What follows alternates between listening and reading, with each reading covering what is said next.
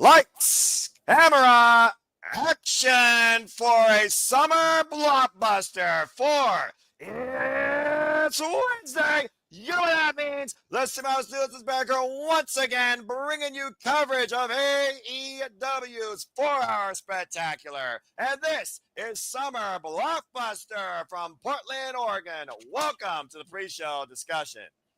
Hello, everybody, and welcome back here once again to the Simple Album Studios. You know what this is. I'm the Simple Man of the Simple Brand, the voice of the Simple Album Studios for Great Performance Professional Wrestling. Damn it. As always, I am never alone, as I always have at least somebody else here with me. And once again, it is great to have Jay Hebert side of things with me with James Hebert. And thank you all for tuning in, whether live or on demand. Please subscribe, comment, tell a friend. And if you want to dictate the conversation, Super Chat, PayPal the Passions is as simple as that. Whenever enjoys our coverage, we are the blind conduit into your entire 4-hour-long event tonight. So have fun with us if you can, whether you watch it along with us or just listen to us ramble as I do, of course.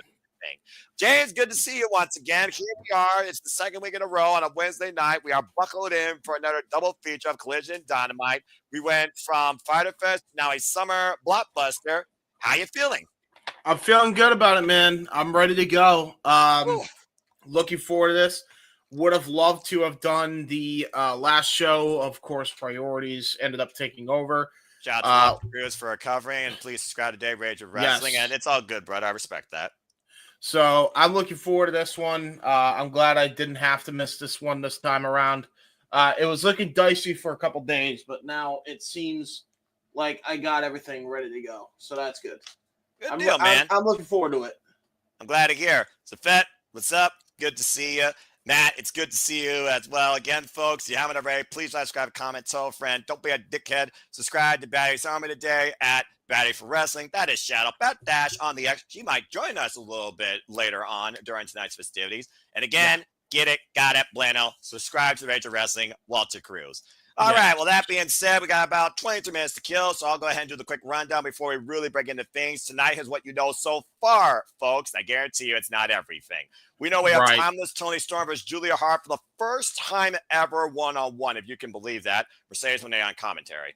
They hurt people. The Hurt Syndicate in trios action. MJF, Bobby Lashley, and Shelton Benjamin take on Speedball, Mike Bailey, Kommander, and Kevin Knight. Possibly could lead to a future AEW Tag Team Championship opportunity. Whose house? We'll find out, bruv. Will Ospreay's first Strickland 2. It is a run back from the Forbidden Door last year to see who truly is right in their morals and who's the better wrestler, too. And speaking of better wrestlers, two men looking to break out here, obviously, this year in AEW. The proto-star Kyle Fletcher goes one-on-one with Anthony Bowens for the first time ever. We'll see who gets mollywopped or dropped with a vertical drop brainbuster. I'm sure you're looking forward to this one, James. It's going to get juicy, and we're going to see what Thekla does against Queen Aminata for the first time ever. Toxic Spider versus Queen Aminata in singles action. The ever so incredible Mistico from CMLL returns to singles action tonight, and after MJF's crowing, he's going to send MJF a message ahead of Grand Slam Mexico next week for AEW. TayJay is once again back together and looking to fight the super bad team, mega bad team, of Megan Bayne and Penelope Ford, women's tag team action. And of course, yes, we have the contract signing for Rainmaker, Kazuchika, Okada, and the cleaner by God, Kenny Omega tonight for their match all in Texas, where it will be winner take all. And that is so far what is coming up tonight at Summer Blockbuster. So again, James, pretty stacked so far for a very full 4 hours that's ahead. I'm sure we'll get more stuff. We might get Paragon, Don Collins Family, Sky Blue. We might even get even more CMLL surprise action for all we know from men or women too. So this will be a very fun night with AEW Collision and Dynamite. We always have fun with Wednesday night's professional wrestling. Damn it. Yeah, one of the things I mentioned about this card is how stacked it was, and it's looking like it's going to be a really good show. So I'm looking forward to it. Yeah, it's gonna be good. Yeah, one of the few Booker T calls I like to say. It's gonna be good. And like I said, the man has half a brain sometime. Well, anyway, that being said, we got some time to kill. Half a brain. I'm being generous. That being said, I want to go ahead and get right into it and talk about some of this stuff. I think it's only fitting that we talk about Mistico because, again, for those that don't know, this my friend right here is the biggest fan of Lucha Libre that I know, with his all-time favorite being Rey Mysterio. And you might possibly get to call next week in Grand Slam, Mexico, this gentleman versus Maxwell Jacob Freeman. We know MJF has wins over certain SEMA wrestlers, including not limited to Hechicero and Templario. He doesn't believe all the hype, though, in Mistico. And, of course, Mistico has been wowing us across the entire world, AEW, ROH, NJPW, and, of course, CMLL. So how do you feel about Mistico returning to singles action tonight?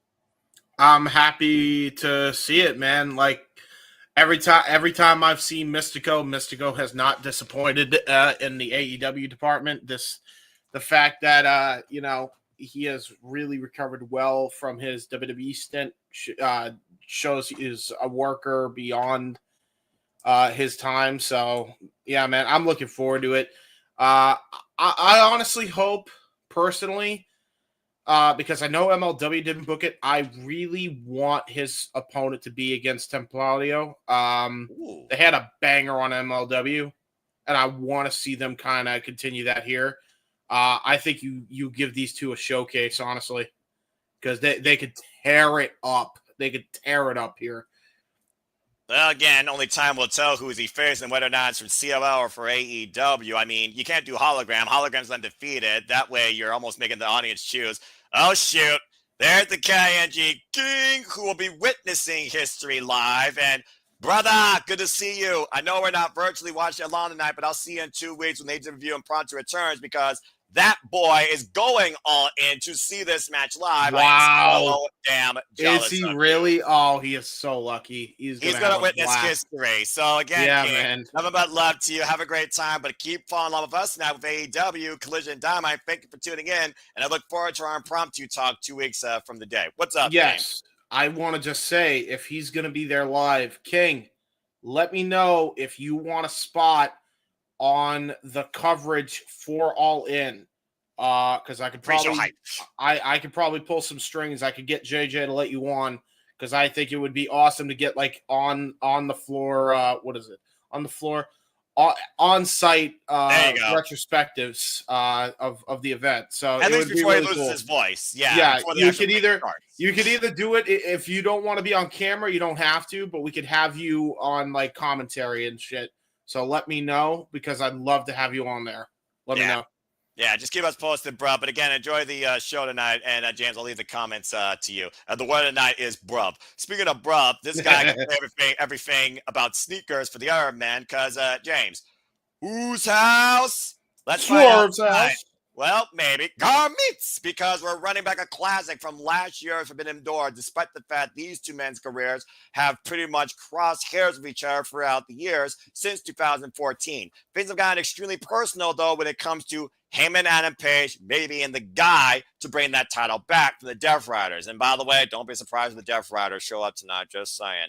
That being said, we know it's John Mizer versus Heyman and Adam Page for the AEW World Championship at All In, and Will Ospreay supports the Heyman and vice versa, but Swerve doesn't want a damn effing thing to do with Heyman and vice versa. Why Ospreay is trying to form this army to take on the Death Riders, bruv, he now takes on one of his greatest foes he has yet to beat. So how do you feel about this rematch being ran back from last year's Forbidden Door, where last year in the main event, Ospreay lost his chance to become AEW World Champion and Swerve retained? Does history repeat? I love what they're doing. I enjoy this whole arc between Ospreay, Swerve, and Hangman. I think it's great. I think it's a really good story that they're telling. Personally, for me, I like that they didn't just immediately like, oh, Swerve and Hangman are cool all of a sudden. Like, no, there's just because he admitted his wrong doesn't mean the bad blood still isn't there. He burned a man's house, for Pete's sake. Yeah, he burned his man's childhood home. He stalked his man's wife. He knows he's to blame, but he also thought Hangman went too far. I like that they're making it build. You have to imagine that this culminates somehow with Darby returning, Darby being the one to bring everybody together and fight the good fight against the Death Riders. I assume Gabe Kidd is going to be staying there for the long haul until this Death Riders angle is over, which, listen, if there's one good thing the fucking Death Riders have done, that without question, it's bringing Gabe Kidd. I think that dude is a star. I can't wait to see more of him. So I'm happy to see him. That dude's like the UK version of Scott Steiner. One of the best mic talkers, one of the best workers in the business. If you have not seen his match with Kenny Omega at Wrestle Dynasty this year, you are doing yourself a fucking disservice. It is such a classic. Like, one of the best matches I've seen in a long damn time. And this is like Kenny Omega's like return match from diverticulitis too. And it was a fucking 5-star banger. Go out of your way to watch that. So I'm really looking forward to Gabe Kidd. He's got all the tools. That dude's going to be a megastar. So I'm hoping this culminates with Darby and the others finally being the saviors of AEW that they need to be. They have everybody in the right roles. We were nervous about that. Remember, we said they could not be baby faces, but the Young Bucks being the heels makes a lot of sense. It way helps this angle. And it doesn't make sense. No. Is it better than the alternative of them trying to save the company? You're damn right. So, I mean, there you go. I'm looking forward to it.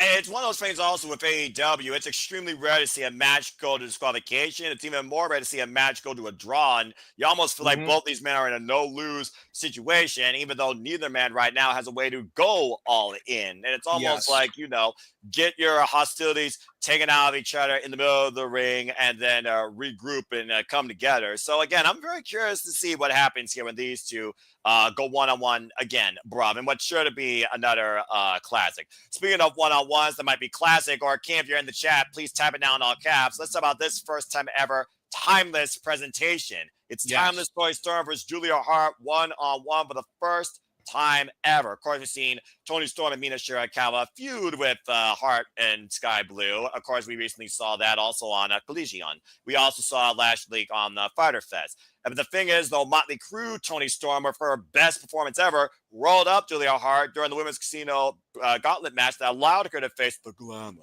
Mariah May for that title at Grand Slam Australia to get it back.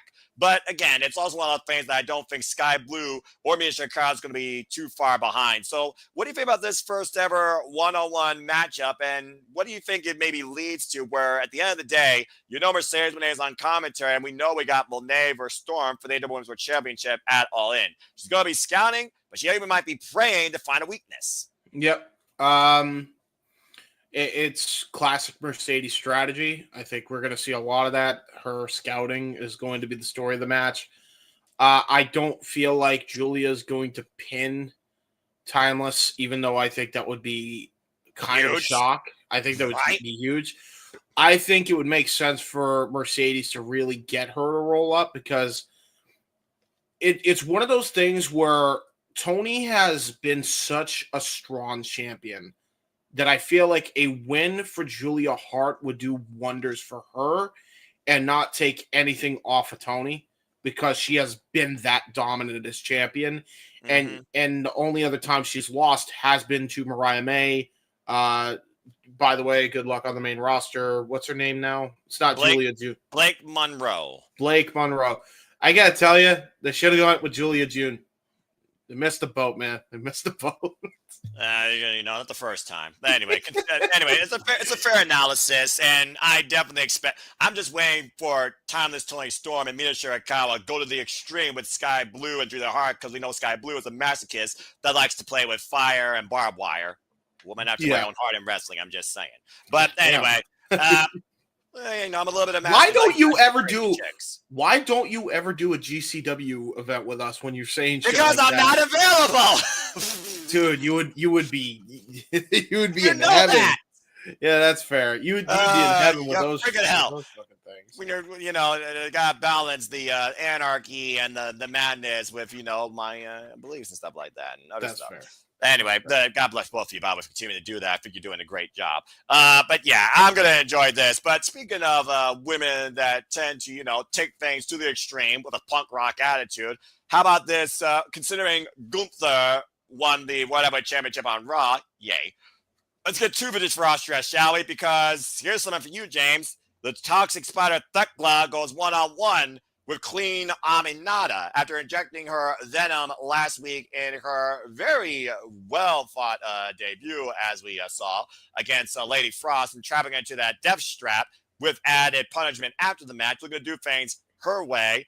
I guess haters are going to hate. Shout out to Stardom. Queen Aminata's like, you're not going to do that here and just run roughshod over everybody. So now we got this first ever one-on-one. So in the best analysis way, if I can ask you to try and say that, James, what do you think about this one-on-one match? And do you think that a hater might show up to hit someone hard? Okay, you want analysis? I'm going to give analysis the best way I know how. I'm scared. It's going to be two beautiful women absolutely making each other look butt ugly by the end of the match because they're going to kick the shit out of each other. Fair enough. That's literally like I have now. First of all, the looks of Thekla have drawn me, so I have gone out of my way to see a couple of her matches. Oh God, this woman hits hard. Oh my fucking God. Yep. And we know Queen Aminata hits hard. So her head, by the way, freaking brain drain. How about that kick? That kick that drove Billy Stark's head almost clean off her body? Yeah. Exactly. We're talking, this is going to be the screw any big man that's on this card. Even Hurt Syndicate wishes they'd hurt people like these two are going to hurt each other. All right. This is going to be a hard-hitting bout.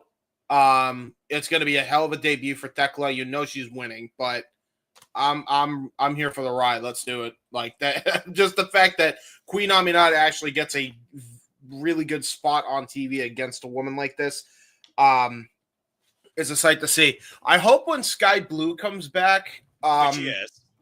I hope that. Oh, all right. She's already back. I hope they have Julia Hart bring Sky Blue back into the Hounds of Hell and maybe even get Thekla in there. I think those three. If they're doing a tag division,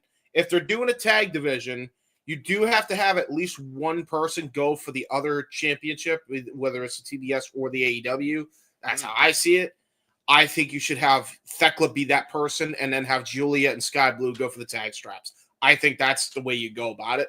Just me. Well, I mean, you know, between singles divisions and tag divisions, I think you're definitely on point. But yeah, this is going to be fun to watch. And everyone knows how much I love Stardom and how I followed Thekla when she was part of Donna Del Mundo. And then, of course, became part of Lato Tide that became hate and injected her own venom to the point she got herself fired. So at the end of the day, no one's going to restrain this Aussie badass that's also a great artist and leads her own punk band, in case you don't know. She's multi-talented. So yeah, she is like, she's an artist too. She's an artist too. She has her own gallery in New York. Good for her, man. Like, I did not know that about her. I got told that by Slick Flair, who does the collective spaces on X. He was the one who informed me on the art. I didn't even know that she was in the New York gallery, so that's new information you just gave me. So, and she has her own punk rock band straight out of her home area, Vienna, Austria. So again, she is definitely punk to the core. But you did bring up tags. So let's go ahead and talk about possibly two teams that could be bid in for possibly AEW Women's Tag Team Championships. They become the Faints. Is this coming as a tag division?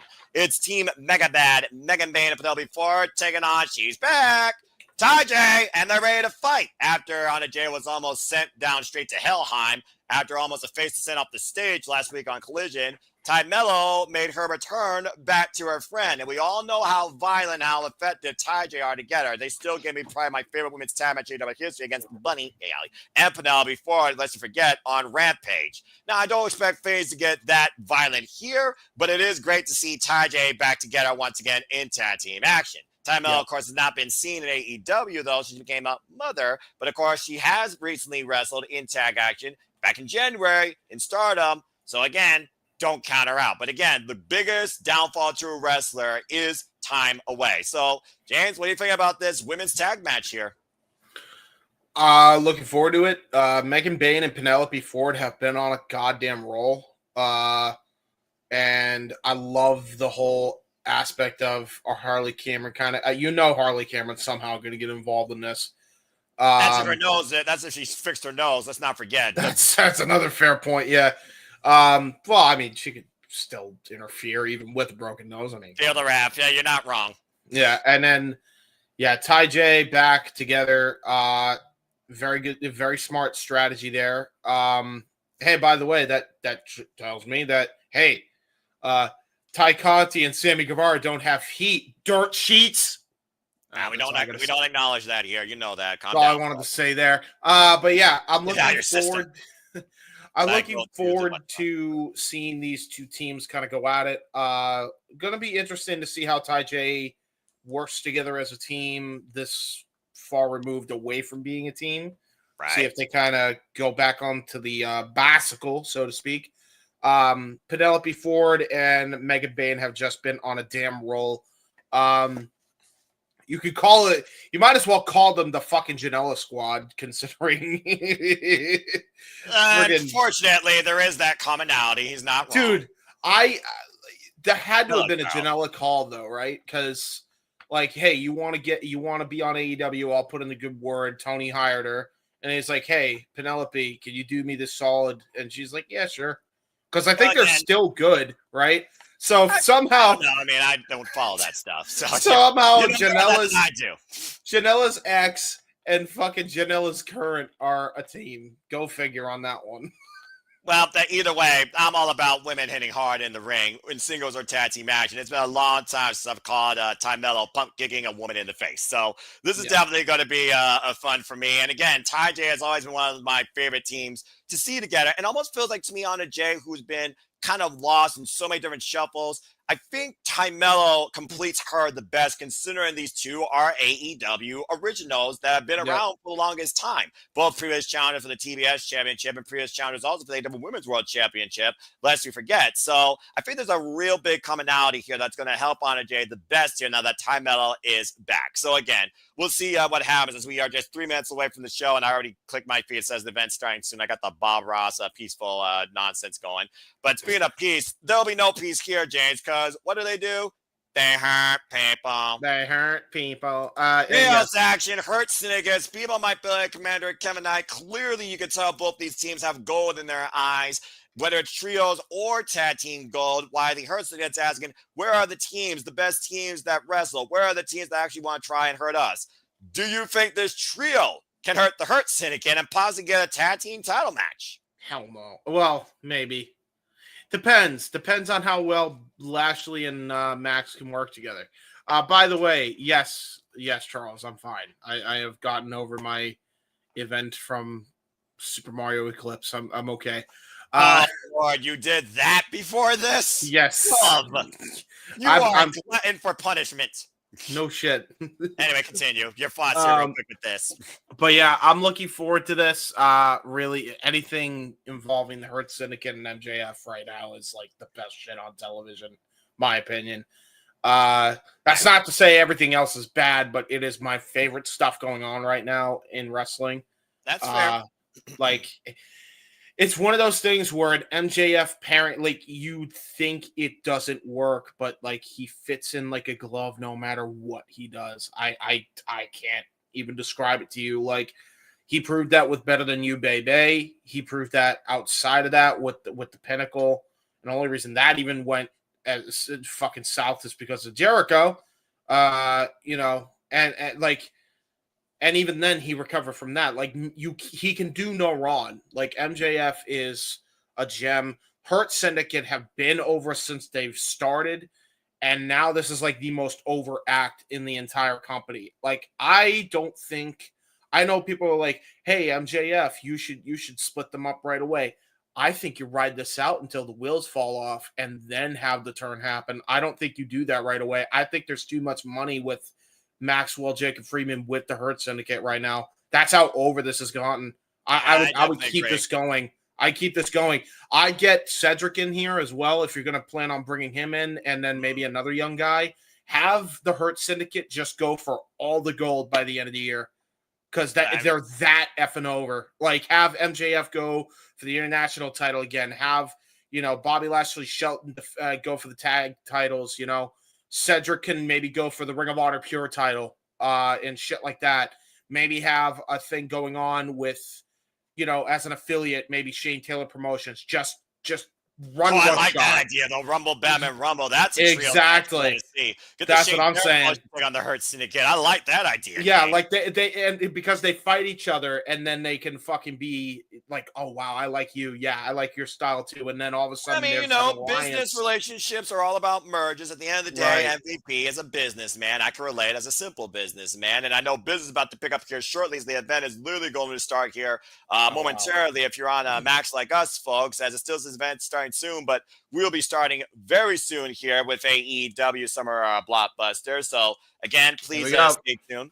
And again, it's one of those things right now, though, where MJF, Bobby Lashley, yes, so far it seems to be working. All it takes is one bad miscommunication, one misstep, and boom, you have new challengers against the Hurt Syndicate. As we see Timeless Toy Storm being wheeled in by Lufa the Butler, getting ready for singles action night, as only she is able. Yes, James. Okay. Did we talk about everything else other than the contract signing? Pretty much, except for one singles match. We'll talk about that here momentarily more as we see him and Page being taught by Christopher Daniels. I'll let you transcript this, and wow.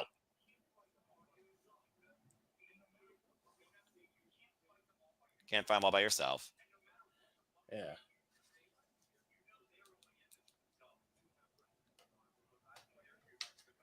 Yeah, if Christopher Daniels was retired, you think Christopher Daniels would be in his corner at All In?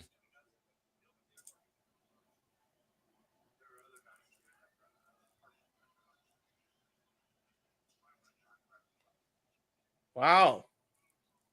I'm going to try and rectify that situation. You think he's referring to maybe the Dark Order? Oh, yeah, because... Just something to think about, Men Bridges. Oh, shit. John Moxley overheard the whole thing, and the Death Riders are in tow. Oh, shit. I did say they were not going to be too far away. Well, that being said, light the fuse, bring the boom, lights, camera, action. This is our feature presentation. Welcome, everybody, into our coverage tonight of AEW. And tonight, we bring you a summer blockbuster. I am loving this intro, by the way. We are going to see fireworks galore and destruction abound. People are going to hit hard and bodies are going to drop. That being said, James, once again, it's Wednesday. You know what that means. We are live once again in the Super Labo Studios for this feature presentation, this 4-hour spectacular. This is Summer Blockbuster from Portland, Oregon. Capacity crowd in the Moda Center here tonight. And we are here with you all tonight for the entire 4-hour session. Hope you all enjoy the coverage. Hope you all enjoy the discussion. Please like, subscribe, comment, tell a friend. Again, if you want to dictate the conversation, super chat or pay by the passions. It's as simple as that. James Hebert, Noah Foss on the call. And we're already going to elevate this shit with a last minute Swerve Strickland. Oh, my God. Oh, my God. Yeah, you ready to go, James? I sure am. Hang on. Ryan, I'm on live. I'll call you back because I'm calling it live. And you're calling Will Ospreay versus Swerve Strickland 2, a rematch from Forbidden Door last year, who, of course, beat Cruz Leo Rush last week on Fyter Fest. I'll call you back. Oh, I love the new little film-based graphics here. And there you see, of course, the callback. It was June 30th, 2024, main event, Long Island, New York, UBS Arena. Swerve Strickland, AEW World Champion. Will Ospreay, the challenger, undefeated up to that point. And it was Swerve that handed the Bruv his first loss in AEW with the JML driver. Yeah, this fight was brutal, by the way. Yeah, speaking of brutal, things got very hostile 2 weeks ago on Collision when Will Ospreay wanted to not hear anymore about Swerve Strickland beating him last year, looking to rectify the past to forge a better future. Capacity crowd loving Ospreay here. Referee Paul Turner for this contest. Best ticket in town is AEW for your wallet. Yep. And you don't need popcorn and soda along with that to prove that. Don't be surprised if they go back to the bigger arenas just because of that, by the way, being the case. And no kidding. Speaking of which, here comes Swerve Strickland, the most dangerous man in AEW. And very much that might still be the claim. Are you ready? You ready? You ready? I'm ready. Hey, the Prince Nana coffee, of course. Sir, when I die, in this ring you won't survive. I rope, catch a vibe, and I swear when I die. You're a freaking idiot. And Swerve Strickland, of course, went buck hunting, as we saw back at Double or Nothing at Anarchy in the Arena. The damnedest Anarchy in the Arena we've seen yet at AEW. And that's saying something. And, of course, Swerve Strickland and Ospreay, neither man right now have a road to All In. Hey, listen, I'm happy about it. As long as the Bucks get chased away, I'm a happy camper. You know me. But yeah, nevertheless, this is a rematch from Dynasty. These two have a lot of personal beef right now. So quite honestly, this is going to be a lot more hard-hitting than that first match was. That's for damn sure. And even then it got personal as the match progressed. Yeah, again, these two men have been in each other's crosshairs when it comes to their respective careers since literally 2014. But again, this is the second ever one-on-one encounter in AEW. And I do wonder, though, it's Swerve Strickland that's coming into this bout with that same confidence knowing he beat Will Ospreay. Or has his confidence been routed since he lost the title at Dynasty thanks to the Bucks? Bell reigns are underway for our first match. And let's keep in mind, James, the last time you and I called a Will Ospreay marquee opening match on AEW Dynamite, it went nearly a damn hour. Yeah, it did. Yeah, it did. And again, folks, you'll be part of the conversation using hashtag AEW Summer Blockbuster on the X. If you haven't already, please like, subscribe, comment, tell friends. Subscribe to Bayne for Wrestling and subscribe to Rage of Wrestling. Commentary for the night looks like Ian Riccaboni, Taz, and Excalibur in the actually AEW. Two men having locked up. Yeah, and I'm already hearing Holy S chants and Swerve at the handout. I'm being... I mean, you don't expect them to shake it, do you? You expect sportsmanship these two? Yeah, especially Ospreay, who was just disrespected. I don't expect that in the slightest. But you gotta consider again. We go. Both these men understand at the end of the day what this is about. This is about bringing the AEW Championship home. And we'll get a clean break here.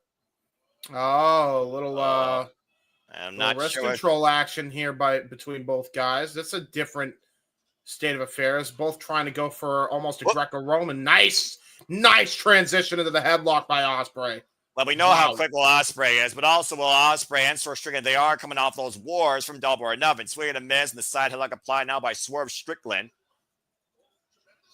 Both tremendous athletes, incredible speed and strength. Good agility there by Ospreay. Waist lock, went for the back elbow, off the rope, Swerve, up and over. Nice. Ospreay falls, and now comes back around. Deep arm drag, takeover on Swerve Strickland, and both men tied up on the mat, and a stalemate. Wow, dude. Oh, Hurricane Rana, another stalemate. Whoa. And both men stalemate now. Oh, my God. Okay, it's one of these matches. All right. Yep. This is AEW, James. Welcome to the discussion. All right, I'm locked the fuck in. Let's go. I bet you are. Look at Swerve just sitting in the corner. Swerve Strickland, by the way, folks, previously held the AEW World Championship for 126 days before losing it to Bryan Danielson at last year's All In. Oh, wow. And look at this, by the way. Whatever happened in that Hurricane Rana exchange actually just busted Ospreay's nose open a little bit.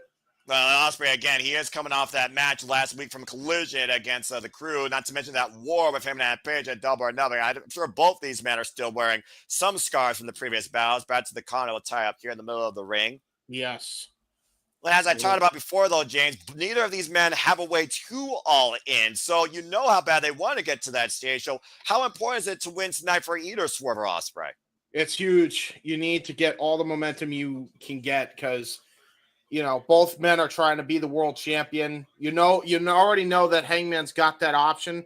So if you're trying to get on the card, every win counts here, especially a high-profile win on a show like this. Oh, my God. Vicious forearm shot by Swerve Strickland. And we know that Swerve does not lose on big mega events like this. And we also know what happens when Ospreay is tested beyond his means, especially when he sees his own blood. Swerve has busted Ospreay in the jaw. It's dripping blood right now from the nose. Actually, might have busted his nose. Now off the ropes. Swinging a miss. Up and around. Take over to Harris. Takes Swerve Strickland up and over.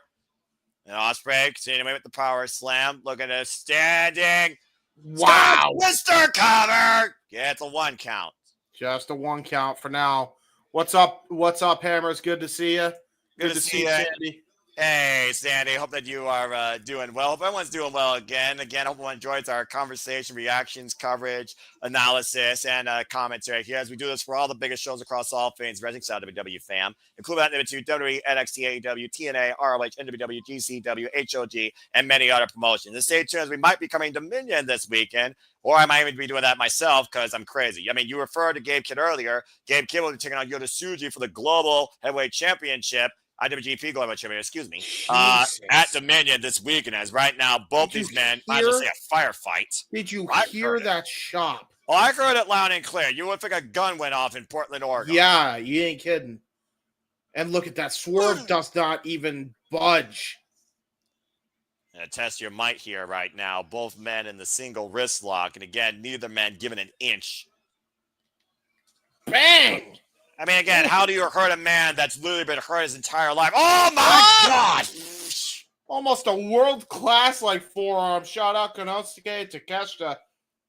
Damn. Champion, who, of course, will be defending that against Bolton Oleg at Dominion. And we might even see the Don Callis friendly tonight. No Don Callis friendly schedule for the night so far, except Kyle Fletcher. Jumping elbow and, for the I don't understand this. I don't understand y'all. It's whatever. I don't understand y'all and these crazes. I don't understand them. I love them. That has nothing to do with wrestling. I disagree.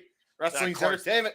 I know I'm in the handicap here between King and James, clearly. I'm sure I'll be more handicapped when someone else might join the commentary, for all we know. Again, stat night tonight here, folks. We got Timeless Story, Stormers, Julia Hart for the first time ever, Mercedes without commentary. We got Trio, Zadget, Hart, Syndicate versus Speedball, Mike Billick, Evan Knight, and Mascara Dorado. Oh, man, what a pump kick as Kommander is unable to compete. And Mistico also returns tonight in singles action. And Swerve again, the flow in the ring, rolling. Yeah, what the flatliner. Got all of that one. And look at that, transitions into a rolling headlock. Bayne Buster! And Swerve Strickland now for the cover. Gets a 2 count as Osperay gets the left shoulder up. Of course, we also will hear from him and Bayne and have the contract signing for Kenny Omega, Kazuchika Okada. Winner takes all at All In. That and so much more tonight on AEW Summer Blockbuster. 4 hours, folks. We are here for you for the entire duration. Hope you enjoy. Gonna be a hell of a show. And there's Swerve now rolling up the knee pads. Yeah, all this bubbling hostility with the fact that Osperay was trying to make peace over a blood feud that him and Page and Swerve Strickland had through all of 2024. Yeah, leave it to the autistic person to try and mend fences. Hi, Ospreay. I feel that. And I mean, hey, you would know. I'm just saying. Now, trapping a leg and a backbreaker. Almost a kidney backbreaker. Excuse me. Almost the side of the ribs. Cover. Yeah. No. And look at that, too. Now Ospreay bleeding from the mouth, probably from the nose. Got to imagine that's impaired his breathing in 2 different ways, hitting that kidney like that. We saw what happened with Harley Cameron during that extreme women's tag match. And speaking of Harley Cameron, I don't know if she'll be in the building tonight. We'll fill her up again when her nose is repaired. But, of course, we have Anna Jay and TayJay returning to tag team action against the team of Penelope Ford and Megan Bayne to come as well as Thekla versus Queen Aminata. It's a stacked night here across the board for AEW. Yeah, you ain't kidding. Ospreay right now in a very dangerous situation here. That's where it tries to compromise the breathing. Again, like you talk about busted nose, hard to breathe out of that. Good armbar applied here, though, by Swerve Strickland. Yeah, see brilliant the armbar across the side of the face. Yeah, and you look at the way he has a key lock applied here, just trying to wrench on that arm as much as possible. And we know how much that shoulder was bothering Ospreay through the duration of the entire Continental Classic last year, as well as pretty much through the Owen this year after Kyle Fletcher hit him with that Virgo Drop Brainbuster again. Indeed, Darren. We're having a great night of wrestling, and right now we're seeing some great graps between Will Ospreay, Swerve Strickland. What a knife edge chop again. Now, notice the nerve hold, though, that he grabbed, though, underneath the armpit there, though, James. Yeah, surgically repaired shoulder, actually. That was a shoulder that actually had a lot of kinesio tape not too long ago, about 4 months ago, actually. That arm has not been the same for years. There's a reason why he does the Stormbreaker off of it versus the right. Inverted forearm shot there may have caused for a Strickland in the throat, actually. You just see Swerve got for breath, went for the boot, and spring, corkscrew kick. Got all of that one right over the jaw. Now Swerve trying to get back on the up and up here as we take a look at this. Yeah, watch his arm. Yeah, he caught Swerve, I think, square up in the throat there. Yeah, that was a full-on karate chops to the throat. That was no knife edge. And now Ospreay, hip, cheerio, into the phenomenal forearm. Then Swerve rolls the outside, though, but we know Swerve's not safe on the outside of the ring when it comes to Ospreay. Yeah, the aerial assassin looking to fly. Going to channel the AEW faithful here in Portland. And you see the people getting to their feet.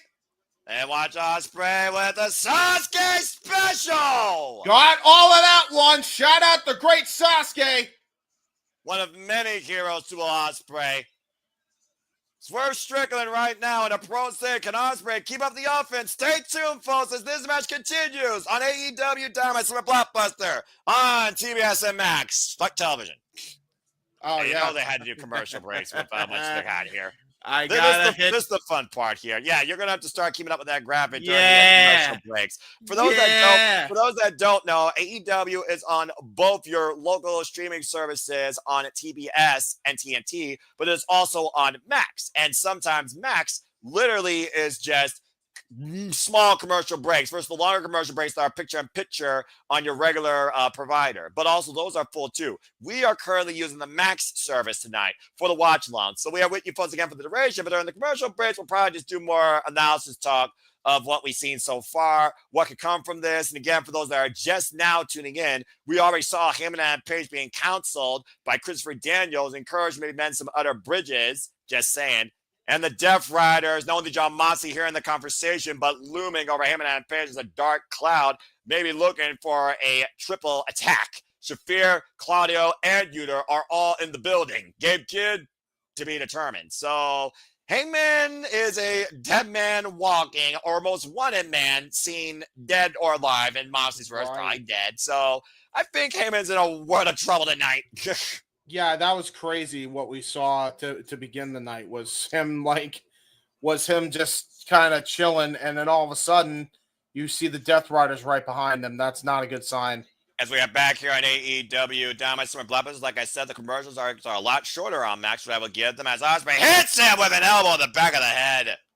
Brutal forearm shot right to the back of the head. As we are kicking things off, in case you haven't figured it out, with Will Ospreay and Swerve Strickland 2, action red hot here at Summer Blockbuster. Talk about an opening act. And now look at this. Up the second. Got caught! Right into a neck breaker. He tried to go for the Oz cutter. That was not a good idea. And now another neck breaker. And now Strickland has a prime target on Ospreay's neck. And think about his finisher, James, the JML driver, the big pressure, that package pounder. Backslide, though, for leverage. Ospreay cover. Gets a 2 count. Able to escape, though, with Swerve Strickland. Now bringing Ospreay in between the ropes. And trying to go for the Hangman's. Trying to go for the Hangman's neck breaker and got counted out of it. Shades what Tetsuya Natsu used to just send people to just, press kick. Christ. Oh, no, and he's in it. And now he's in a tree of woe against Swerve Strickland. Not a good position. God! Brutal neck breaker onto the floor. And now Ospreay is in a lot of trouble here. And again, draping neck breaker, being perfectly honest here, as he was literally braced up against the apron. Again, look at the way he countered this Oz cutter. Perfect timing execution by Swerve Strickland into the neck breaker. And all the focus attack now is on Ospreay's neck. And you got to imagine, too, Ospreay's had a history of neck problems for years now. Neck and shoulder issues in particular. And I think that's a huge target now for Swerve. Swerve knew immediately what to do. And you know Swerve Strickland knows all about Will Ospreay's injury report of how long these two men have been wrestling each other, let alone wrestling here in AEW. And now look at this. Going to try to go. Oh. What is this? I don't usually see Swerve brace his opponent across the top rope here. Might be looking for, man! Stop! Just hanging him over the top rope and then stopping his back. Well, again, that's used to punish the spine, nothing else. And again, here's the cover, lateral press, and gets a 2 count.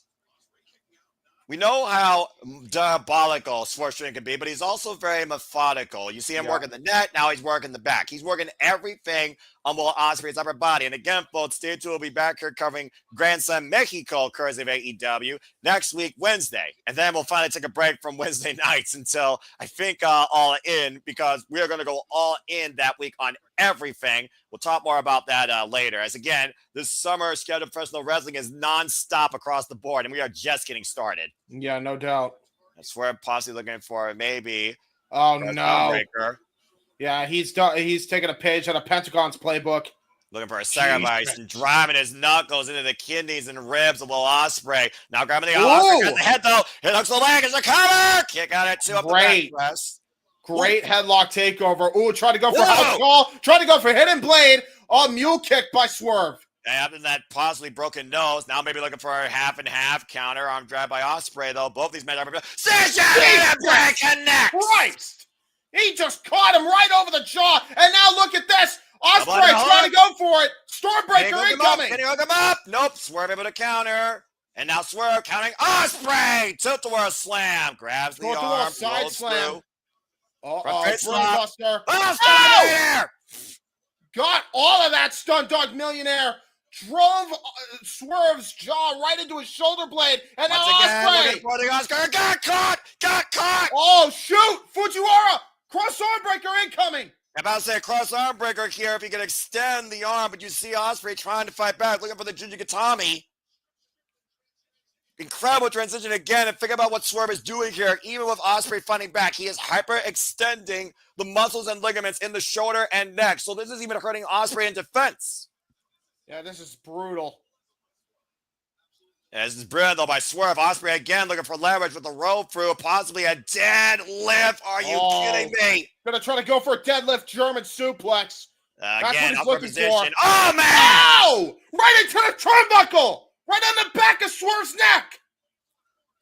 A devastating counter there, and Swerve Strickland getting the worst of it. But again, how much did that take out of Will Ospreay? How much did that hurt Ospreay in the process? Well, it definitely winded him.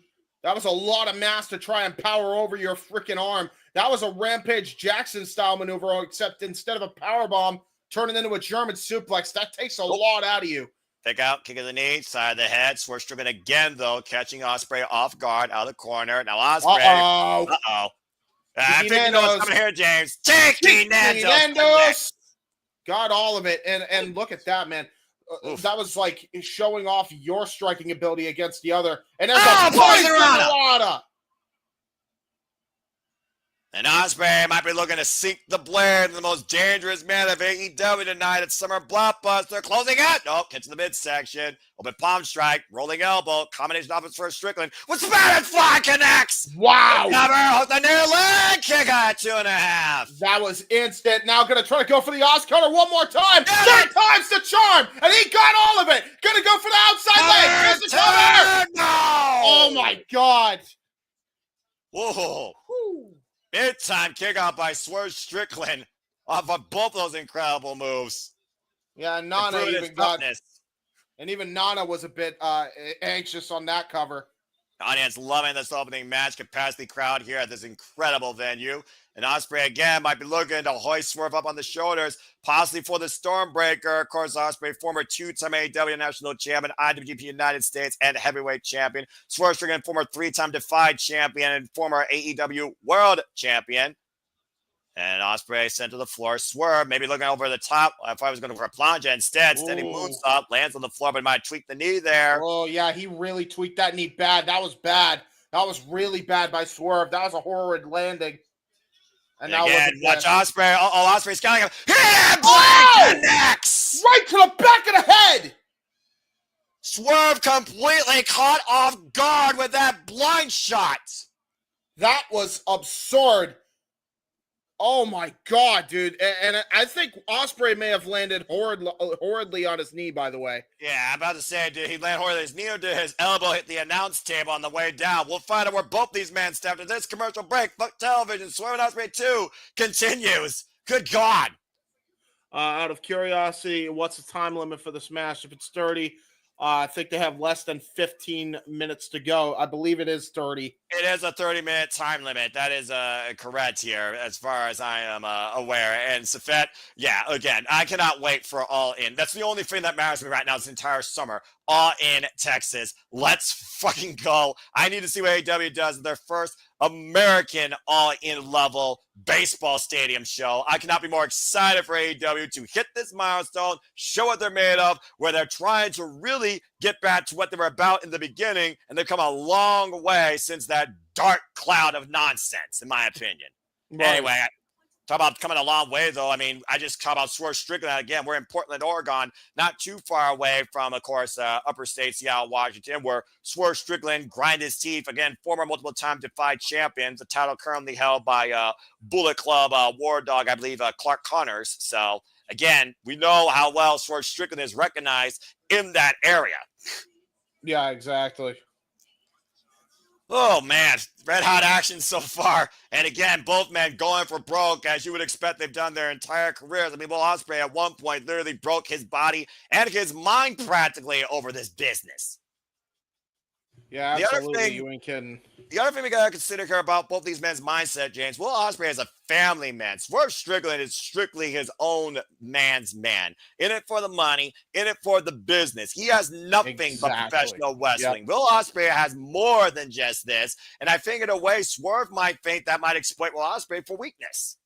Yeah, I mean, he did that with Hangman Adam Page not too long ago. If you remember that, that's how the whole feud started. He tried to go for his weakness the entire time during that feud, which is part of the reason why it's so hard for, Ospreay to even make something happen between Swerve and Hangman and even try to reconcile that whole issue. Yeah. And again, we called one of the damnedest matches at Full Gear that year. It was 2023. Swerve wanted Hangman's spot, but instead he created one for himself. And the rest is history, as he, of course, went on to become the AEW World Champion, beating Samoa Joe at Dynasty last year. Dynasty. I love that we're calling it after Hannibal said that now. The Hannibal is brilliant. Go follow him, folks. And as we got a momentary commercial break, allow me to encourage you to follow some of the great friends here at our studios, including Rock and Ropes, including Hannibal. As I talked about earlier, our Canadian friend Ash, become part of Bag for Wrestling Today. Follow Jay Hebert's side of things, Jay Hebert's side 95. Follow Walter Cruz at Rage of Wrestling. And, of course, the Renegade Wrestling, Cassidy 18 Studios, or ROWJJ Williams, on the social medias. And stay tuned, of course, for the Saturday Shenanigans, moderated by the Renegade Wrestling, JJ Williams, this coming Saturday night. I'm sure we'll talk about Mariah May's name change, AEW, Summer Blockbuster, Monday Night Raw, and so much more this coming Saturday. So please stay tuned for more on that. As, again, we will be back soon, according to Matt. Apparently. What a weird, just noise and background and graphic. It wasn't always like this either. I remember it was more like upbeat. As we're back here at Summer Blockbuster, Swerve Strickland Will Ospreay 2, our opening contest here at AEW Summer Blockbuster, 4 hours spectacular night. Jesus Christ! Golly, what a fresh kick! Yeah, he's trying to get some feeling back in that head. Oh, another one! God. The precision striking. But before we continue, she's yours, she's mine, she's our Canadian friend, Ash. Hi, Ash. Hello. Ash, welcome to Summer Blockbuster. As Will Ospreay and Swerve Strickland are beating the shit out of each other, and Swerve somehow is not going down. Finally goes down to his knees. Get your thoughts here in a moment as he looks to sink the blade in the process. You picked a hell of a moment to come in. We were so glad to have you part of the call. Whoa! Oh, my God! The second turnbuckle, shoulder first. Oh, that was horrific. I think you guys might be a little bit ahead because they're just battling on the turnbuckle right now on my end.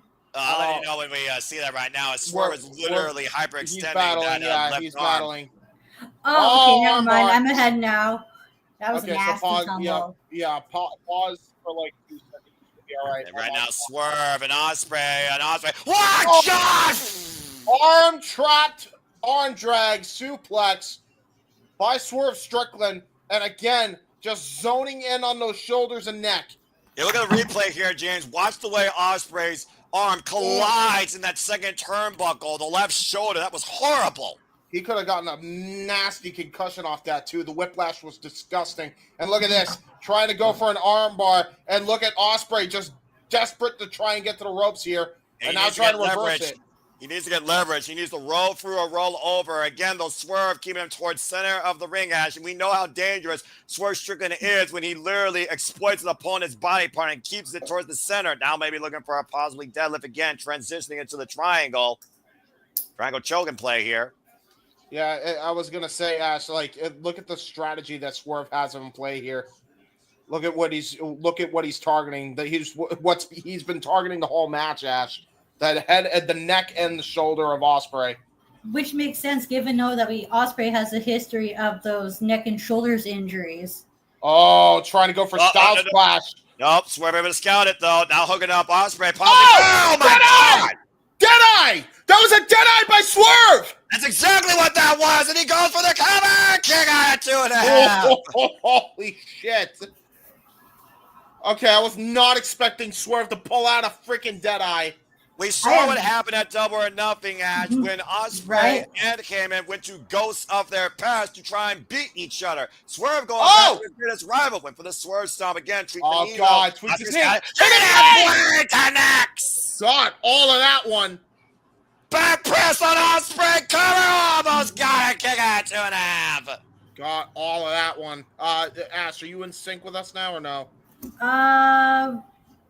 I think you might. I'm not sure if I'm okay. Are we in replay right now? Yeah. Yes. Bam! Okay, yeah. So we're like, I think you might be like a little bit ahead, but that's fine.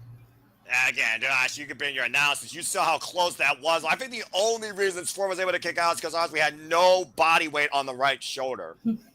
Right? Yeah, 2.9 says Safet. That's absolutely that's crazy.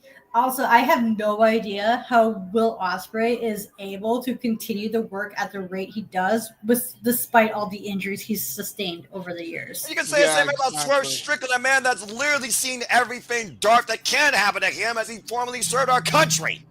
Mm-hmm. And look at this. Look at this stare down here between these two gladiators. This is what pro wrestling's all about here. If you want to call somebody, if you want to call that somebody fighting spirit. Yeah, right. You want to call somebody a sicko of wrestling, put Will Ospreay and Swerve Strickland in that definition here, as they are smiling maniacally and trading elbows here. Mm-hmm. What the hell? Christ. Neither one of them giving an inch. Definition of insanity. I mean, and the reason why they're not giving an inch, you give either one of them an inch, they'll take an effing mile. And look at this. Will Ospreay's so hyped up, he just did an Eddie Guerrero shimmy. Back and forth strikes between these guys. There's a different type of heat here tonight, Ash. They're clearly. Right? Yeah. It's called Summer Blockbuster for a reason. Yeah, talk about a smash hit. Oh, fresh on Rotten Tomatoes, kick to the hamstring now, left hamstring by Will Ospreay, tied up like a Swerve counter though. Bring her down to the mat. Great house block. Call! House call! Holy house shit. Call, James. House call. And he did that with a bad leg, though. How much did he get off of that? Well, now he's looking to go up to the top rope, looking to send him down, possibly of one last emphatic as he look up. Swerve stomp! Oh my God! Got all of it! Covers! No! Holy shit! How? He's gonna try to go for that arm breaker. Gonna try to go for that arm breaker. Oh no! Ah! God, he might have popped the show out of place. Fucking hell, dude! And that's why he's the most dangerous man in AEW in his house. Let him break connects! How did Ospreay hit that out of nowhere?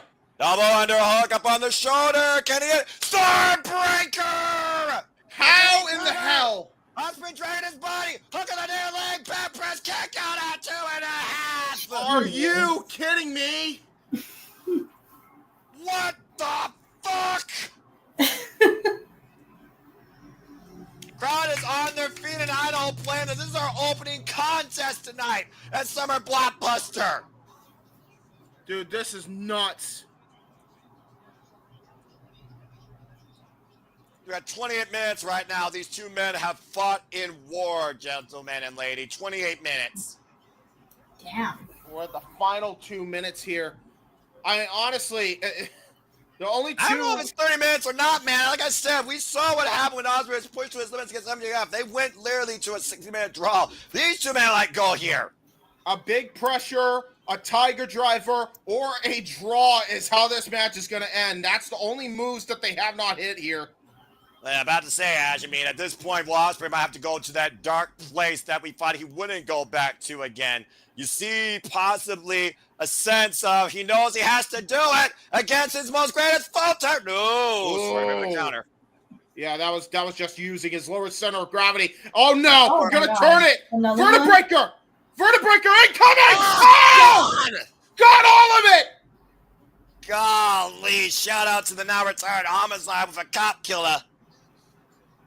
All he has And to hit is Ospreay- a Swerve's call. House Yeah, call Ospreay, coming. again, absolutely defenseless. House call, but Ospreay is literally on the apron. That was brilliant by Ospreay. He knew exactly where he was. All he had to do was use gravity of that move to get him in the safest place possible. Right, Well, that's Swerve like good Go ring ahead. awareness on Osprey's end. Well, Swerve Yes. needs to realize where Ospreay is and bring him back inside the ring to pin him. I don't think he does. I think he's too exhausted to, Noah. Now, both these men have to be physically spent after the amount of physical turmoil they put each other through tonight. Ospreay has no idea where the hell he is. Oh, no. Look at those dangerous eyes of Swerve. I don't like what he's thinking. I think he's thinking double stomp on the apron. This is that's not gonna a be good nasty. Oy. There's less than a minute left, guys. This is a 30-minute timer. There's less than a minute left. Oh shit! Like Swerve just wants to decimate Ospreay at this That's point. not He winning, doesn't it's care about about winning. Yeah. It's not about that, about destroying him. Yeah, it's about sending a message, but that knee is giving him problems. Here. And then Swerve going for broke here. And the bell has rang on this 30-minute war. This match is a draw. Huh. Holy hell. I don't think it's going to matter to Swerve. Justin Roberts with the official call here as Swerve was looking to hit the final act. But I guess to be continued. Again, this match is over, folks. 30-minute draw. Wait a minute. And Swerve, wait. Wait a minute. He just told Prince Donna something here. The hell? James, I'll let you take a translation here. What's going on? Yeah. Oh my God, I'm in so much pain right now, he says.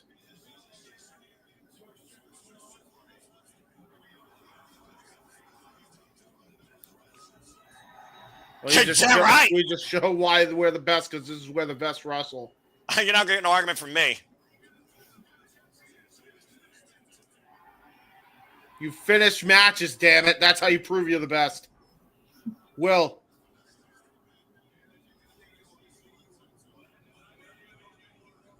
Uh-oh. He wants to really try to beat him right now, and Ospreay is nodding. He's nodding at that. Of course he is. Sudden death called. Will they allow it? The time I believe it is. Well, they might allow it, but I bet you these guys won't. That's right in the building. Oh, come on. Now, you knew this was going to happen eventually with two people that the Death Riders can't stand towards John Moxley's mission statement. Will Yuta, Claudio Castagnoli in the building. Boo! You're ruining the whole program! Boo! And here comes John Moxley and Marina Shafir, the most dangerous one of them all. It's technically 4-on-1 at this point. Ospreay is in no condition to freaking defend himself. Where the hell is Gabe Kidd? Boo! Boo! Gabe Kidd is a hired mercenary. He's their secret weapon. It'll only come up when needed, James. You know that. Boo! So, how long until we see Gabe Kidd signed to AEW? It depends on what happens at Dominion. I'll call it right now, or the G1 Climax. But right now, that's this coming week and this coming summer. We got to look at tonight. Yeah. Claudio Castagnoli looking down at a literal out Ospreay. And John Moxley and the Death Riders are surrounding Swerve Strickland in the ring once again. This is not a good situation here. And you know Swerve's not going to back down. Oh, no! Oh, damn it! Matthew knew the Jax EVPs. I haven't seen them since Double or Nothing. Ash, this is where James officially loses his mind. Yep. Ain't that something? Well, it ain't a match. Something! EVP trigger! Yeah, nope.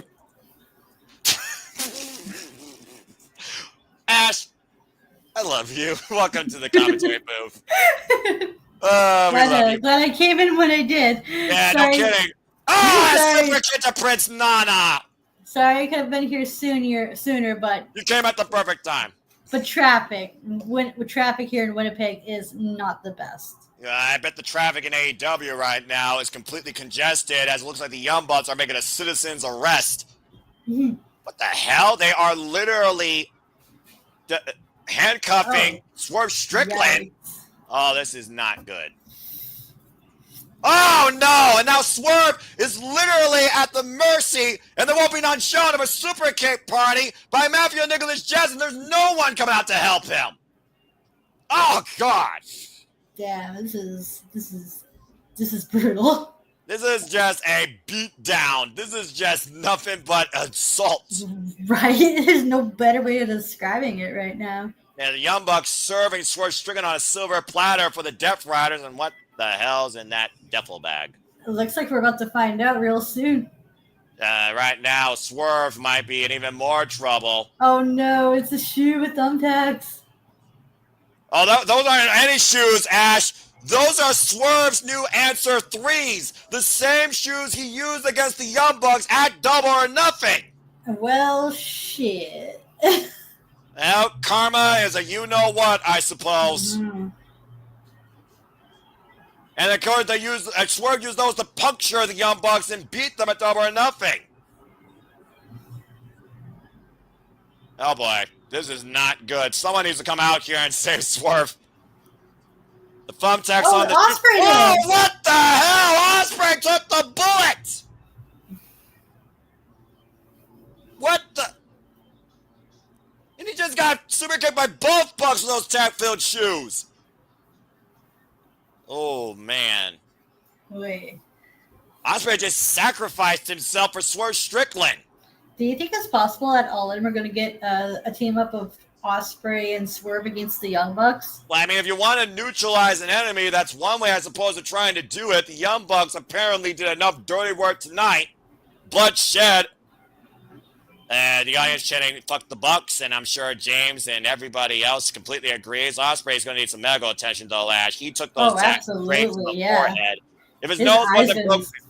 Yeah, his eyes. His eyes are probably going to be severely fucked up afterwards because this is the first time I've ever seen Ospreay take a bump like this. Yeah, to the face. I mean, we talk about bad shoulder, talk about maybe bad ribs. Now Ospreay might literally have his eyes scarred with those tacks. And again, he also might have suffered a busted nose during this match in the process. There is one of those things, Ash, where two men have so much animosity towards each other but earn respect after going to war. And we talked about the history with Swerve and Ospreay, both men doing things their own way. We saw how heated it got tonight with how bad they wanted to prove that this was the best wrestle. And at the end of the day, Swerve and Ospreay, nothing settled, but maybe more stuff got reconciled. Yeah, I think so. I didn't see what happened, but were thumbtacks involved? Yes. Swerve's Answer 3s that he used against the Young Bucks at Double or Nothing. The Young Bucks had a pair of their own with tags, and they super kicked Ospreay, who saved Swerve. Took the bullet. Well, why don't we go ahead and talk about something that will make everybody happy, shall we? Because still to come tonight, we are going to sign the biggest match in AEW history, where Kazuchika, Okada, and Kommander will go all in Texas. Winner take all. That contract signing is still to come tonight, folks. And again, that is so damn massive. I don't care what anyone says. That's my main event, damn it. I was about to ask you, is that going to main event All In or not? I don't know, but it's hard to argue why it shouldn't be unless you truly think the Death Riders are going to finally have their fatality. That remains to be seen. Again, one of the greatest feuds in Japanese wrestling history picks up here in AEW next month in July, and we put pen to paper tonight as we go backstage with Renardo, Renee Paquette. Oh, speaking of, here's Okada. Rainmaker! Indeed. Swerve, James, translate, please. What do you mean? He's speaking English, you dick. Okay, transcript. That's my name. Transcript. I wanted to speak Japanese just so I prove my point. Yeah, that's fair, I guess. Yeah, well, I can only Google Translate, all right? Uh-oh. Oh, no. Oh, No, it's a nasty Don Callis. Well, we all know his history with Kenny Omega. Mm-hmm. Why is Okada in a match but not Kyle Fletcher? Oh no! I was saying he lost to Kazuchika Okada at one point. Just saying. Why is Takeshita not in there? Oh boy, or Josh Alexander, right?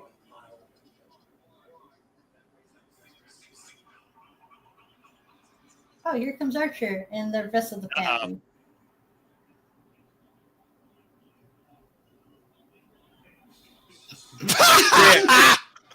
You wanted me to transcribe? I believe he called Don Callis a bitch. Well, that being said, Mistico's up next. Yes, indeed. As we continue on here, Lucha. I don't think I need to say anything. Mistico's up next, folks. We return to AEW Summer Blockbuster. Stay tuned after this.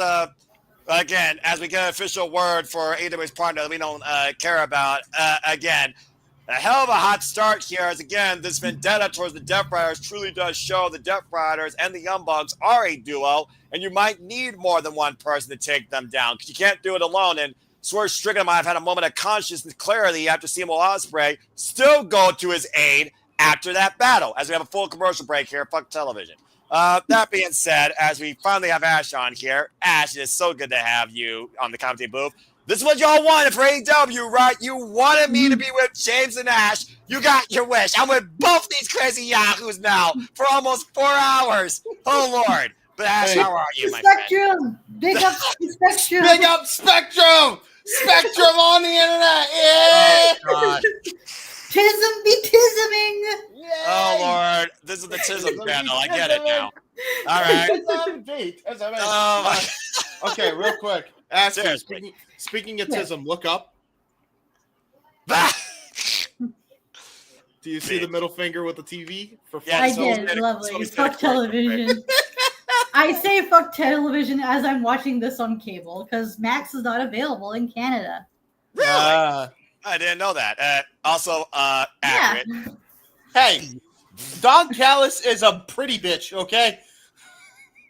That still makes him a bitch. What the hell is that? Right? Yeah, So is Omega, though. So is Omega. Well, the jury is out because, as far as I know, Okada's a pretty bitch. Okada has not called Omega yet. So is Omega. And so is Omega. Look, let's just see what happens when the two go face-to-face in the contract signing if we actually hear Kazuchika Okada call Kenny Omega beach. Or does he say something else, all right? Oh, or do they talk to each other in Japanese? I wouldn't mind that. Japanese too, yeah.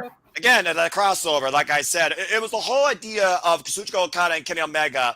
Again, we can talk about that while we're just, waiting here. It was the whole idea of Kenny Omega wanting to take New Japan global, saying you couldn't do that with Okada. Of course, we saw what happened as it led up to Wrestle Kingdom 11, and we saw that match where the men went to war for over 30 damn plus minutes. And of course, you can continue the history from there, where it came to both these men wanting to change the world, but also both these men wanting to prove that we're the absolute best. Now we're finally running that legendary rivalry here in AEW for the first time ever. Yeah, real quick. New York State of Mind. Have we talked before? I feel like I recognize your username, but good to see you. I've seen new _York _state _ mind all the time here in the chat, particularly in AEW. It's good to have him here. And again, thinking about No, you're giving away his full government name like that. What's wrong with you? He's the one that typed it. I acknowledge the people as they're seeing because I respect people's honest identity, damn it, unlike some places, WWE. But anyway, I'm trying to, They get to choose their names. They get to choose their names. Yeah, they but get to choose their names. They get to choose their names, but they don't get to choose their names to the entire. That's where they made their brand. Yeah, I kind of agree with that. However, I will say, at least. Yeah. What are you saying? Decent name. It's not the worst name. I'm fine with it. People throwing a freaking tirade over this versus the freaking riots happening in LA and Inglewood and protesting politics. Get a damn life. Dadgum. No, I agree. I mean, we don't like it at first, but we're going to get used to it like we did with Gunther. I think it should have been Julia June and or Olivia October. The fuck?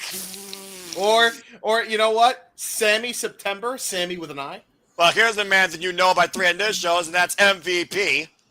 Oh, at least it's better than what you came up with. Oogly October. No! Oh no! Oh shoot! They got. Is that who did they get? They got Kommander.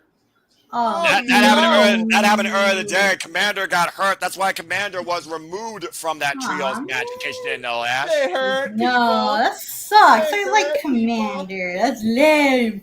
Well, that being They'll said, find it. They'll James find and a new Ash are one. probably going to overthrow me on this match, as it's time for some Lucha Libre, because here comes Mistico. ¡Que atención! Lucha.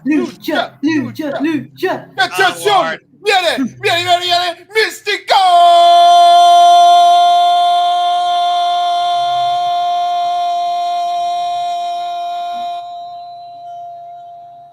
Wow. All right. Well, that being said, James, Mistico, 1/3 of the CMLL World Trios Champions with Mascara Dorado, who we will see now in trios action with Kevin Knight and Speedball Mike Bailey. Ooh. Also with Neon, they're known as El Sky Team. Of course, former MLW World Middleweight Champion for 401 days. And we will see Mistico next week on Grand Slam Mexico, presented by AEW. And we will be covering that here, folks. So stay tuned for more on that. And the thing about this match is we've seen Mistico called out by Maxwell Jacob Freeman as he goes one-on-one with Blake Christian. Shit. Oh shit! This might not be a stereotypical jobber match, by the way, because we actually just saw Blake Christian on GCW not too long ago.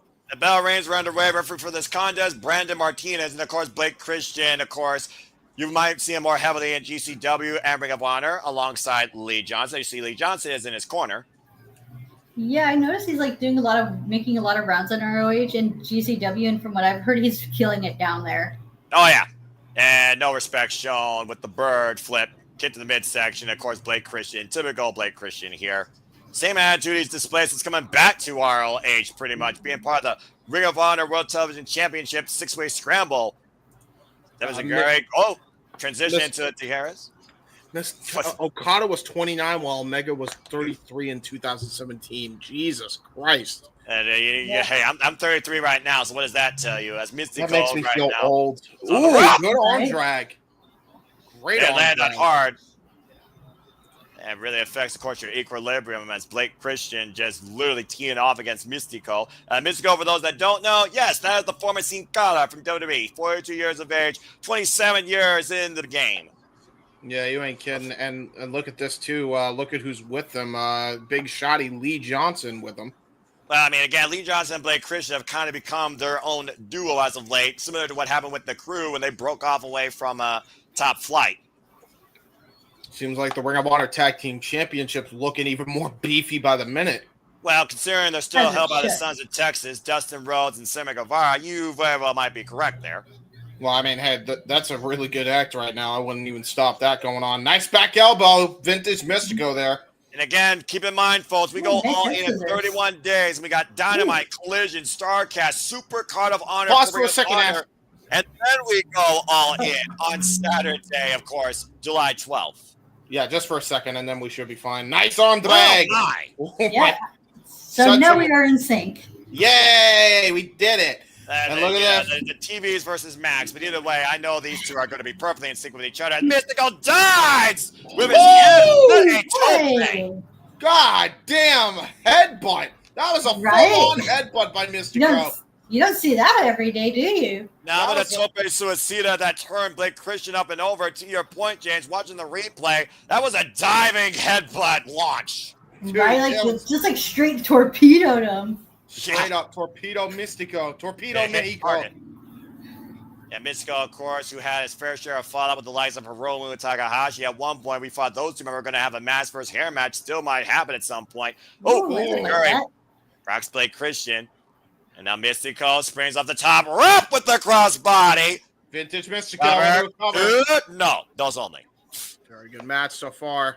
I mean, what would you expect from Mistico and again Blake Christian, as Ash was pointing out, who's been making the rounds all over the independent scene, all a Hart, even if he's I a was black about to say, Blake Christian's music right now is the GCW copyrighted one. I don't think they want to GCW it unless they have the rights. Oh no, dude, that's fair. But Lee Johnson has no problem getting involved in this affair. Yeah, huh? Oh, And there's that pump kick by Blake Christian to capitalize on the distraction. And now Blake Christian looking to go for a dive here. Oh! Osperay flopped through the ropes. Oh, okay. That's not bad. top and Stuck middle the ropes, landing by there. the way, cleared perfectly. Right? Yeah, he He did. sucked And that on the landing. attack, bringing up to the top rope. 450 connects. Wow. Cover that was beautiful, 2. That was brilliant. That was brilliantly executed by Blake Christian. Any normal man would have been done, but Mistico is definitely far from a normal person. Yeah, you're not wrong there. Nathan, good to see you as well. And right now, Blake Uh-oh. Christian looking to fall up again. Whoa! Ooh! Insecurity, and this is not where you want to be with Mistico. Gonna No, try to you're not go gonna for the cover Spanish battle. fly. It's just CMLL tradition. Oh, man! God, Now goes Oh, Blake Christian nice. on and Mistico with the win. Yep, Hey. called it right there. Master And of the that's how you- Spanish fly. And that's how you do a Spanish fly without breaking, without landing on you or your opponent's necks. This is Yeah, true. you just land side by side with him with a perfect body press for the 3 count. And Mistico impressing once again. Was MJF impressed enough, though? Then, speaking of, Oh, Oh, no. well, He, Oh, business. no. leave Just Mr. pick Cole. up. He's gonna hurt you. They business hurt just picked people. up. Here comes the Hurt Syndicate, the best dressed faction in all professional wrestling. Look at these dudes, man. And look at MVP dressed to the... Oh, my God, dude. Would you This- expect anything this less from group the is inaugural nuts. Oh, my IWGP God. Intercontinental Champion? Oh, MVP and MJF have mics again? Oh, no. This is not going to end well for anybody. Anchor, people. Death Row will take notes. Not all Death Rebel songs are bad. Yeah, Hashtag 20% not all of them are Death Rebel accurate. 20% of them are tolerable. They still got an 80% fail rate. Yeah, man, Mikey Ruckus is You gotta way take the better. good with the bad sometimes. Yeah, I know. That's like anything in life. You're not All right, here wrong, we yet. go. I'll give you that. Well, anyway, this is not going to end well. No, not at all. Poor Mistico. So outnumbered. You wanted Mystical, though. Again, he's heard MJF crowing about how he's better than any luchador in CMLL. We saw what he did to Kommander We earlier, hurt people chance here. as we should. Transcript games. An official boy. announcement from the Hurt Syndicate, says MVP.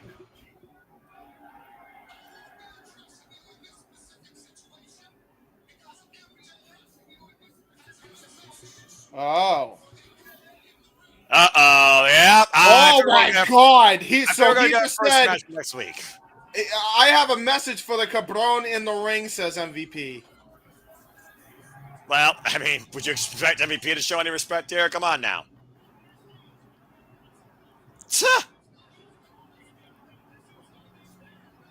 Booed out of the building, as MJF only is.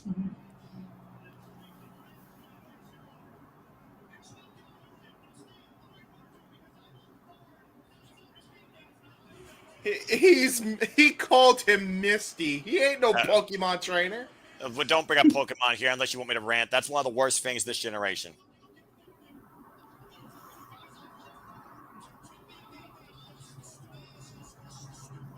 He's looking forward to ripping that dime store mask off his stupid face. Shit, the disrespect. Did you expect anything less from this man? Not at all, no. He's dusted off the red, white, and blue for you. We're getting American champion, MJF. Well, he did beat Templar while he was the American champion, to be fair.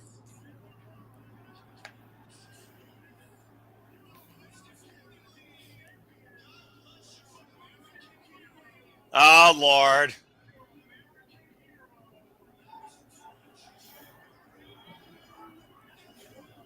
JF.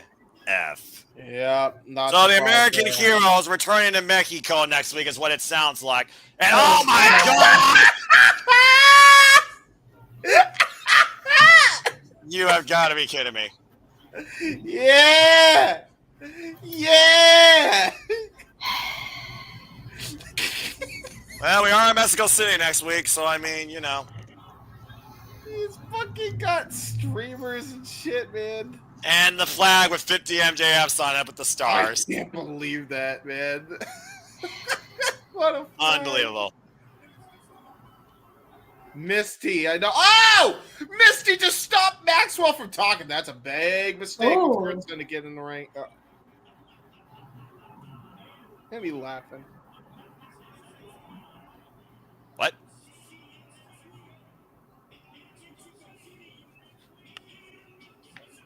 What?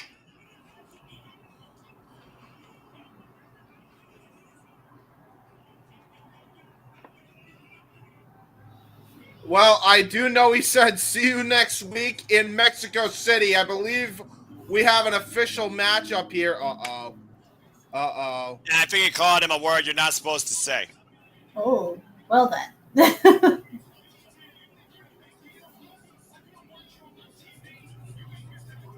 Oh! Oh, he went there. Oh, he just called him Sin Cara. Oh, damn, that's a slave name. You do not call him that. Oh, they just dropped shit. MJF! Well, But the Syndicate are in the ring, double teaming Mistico now. Yeah, I think we're supposed to get ready for a trios match here, and then maybe take a Mistico out ahead of next week. Yeah, I'm not surprised by that. Yeah, I mean, you know, vice versa, I guess. You call somebody out, you go for the cheap shot, you get cheap shot from behind. They ain't done. Oh, they're going to hold him up here. Oh, they're going to take that mask off him, guys. Oh, no. Oh, the ultimate disrespect. Wait a minute. Uh-oh. Here comes Speedball the coming Hurts out. to get tonight. Hey. Speedball and Kevin Knight coming out. Oh, MSK Dorada. Yeah, his tag team partner from CMLL, to your point, Noah. And about to say the Hurt Syndicate, unaware though, might want to turn around. Oh! Trios, Plunges, wiping out the Hurt Syndicate. Well, how do you even start a match when there's so much goddamn confetti and shit? And there's MVP about to swing for the fences against Speedball. Oh, like an old man telling the kids to get off his lawn. Fucking, it's like Babe Ruth trying to fucking take a swing at a fan. I mean, hey, it's better than Pete Rose. Again, the friggin' trio opposition to the Hurt Syndicate gets the better of the Hurt Syndicate again. Are you seeing MJF's gear? Yes, I am.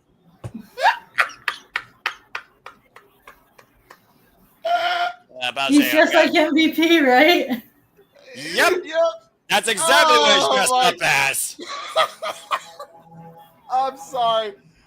He's broken. I repeat, James Hebert is officially broken. I always hated this fucking gear. I always hated this gear. Well, I know you're not going to hate this match next week, Ash and James. It's official. It's MJF versus Mistico next week at Grand Slam Mexico. Yeah, nice. I'm surprised.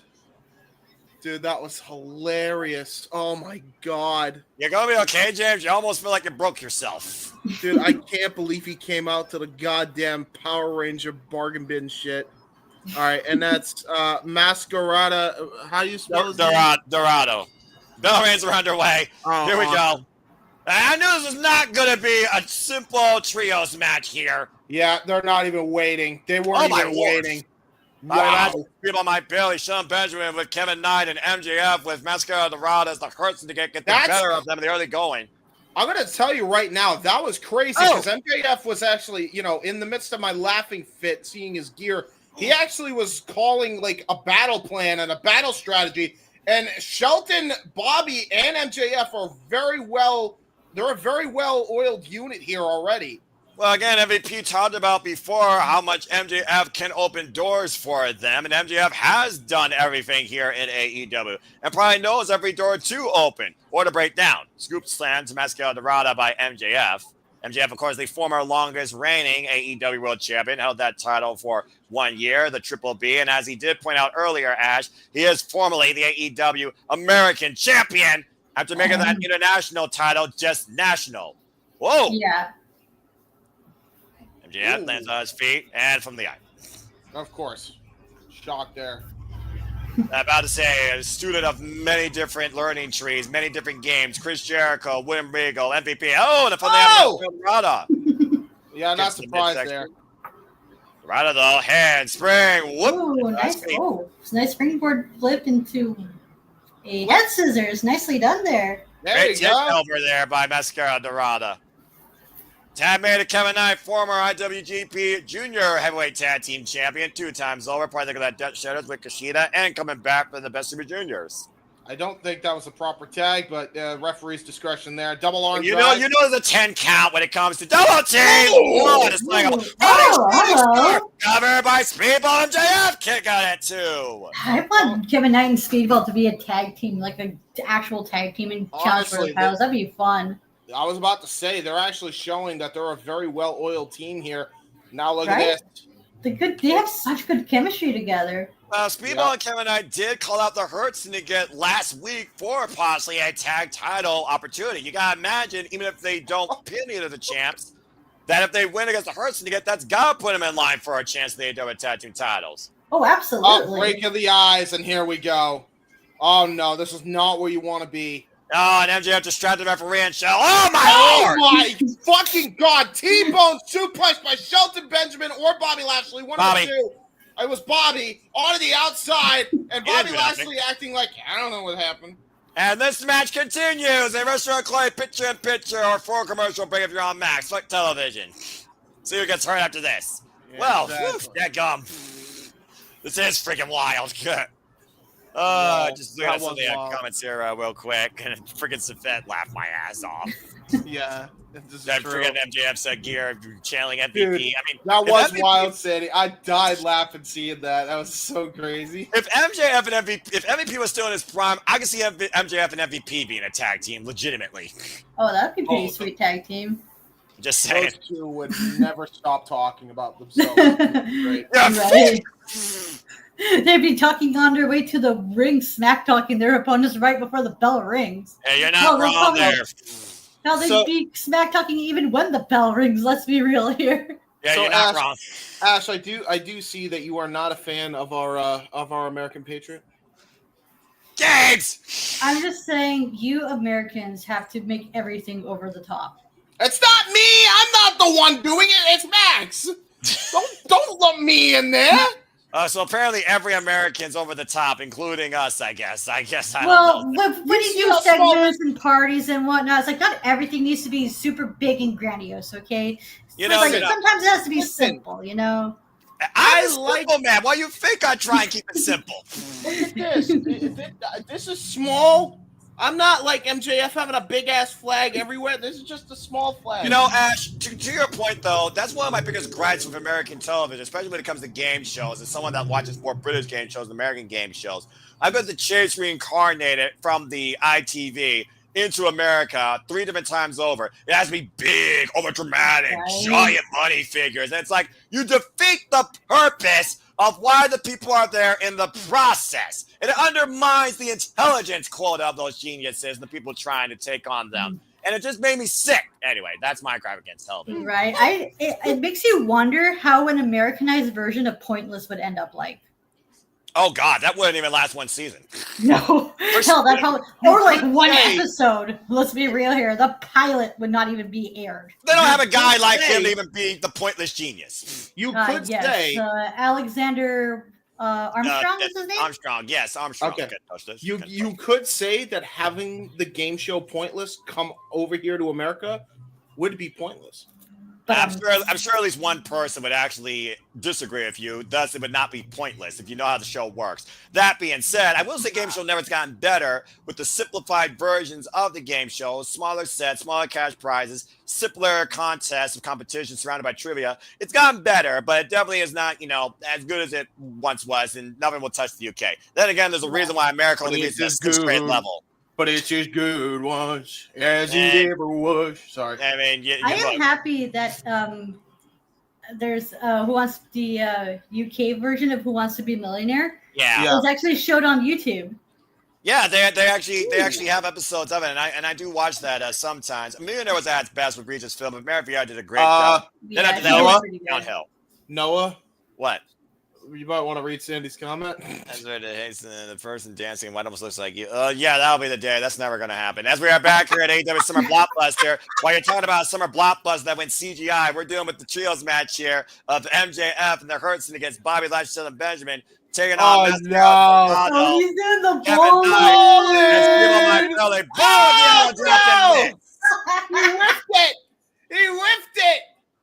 Look, MJF isn't from Miami, all right? He doesn't bring the heat. I'm just saying. But swing and a miss. That's the only time you get a sports room. It's from me. Oh God, I'm turning into Step Boy sports. No, not going there. The only sport that matters is professional wrestling. That fake out. A tag made a Speedball, my Billy and Kevin Knight. I believe Kevin Knight legal now. It's in the shoes when it comes to this guy's hops greater than LeBron James. I said what I said. Irish whip, reverse, up, bend over. Woo. Leapfrog. Kevin Knight, drop kick. on target. Got all of that. Kevin Jet Knight in to firm fly. control. And Kevin Knight with the twisting splash. The height he gets on those jumps are amazing. Yeah, it's man. insane the agility of this young athlete from the LA dojo. No top rope needed.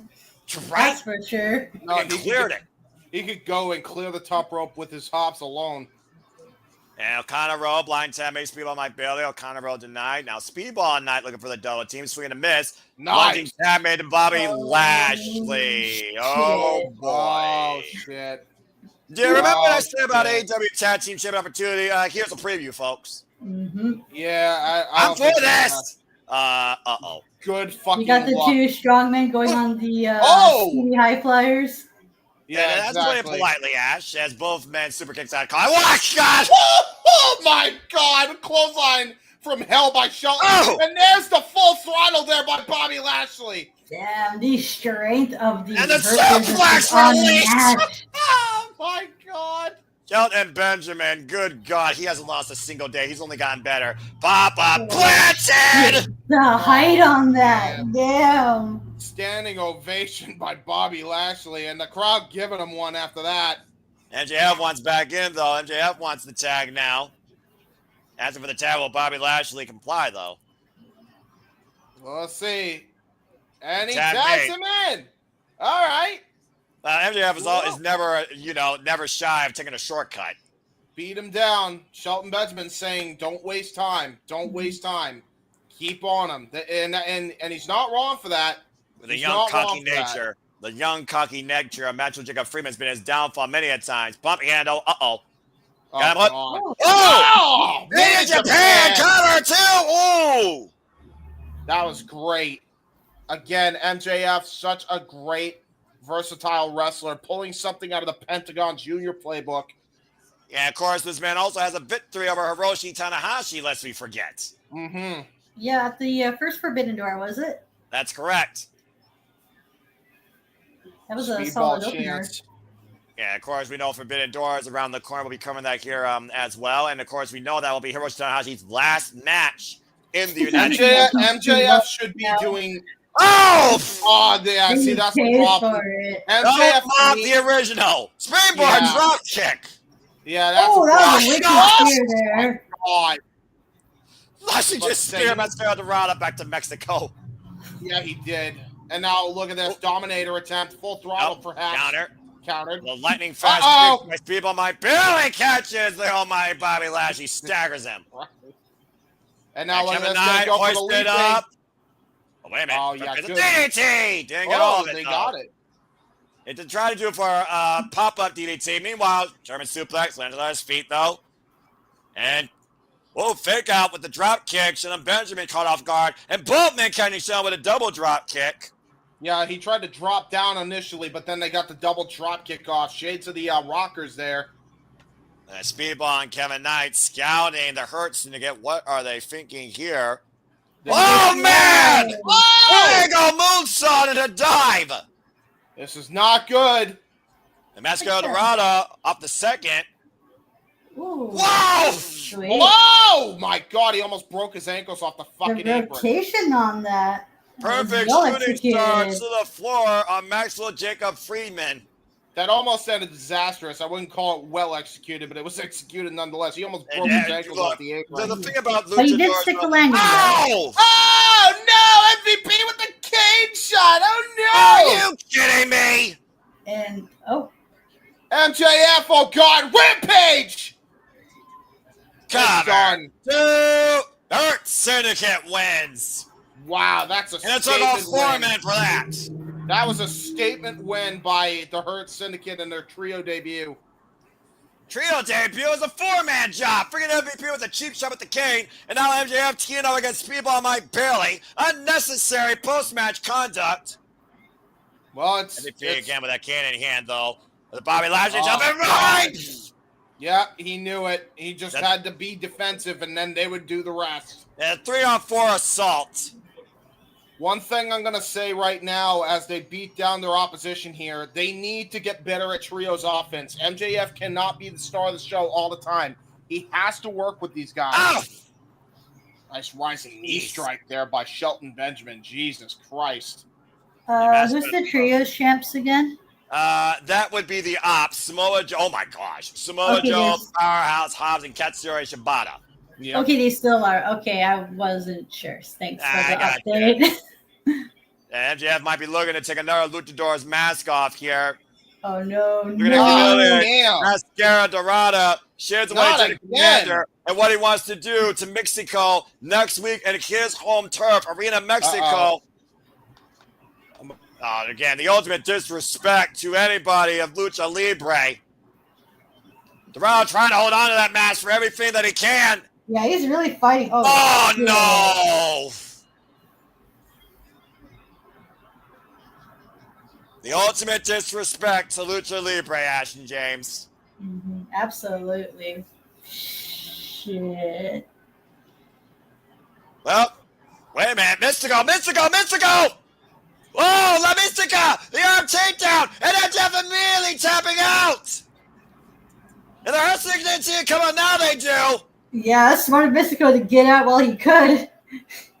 He did not want to feel the wrath of Benjamin and Lashley. Well, he's going to still feel something next week. MJF and Mistico one-on-one in Arena Mexico next week at Grand Slam Mexico. Why Mistico not only fights for all of Lucha Libre, he fights for CMLL itself.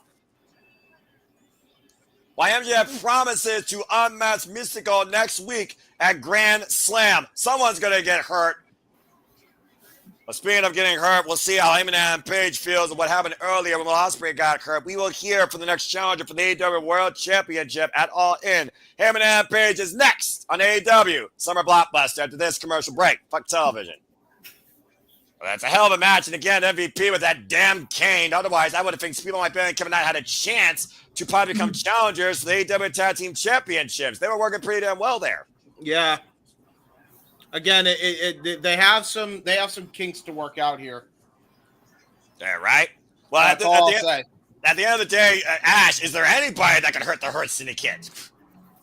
I was gonna say murder machines, but unfortunately, Brian Cage is still injured. Accurate. I think that's the only team right now that are viable competitors for the Hurt business because they're just as equally strong and powerful. Yeah, fair. Yeah, I'm about to say, you're talking about trios actions, though. Do you really think the Hurt Syndicate could take down a team like Powerhouse, Hobbs, Samoa Joe, and Katsuyori Shibata? They can. They would put up a good fight. They would put up a good fight doing so, possibly. They hurt people. Yeah, I'm about to say, who hurts the others worse when you consider Samoa Joe the ultimate submission machine? Mm-hmm. Just saying. Right. We got everything pro wrestling in the chat. We got Sandy, Safet still in the chat. Thank you, everybody, for watching. We have everybody watching on every outlet so far, by the way, so we greatly appreciate it, everyone. Nice. And if you haven't already, please subscribe again, particularly to Barry for Wrestling, our Canadian friend. Follow her at Shadow Bat Dash on the X. And again, don't be a dickhead. You want more AEW and New Japan Pro Wrestling coverage? Barry for Wrestling. Again, the jury is out whether or not I'm crazy enough, or she's crazy enough, or we're all crazy enough if we're going to cover Dominion this week on Sunday, 3 a.m. Eastern Standard Time, headlined by Shiro Takagi challenging Hiroki Goto for the IWGP World Heavyweight title. I unfortunately won't be able to because I got to work early Sunday. No. If I do, it would be exclusively on your channel because, again, you're the NJPW correspondent like me. You need the clicks. So, hey. Right. So, again, folks, stay tuned whether or not I make that official of my crazy ass that could stay up all night long. And I'm not singing Lionel Richie either. So, again, we got a full commercial break here. Still a whole lot more to come. And, again, let's also not waver over the fact we saw Don Callis confront Kazuchika Okada. How bad does Don Callis want a member of the Don Callis family to be the man to go all in against either Kenny Omega or Kazuchika Okada? And what he might be willing to do to try and make that happen, as we are still a little bit over a month away from going all in. I mean, I don't think we've heard the last of the Don Callis family tonight, despite the fact Okada called Donna Beach. Yeah, that's the thing about Don Callis. He's a crafty mofo. He'll do anything he can to stop his opposition. We got a lot more to come. Yeah, you ain't kidding. And just to bring people to speed, we still, of course, have TayJay versus Megan Bayne and Penelope Ford. We got Kyle Fletcher versus Anthony Bowens. Timeless Toni Storm versus Julia Hart. Thekla versus Queen Aminata. And, of course, we have the contract signing. Not to mention what else is going to be announced for the entire night, because you know there's going to be more when we transition into Collision. Because, again, this is a 4-hour spectacular, and we're not even halfway through it, folks. So keep along with us for the ride. Yeah, exactly. Oh, good Lord. But again, I hope everyone's enjoying everything, and thank you to those that are tuning in. So again, please like, subscribe, comment, tell a friend, stretch your legs if you want, grab a drink when it comes to these commercial breaks. Keep along with us, and we'll see what's next here as we return to AEW Summer Blockbuster, as we're about to hear from Heyman Adam Page, Cowboy Shiznak. Well, hopefully he's okay. I mean, keep in mind, the Death Riders were following him earlier. That's a good point. But we also saw the Death Riders did not get involved when the Young Bucks were taking care of the business. I knew it. They've been beating him down the whole time. They had him taped up. Oh, no. You got no one to blame but yourself. You manifested this, James. I didn't manifest shit. I saw it happen. Well, Shafir, Yuna, and Claudio beating James' proverbial statement as his hands are zip-tied behind him. Like, did that happen during commercial break? That had to happen during commercial break. They literally have his mouth taped over as well, so we're not going to hear from him and Adam Page. We're going to watch him and Adam Page be sent to slaughter courtesy of the Death Riders. They don't give a damn. They don't. They don't want to see him and Adam Page go all in. They don't want to see this cowboy in Texas. They're trying to beat the crap out of him, dude. And look at this. Look at Claudio. He's got his leg over his knee. He's going to try to break his ankle here. And you see Shafir, of course, the possessor, in hand with the possession as the AEW World Champion, finally makes his way into the ring. We saw Jon Moxley attempt this assault on Collision, and it was Heyman and Page and Will Ospreay with equalizers that fended him off. Will Ospreay will be nowhere to be found tonight. Oh, look, we're going to hear from Moxley. I'm about to say, who's going to come from the locker room to oppose the Death Riders here and defend Heyman and Page, considering Heyman's past? James, transcript. I'm terribly sorry about all this. No, you're not. But I was just making sure we could have a real conversation. Oh, you know how distracted you can get.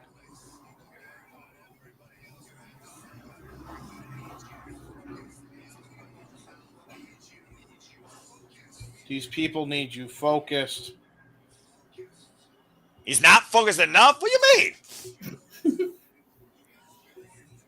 This is your time. All in the AEW World Championship. For you, this is do or die. That's unfortunately accurate. Shut the F up chants by the crowd. Not surprised by that. Good grief.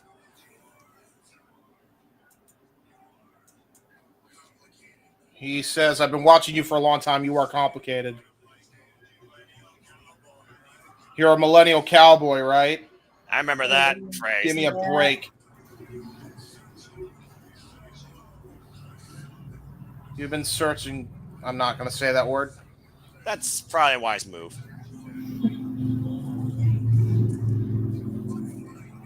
You have exactly 4 weeks to find it.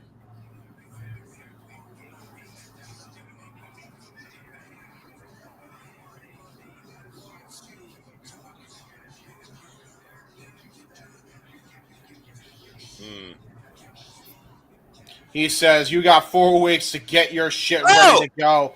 And if you don't, you can pack your shit and get the hell out, as now the Hurt Syndicate, or I'm sorry, the Death Riders are now just swarming Hangman. Oh my God. Hey! Again, we saw that launching hammer. Oh no. This is the same way he broke Hook and Shibata at one point. And oh no, Moxley stopping Claudio. Wait a minute! I'm not surprised. Yep, so Samoa Joe, Capture Shibata, Powers Hobbs. Yep. They've had their fair share of problems with the Death Riders here. And keep in mind, Samoa Joe has pinned the world champion. That he has. That's how they became Trios champions, was it not? Yeah, exactly. So we still have yet to see that match coming up. Well, it looks like Hangman Page has some unique allies, at least for now, as he fends off the Death Riders, facing the Ops. But it was interesting how John Moxley was giving Hangman Page basically a death. No.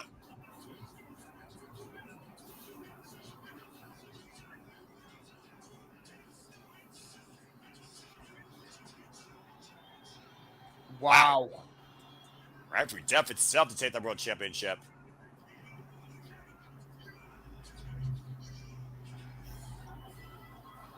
Someone tell me Hangman Page is looking for a fight, and he's not going to stop at nothing until he gets it.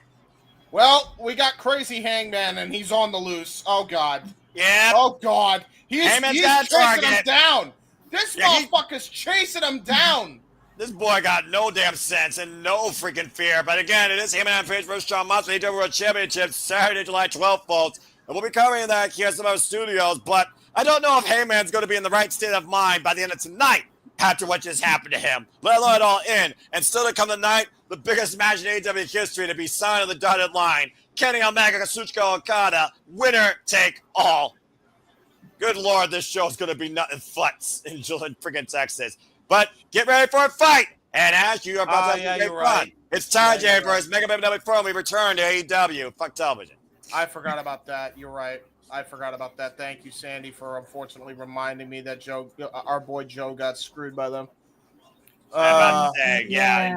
Well, that's the cage match, yeah. Yeah, remember the cage match in Chicago?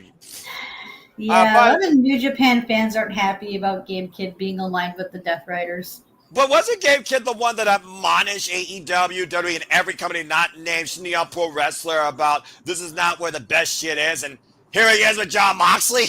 Yeah, that's exactly what they're upset about. Because it doesn't make sense character-wise.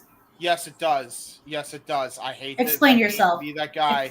Explain yourself, please. Yes, it does. This should be interesting. What is the mission of the Death Riders? To destroy AEW from within. And kill it as they know it, correct?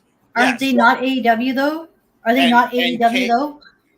They're AEW, but they completely want to reshape it because they hate the way it is. Who else hates how it is? Gabe Kidd. It does make sense. It does. If you put it that way, yeah. It doesn't go against his character. I know people want to fucking grasp at straws because they cannot stand this Death Rider shit. I get it. But let's not fucking do that because that's exactly why these fucking discourses get absolutely bonkers online. Stick to the facts. The facts are it does fit with Gabe Kidd's character. You don't like the Death Riders, that's more than acceptable, but don't make up fucking reasons that don't exist. That's all I'm going to say. It just comes across that way to the people with the New Japan fans because keep in mind, not all New Japan fans watch AEW. No, I get that. That's valid, but again, that's why I'm saying if they that's why it doesn't make sense to them though, and they have every right to feel the way they do. Exactly. Everyone has a right to their opinions, and again, opinions aren't right or wrong. It's just your take, and you're entitled to that. And you could also speak constructively, not cynically out of your ass just because you have a keyboard in front of you. So it's just one of those things where, again, hindsight is 20/20. Your own sight, your own perception is your own reality, even if it's false or true. But it is one of those things where, again, the whole Death Rider idea, when you remember that close-up, is literally try and cultivate what it means to be AEW World Champion and literally scorch the earth of AEW as we know it, rebuild it from within. And in a way, this fire lit up in AEW's ass in an odd way has kind of done that, but it comes down to who the hell is going to overcome this army that John Moxley has had since last year's Wrestle Dream? Because clearly you need an army to beat this man because you can't do it on your own. Yeah. By the way, according to Sandy, just to let y'all know, no Gabe Kidd so far tonight. I think he has officially switched his focus on Yoda Tsuji. Yep. Gene Blast. Yep. So that makes sense.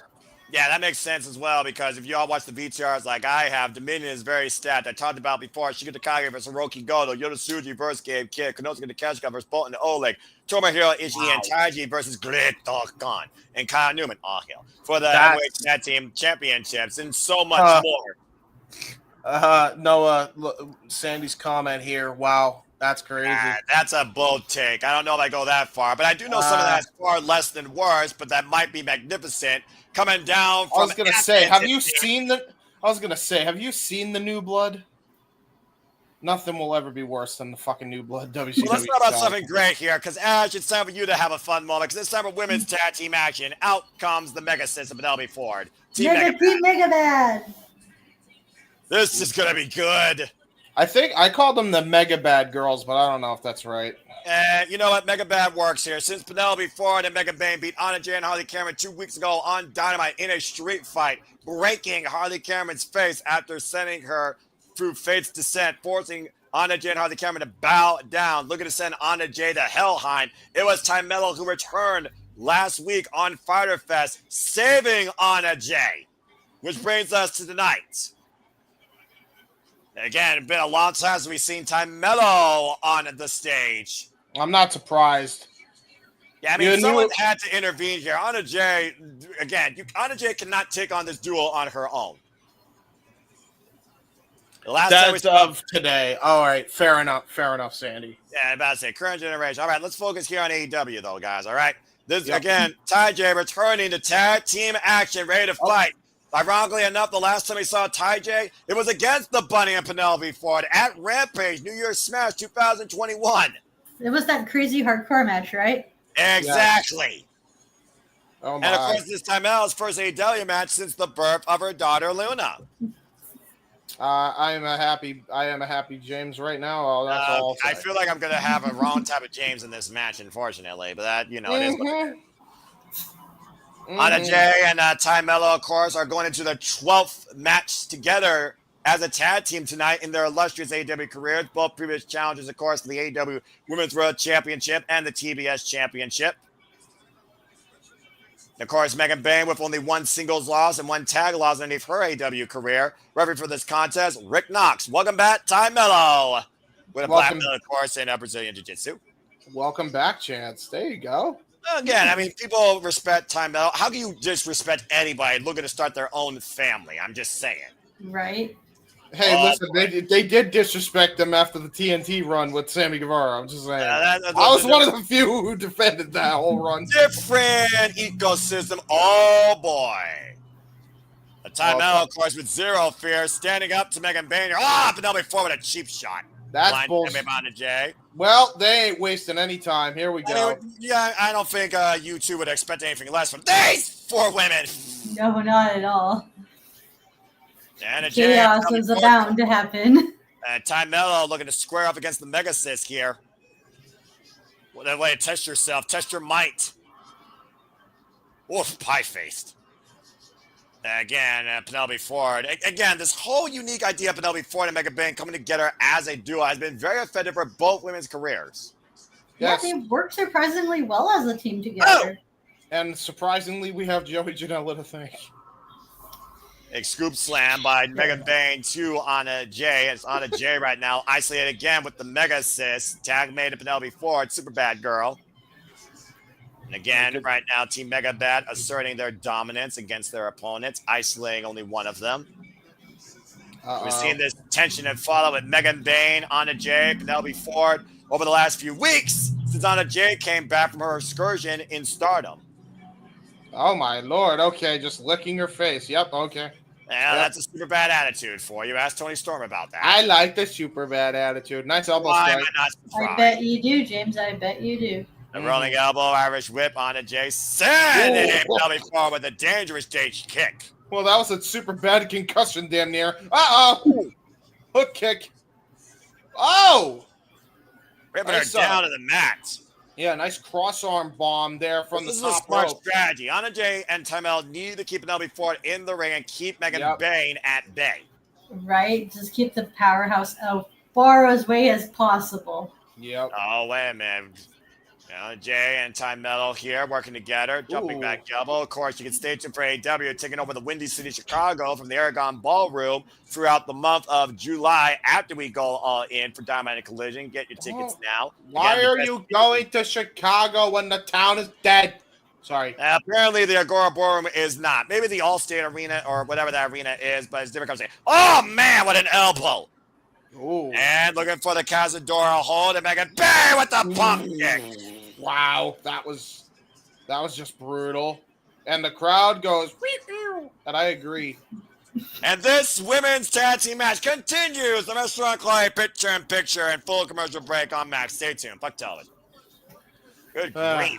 By the way, for those who are new, the middle finger is not directed at the audience. It is literally directed at commercials on the TV, just to clarify. Yeah, about to say, you might want to clear that up because there's people that's like, what the hell are you all doing this for at AEW?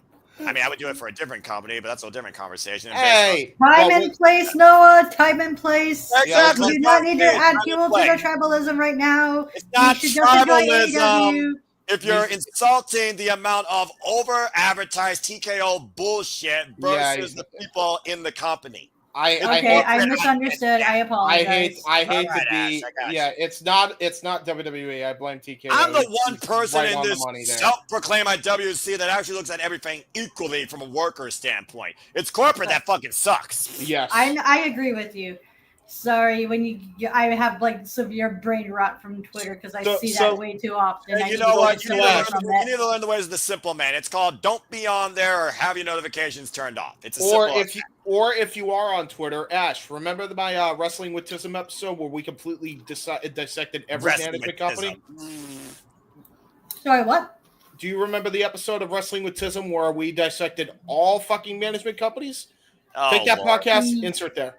There you go. Okay, I might have to rewatch it because was that the same episode where you guys were talking about like how, like it was the same episode. It was the same episode where we called out the Young Bucks.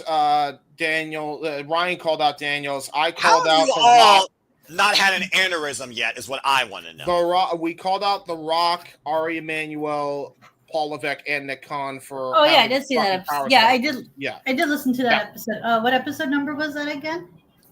Brother, I don't know. Okay, but I think I have it in my bookmarks. I think I have it in my bookmarks. So there you go. Fair enough. And you all can find more tisms with Ash and James and more throughout the spaces on the X. That's going to give it to you more than these two will throughout the week. So please follow them on the X if you choose. Good luck to both your mentalities. It's going to give it to you. I don't know how your mentalities right now are not shattered, but hey, more power to you. Again, protect your mentality. Be a better person. Wrestling with Tism on X gonna give it to you. Damn right, and I'll do it again.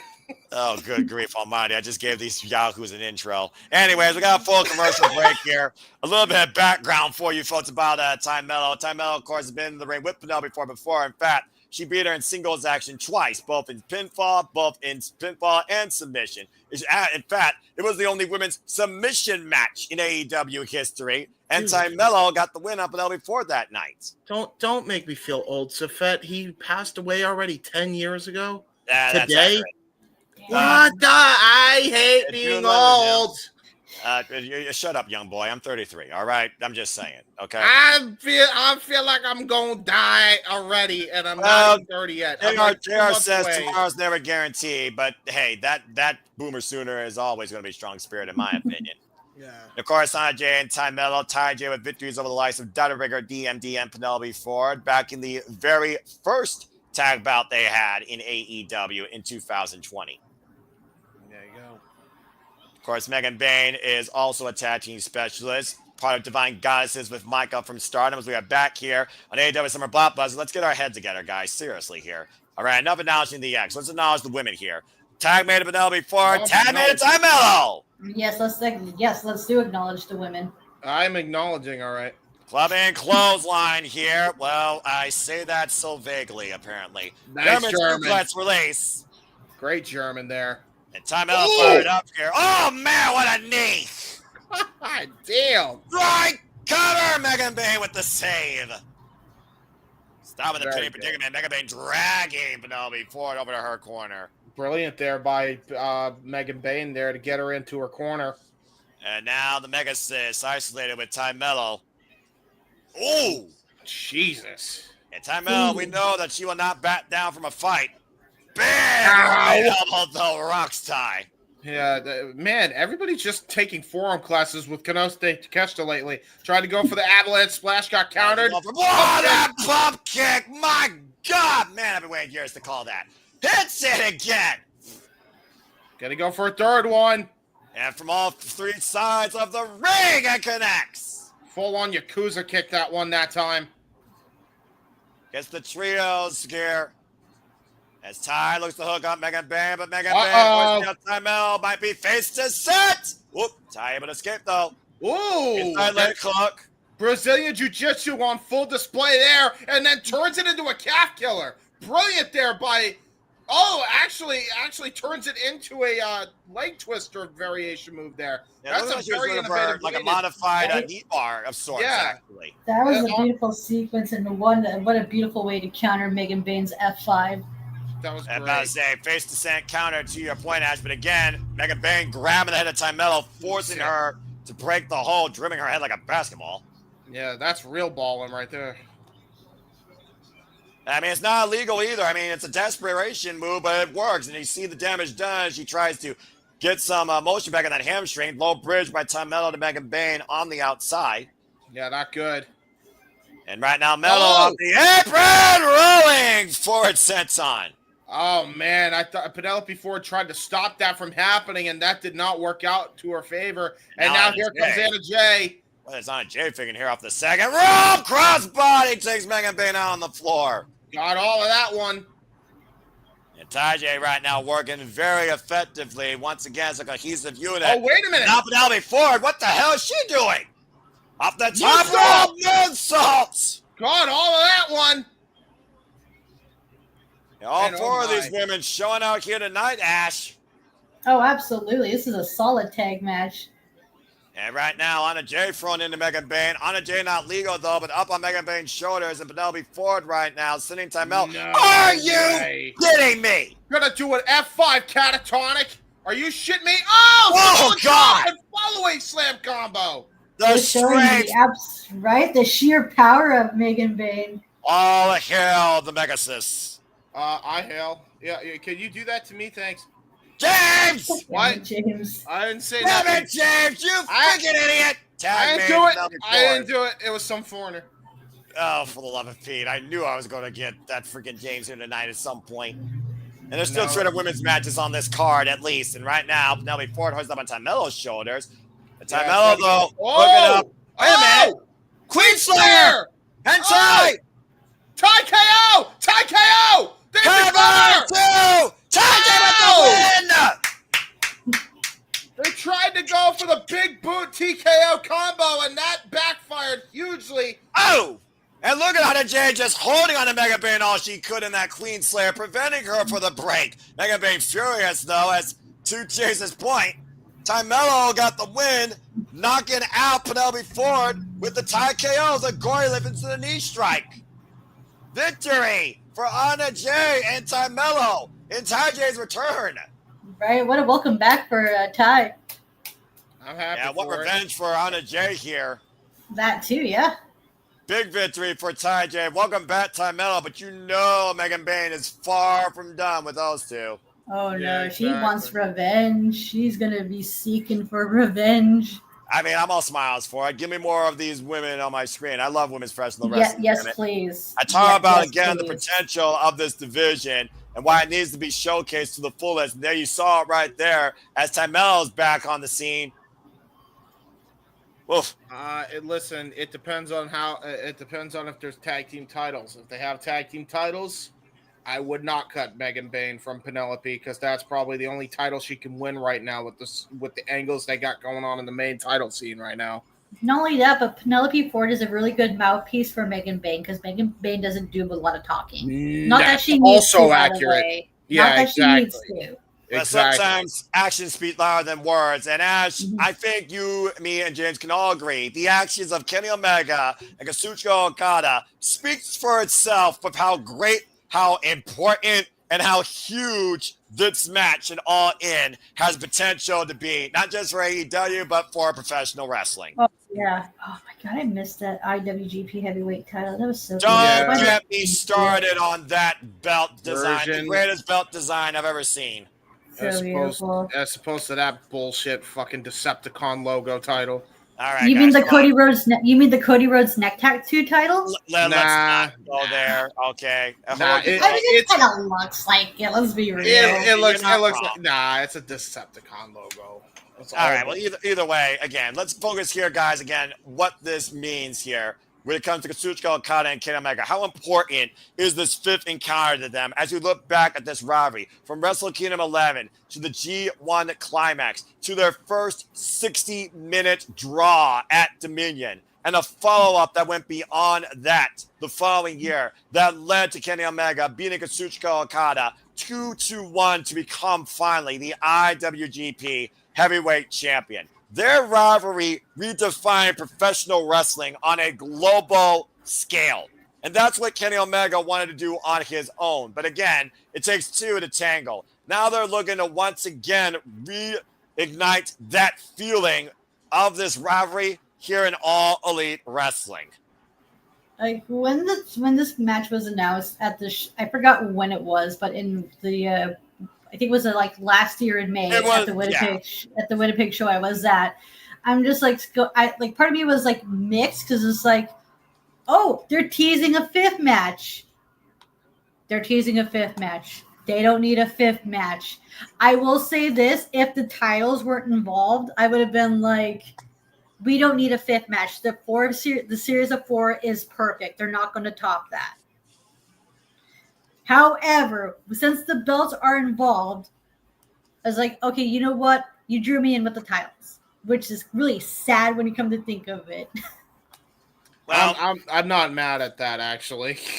I'm about to say also in this ecosystem where every company is guilty, not named TNA, of having too many championships, if this helps neutralize the title in AEW, I'm also for it. But there is a point to your point, Ash, where it comes to a certain match, a certain rivalry. Two competitors in a certain environment don't need a championship to tell a story or give you something worthy of pay-per-view glory. And Kazuchika Okada and Kenny Omega is the tale that told that more times than we can count. Yes, we're talking about the singles matches, but it was more than that. It was the wars with Chaos and Bullet Club. It was the internal struggles with each other at the time. When Kenny Omega lost himself after losing to, of course, Kazuchika Okada, and found himself again after losing everything, only to reunite with Kota Ibushi and the Young Bucks to form the Golden Elite. Like Kazuchika Okada, he went insane when he lost that championship, saying he would make it rain forever as long as he held that title. Hold that title for over 700 plus days. And when he lost it, he was never the same man again. And we really haven't seen... Depressive Okada with the balloons. Yeah, right. I love Manic all that stuff. That's my favorite Okada. That's your favorite Okada? This is my favorite Okada. Of course it is. Yo, I can love we the talk fact about that the pop he got when he became Rainmaker Okada at the the first All In show? Wrestle Kingdom 13 actually was where he truly became the true Okada again against Switchblade Jay White.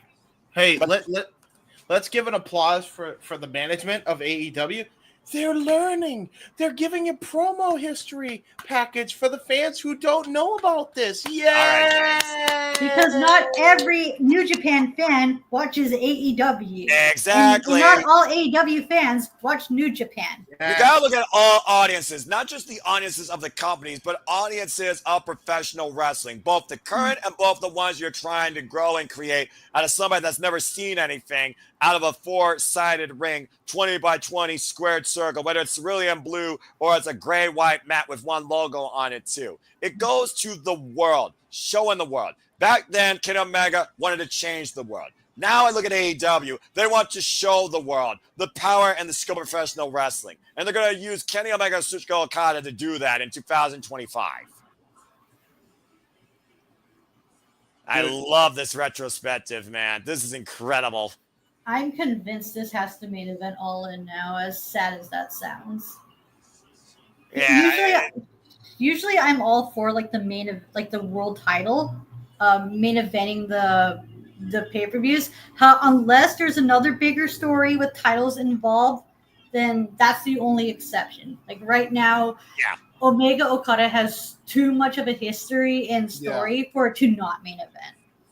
Man, again, literally showing the entire story from New Japan Pro Wrestling to All Elite Wrestling, from humble beginnings to the bittersweet present. The Rainmaker, Kazuchika Okada, the AEW Continental Champion. The Cleaner, the best bout machine, Kenny Omega, the AEW International Champion. Only one man will truly have it all at All In.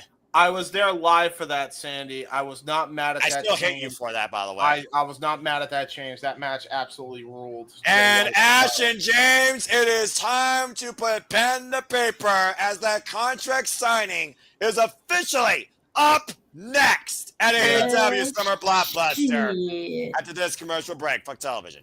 Yes, and while we're on F television, you know what we're gonna do? What? We're gonna run our own ad break real quick. This is what y'all can see on the Simply Reliable Studios. Check this out. Go for it. Now for a taste of things to come.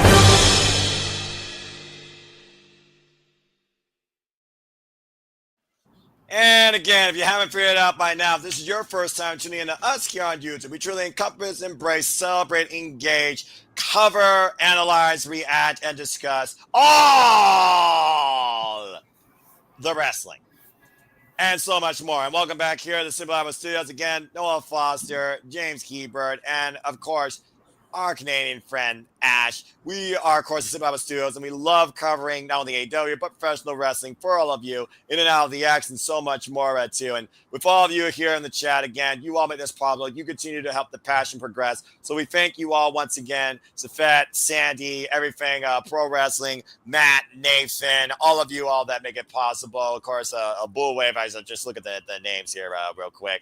And again, we've had a fun night so far. We are almost the halfway point, and we're going to put this dynamite to a close by signing on the dotted line with Kazuchika Okada and Kenny Omega here. Once we return from this commercial break, that should be back momentarily. So, again, I don't think we're surprised. This is closing the show. I think it's just a matter of how much worse we're going to get from both men here, where you look at contract signings in AEW versus WWE. They usually don't involve somebody going through a table. It's more so a war of words and one person left speechless. So this should be very interesting. Will that change tonight? It could, but I don't know if it's going to. Then again, Don Callis' family is on the premise. So again, that beach will not be too far away to have someone aside and interrupt this thing. Plus, we got Collision after this as well. So I'm pretty sure Don Callis' family is going to make sure that they're known tonight. So we will see what happens here soon enough as we are back here on AEW by Summer Blockbuster with the man himself, Tony Giovanni, in the ring with both titles and a contract. And the fact this man's been involved in wrestling now for 50 years. About fucking time that they actually give this man a legitimately, he gives him. They just give him the Mean Gene role. This is exactly what he should be used for. As he should be, damn it. Here we go.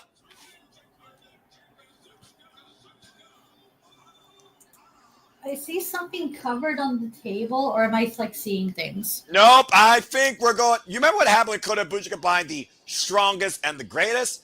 What adjectives do you give to the Continental and International Championship? Ash, I think you're about to see a fusion bigger than anything you ever saw in Dragon Ball Z. As here comes the Rainmaker Kazuchika Okada, the AEW Continental Champion. 12 successful defenses, including winning the Continental Classic with that very championship on the line every night the entire time, James. He's been champion since beating Eddie Kingston last year in March. With the power of Fusion we get the international title. But yeah, you know, I never watched Naruto. I don't know why you're doing that. Are you purposely mixing up your animes? Yes, that's exactly what I'm doing. Yes. Man, that's just as bad as the stupid jokes I make. It's like that. my friend said to me, it's like, hey, Ash, what's your thoughts on anime? And my immediate response, just to see how you react, was, that's my favorite SoundCloud rapper. Wow, I really am surrounded by the tism. And here comes Kenny Omega. The current AEW National Champion for 95 days after beating Konosuke Takeshita back at AEW Revolution and surviving not only a 3-way, but a fatal 4-way. The man that upsetted Kazuchika Okada back at Dominion. 2 out of 3 falls over 63 minutes to become the IWGP World Heavyweight Champion over 8 years ago. Winnipeg represent! Yeah. I can tell Ash has a favorite here in this match. I cannot believe we are about to fucking see in 2025 Kenny Omega and Kazuchika Okada. My life's complete. I love professional wrestling. There we go. Hooray, Nameka. Indeed, Safet. Yeah, damn right. Please let the title be beautiful. Please let the title be beautiful if it is the title. Find out, Ash. We'll find out. Oh boy. Because I'll be honest with you, the Intercontinental title is my favorite title, and yes, that includes the IWGP one. Oh my god, that's fucking pretty. Let's take a look at the belt. Oh, let's see. Ready? Wow! Fucking pretty. Very nice. That's a badass championship. No. The unified championship. Oh my god, they should make replicas of that because I'd buy it. And Ash, come on now, let's be smart here. I said I would. Not that I'm enough. going to. Would. That is a beautiful title. It is. That is a strap. If I had the funds, I would buy a replica, but I am a broke girl, so no. I am a simple, frugal man, and I would not spend my money on that unless I absolutely could. And I know I can. As Kazuchika Okada just signed the contract. And no theatrics, no mind games, no Looks like Kenny's got something with a microphone. James, transcript. Will do. 7 years. Unbelievable. 7 years almost to the day. At Dominion. We had our last match. Look at that package up there. Goosebumps. I got goosebumps myself. So when it comes to this match, Okada, let's for the sake of the fans, let's leave it out there one more time for everything. This better be the last match Kenny Omega and Kazuchika Okada ever have one-on-one. I was about to say that. Yeah, I was about to say that. We don't need to make another 4. We don't need freaking 8 of these. 5 is enough.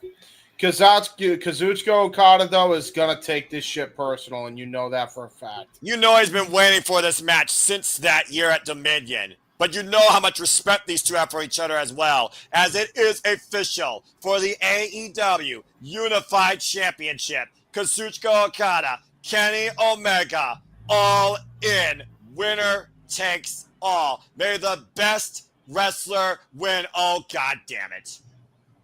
This is not going to end well. I called it.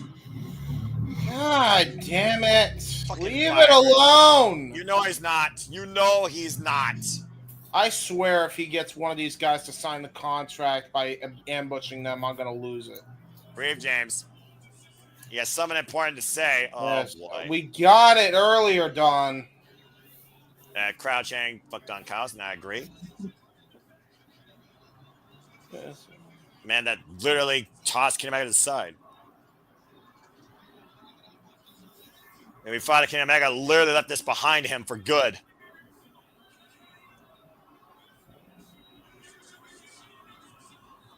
Man, this is a lot as I've heard Don Callis. But Kenny, let's be smart here. Cut the crap, Don. Whoa. Damn. Wow.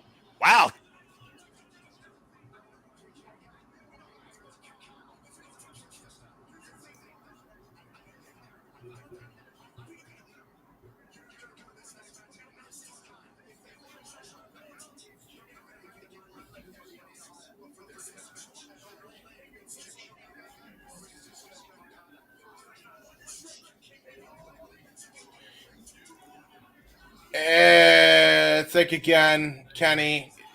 Okada's the trick. Yeah, I was waiting for that. I knew it. I fucking knew it. That clubbing shot, the Kano chip in the back of the head of Kenny Omega by Kazuchika Okada. Of course. He joined the Don Callis family. I knew it the minute they didn't attack him. I knew it. What the hell? Elise Baton? What? Oh, no. He's going to hit him right in the gut. Remember the diverticulitis, guys? Yeah, I remember that, James. I think you're on point here as it makes the eyes. Oh, no! God damn it. That was nasty. Of course. It was a freaking setup the whole time. Of course it was. Did he join the Don Callis family, or how bad, as I said, does Kazuchika Okada want to win this? How bad has Kazuchika Okada been waiting for this match and for this moment? Dude, he just hit him in the back of the head, and Kenny Omega is legitimately shivering in the ring, dude. That was a horrific hit to the head. That was bad. Oh, my fuck. Well, now we know who's willing to go all in any means necessary to win this match and this unified championship.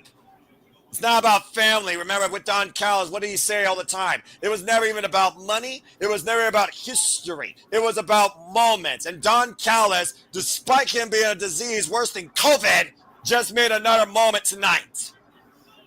I think Kenny Omega just had a brutal concussion on top of his gut just getting caved in by that police baton. Yeah, look at that Cheshire Cat smile on Kazuchika Okada. The visible hand strikes again. Goodness.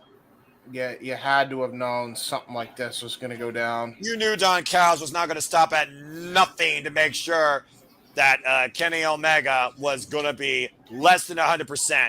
As we're back here on AEW Summer Blockbuster, and Don Callis, wait a minute. What the hell? Wait. Hey! What the hell? Oh my God! Right to the gut! Damn it! He's not even able to defend himself because he's on the damn gurney.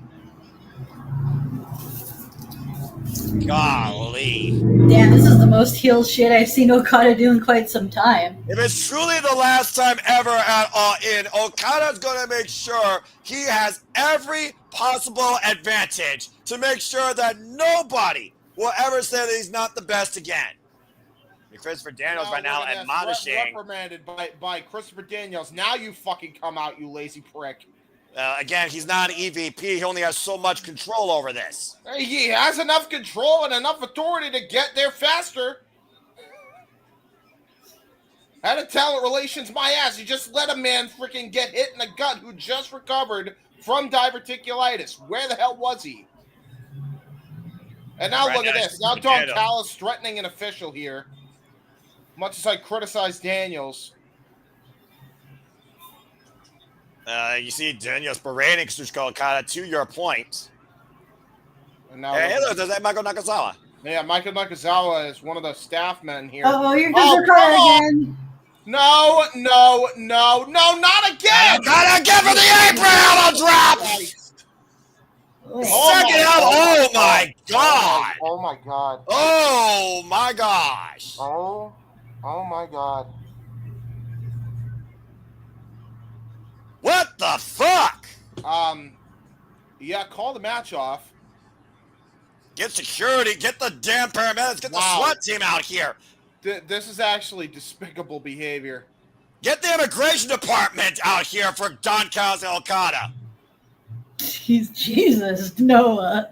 Am I wrong, Ash? No, that was I awful. mean, That was some terrible actions. I can't condone any of that. God Wow. damn. Don Callis strikes again. Now it's Marvez. Alex Barfez saying that was absolutely despicable, and he says, "Get the hell away from me." And now the Don Callis family, you have to imagine in the back of that freaking SUV. There's nobody in the back of that van but Don Callis and Okada. They drive away. Damn it! I just had a funny feeling when we did not see him get attacked like that. That something was up. Yeah. Okay.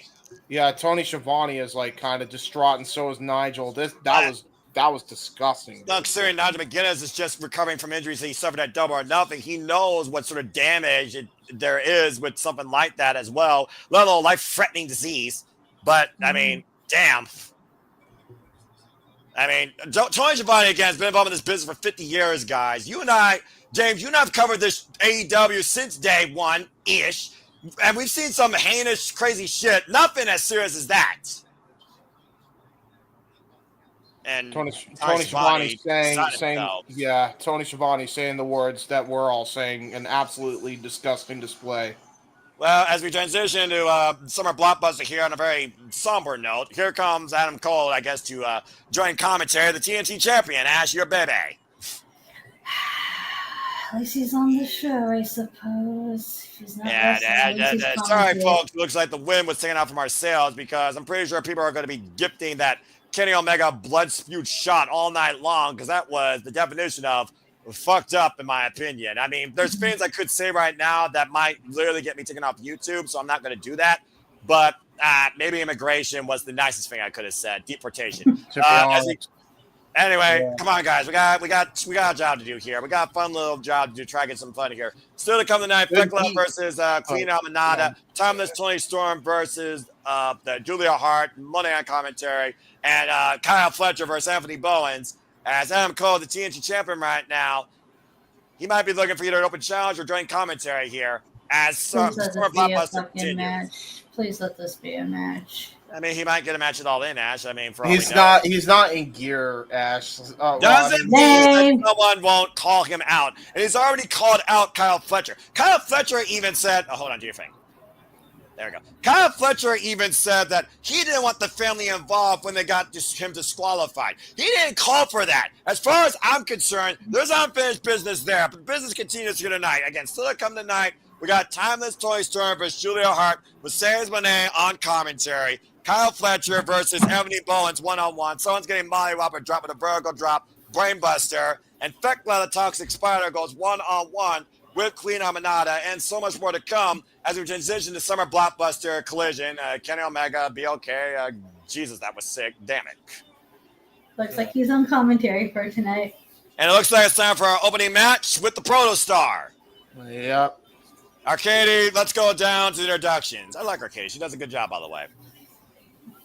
Of all the people to see after what we just witnessed, by the way, this is the last. And I like Kyle, but right, man, about to say, oof.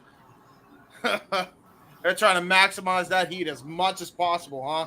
Well, I mean, it's 87 degrees here in the Midwest. Don Callis, family member Kyle Fletcher, by the way, singles record of 10-4 here this year in AEW. Semifinals, of course, in the Owen Hart Foundation tournament. You can only imagine Adam Cole is distraught with the actions he saw with a man that he probably has so much respect for, and a man he's also shared the ring with, Kazuchika Okada. So, again, Adam Cole coming back from his own fair share of demons and injuries. Let's forget concussion protocol, a broken ankle. Still to come tonight, 8-man tag team match, by the way. Yeah, you got a match. Paragon and Darren Garcia take on the Don Callis family and Hechicero, a rematch from last week's Fyter Fest here tonight at Summer Blockbuster. I think Daniel Garcia might have a spot in the Paragon now that I look at that. I don't think that's a coincidence going forward. I think that's going on. Look, considering Daniel Garcia is the former TNT champion who lost to Adam Cole, and Adam Cole, of course, respects that man, I very well think you might be onto something, James. Yep, I think they're definitely. He's definitely the new Bobby Fish. What a grave! No! Hey, it's not a bad song. Come on, man. It's not a bad song. That's a jam. It's awful. It's one of the worst mixed songs in all of pro wrestling, okay? Oh, come on. You are literally being overdramatic. It is not overdramatic. I've heard better fucking songs played by Mouse. And that's from Tom and Jerry.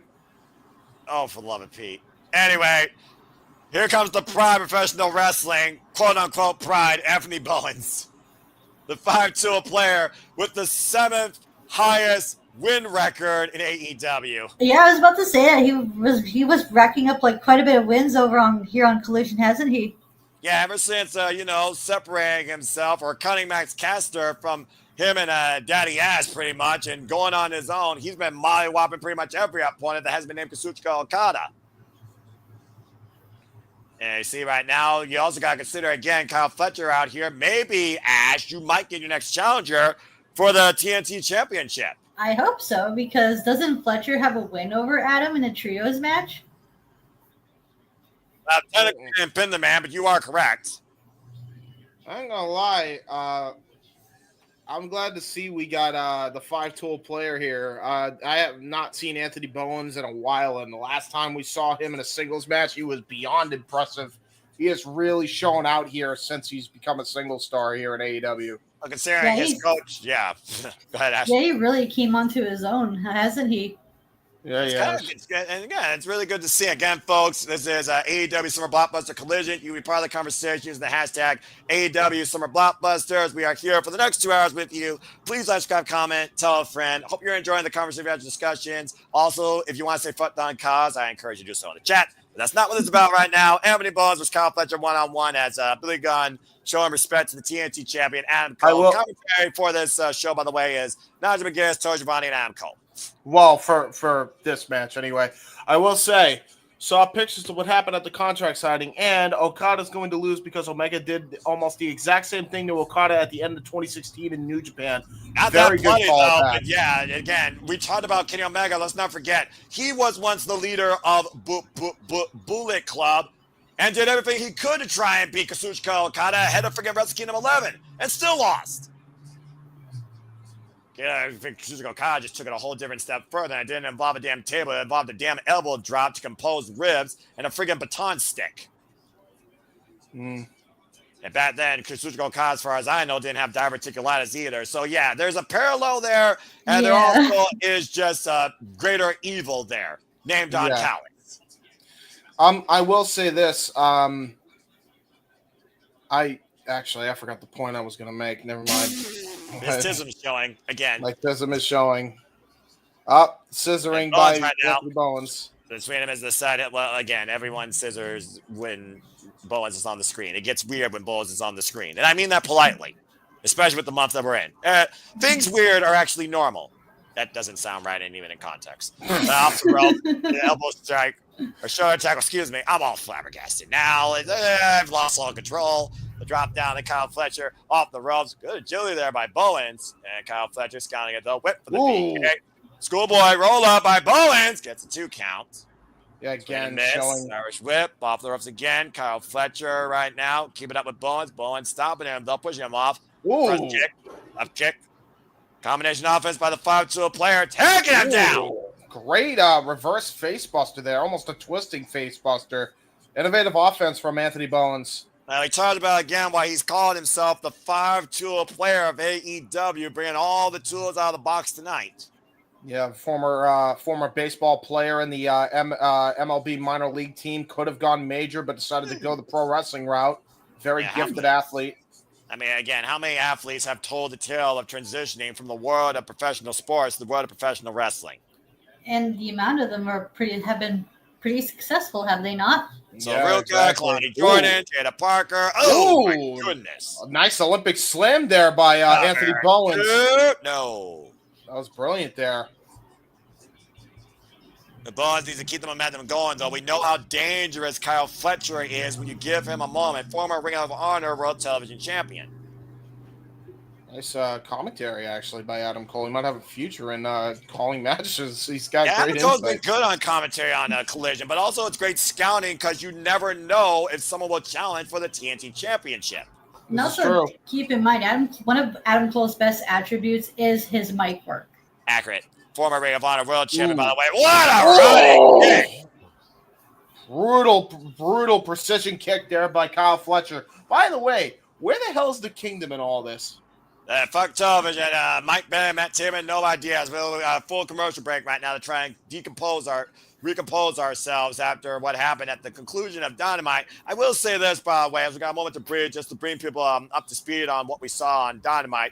Mistico tried to break MJF's arm as MJF and the Hurts again. They hurt people. Beat Speedball, Mike Billy, Kevin Knight, and Mascara Dorado after signing Kommander before the show start, by the way. The Death Riders were looming throughout the entire night.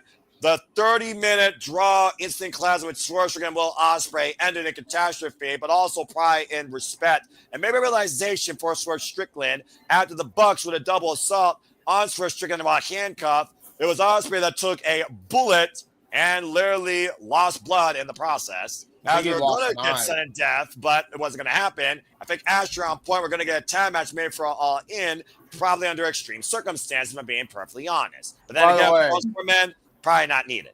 By the way, for the record, he might have lost an eye because I did see that clip after the fact. It did look like he may have gotten his eye punctured by that thumbtack shoe by the Oh, Jesus. My God. I hope that's not the case. Then again, we've seen enough eye patches for broken orbital bones alone in AEW, though, so he might join the eye patch game. That is very concerning. Yeah, well, considering that everybody likes to go it's the Young Bucks doing it. I'm not surprised. Anyway. Right. And we're back here at Summer Blockbuster. Again, just to bring up speed. Mega Bayne Penelope Ford lost to TayJay after the tie KO to Penelope Ford. She pinned her as Anna Jay kept Mega Bayne trapped in the Queen Slayer as long as she could to prevent her from bringing up that match. And then, as I said earlier, we saw what happened during the contract signing. Not more needs to be said. But it is official now, and it will be for the brand new AEW Unified Championship, as it looks like Kazuchika Okada has aligned with Don Callis, taking the Kenny Omega Bullet Club route to a whole different level. As we're here on Collision now with Kyle Fletcher and Anthony Bowens. Face first goes Kyle Fletcher here in the ring as Bowens looking to follow up, possibly for the famous Sir. All of that one. And Daddy has, I'm sure, approves. Cover, hook of the far leg. Kick out at two. Great resilience here. Would you like to see Kyle Fletcher challenge Adam Cole for the change championship again? Would you like to see Bowens take a crack? I'd love to see Bowens take a crack, honestly. I think that dude is long overdue for an opportunity for any title at this point. I'm fine with either man. Or, because I'm a sucker for these types of matches, I know you guys are probably sick to death of it. Triple threat. I wouldn't be mad at that. Yeah, I wouldn't be mad at that. Absolutely. That's absolutely a fair shout. Oh! And I wouldn't mind also seeing Josh Alexander take on Adam Cole as well if Adam Cole retains against either of these guys or in a triple threat. I'm about to say, we saw Josh Alexander and Adam Cole mix it up back at Double or Nothing in that trios match with the Paragon. By the way, looming around at ringside, basically the Don Callis family's enforcer. Nicholas Ferrante, good to see you, by the way. Hey, what's up, Nick? And, wait a minute. Hold it. But what's he looking for God. here? Whoa, Bowens, great escape. Yeah, he was trying to go for a back suplex on the apron. This might backfire on Fletcher here. Yeah, that scary spot that Fletcher almost injured Adam Cole with as Fletcher's dropped face first across the apron. And now Bowens looking to follow. Oh, what a lariat! Clothesline from hell. Cover two, no! That was brilliant. Oof. It was an insane 2 hours, and I love that championship. Bam! And I love a lariat. Lariat was one of my favorite moves in wrestling when someone hits it. We are far from done, Nick. We still got a whole 2 hours to go, brother. And we'll be back next week coming to AEW Grand Slam Mexico from Arena, Mexico. Officially made known, of course, now we have MJF versus Mistico down there in a battle for Lucha Libre pride, if nothing else. Exactly. Mystico gonna avenge his fallen fallen Compadres. friends, compadres, Yeah, amigos, Mascarada, yes. Dorada, Dorito. Yeah, that guy. Dorada, put some Really, respect on his name. How dare Dorito, you, come on, James. freaking idiot. Oh, Bowens taking him out the hamstring. Great kick. Insecurity back of the head. Now Bowens hooking out Kyle Fletcher. What is this? Oh, God, what a twisting DDT by Oh, Bowens. that was sweet looking. Cover 2 of the back press. 2.5. That's Very something well. new. I don't think I've seen a DDT done that way before. That was very impressive. Twisting draping DDT. Talk about disorienting your opponent all sorts of ways. Right? Yeah, you ain't kidding. That was brilliantly done by Bowens. And right now, Bowens might be looking to mollywop him. That rolling elbow strike. We saw him knock out Mass Caster with this in record time. And Blake Chris whip. And Kyle Fletcher with a duck underneath. It's an elbow of his own. Went for the super kick. Oh! Single leg boot. Off the ropes. Back elbow. Jab. Back elbow combination. Super kick. Takes Kyle Fletcher down.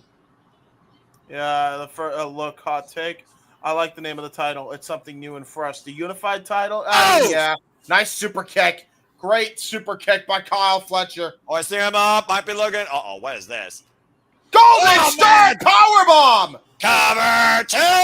No! Jesus, taking a page out of Kota Ibushi's playbook. Yeah, no That was a pretty kidding. well done powerbomb too. I'm not gonna lie. That was pretty well done and really good. Pretty decent height, lots of power. Yeah, unbelievable power by Kyle Fletcher here. Again, the Proto Star with so much incredible young potential out of this man, only fueled by the further hatred infused in him by Don Callis to be as aggressive as possible against any opponent.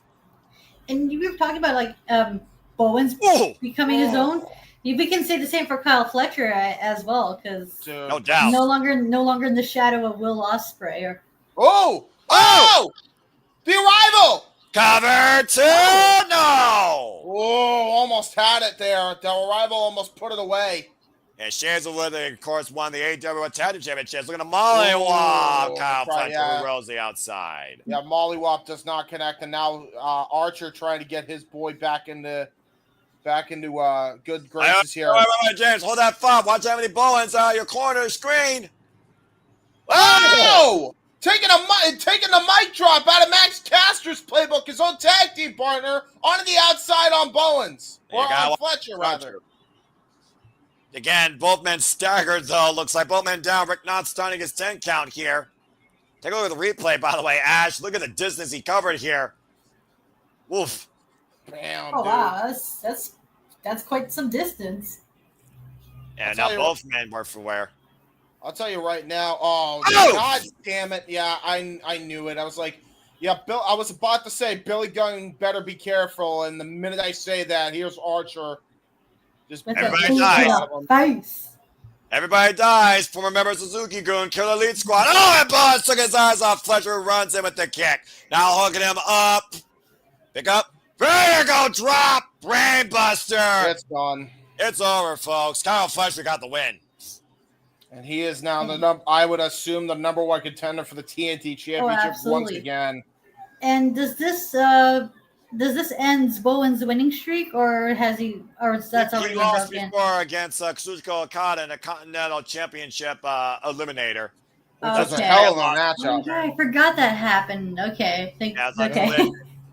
Again, you know you're not going to see the last of Lance Archer tonight, as of course Lance Archer and the Don Callis fan with Hechicero will once again collide with the Paragon and Daniel Garcia, looking to avenge last week's loss. Ooh, this is going to be my first time seeing Hechicero because I haven't watched any of his matches yet. You are in for a treat. He's one of the best technical wrestlers on the planet. Well, I hope so, because I heard him and Zack Sabre Jr. had a bunch of good matches that I have yet to see. Well, you're going to see a good match next week as well, as you see again Grand Slam Mexico. You might see more at Hechicero. MJF goes one-on-one with Mistico. You might as well say it's a match versus mask, pretty much. Yep. Well, that's what MJF would like it to be. I'll tell you that right now. Yeah, our American hero, right? That's the hero of America. I mean, I'm not too over that whole thing. Oh no! Oh no! Oh no! Oh no! Yes!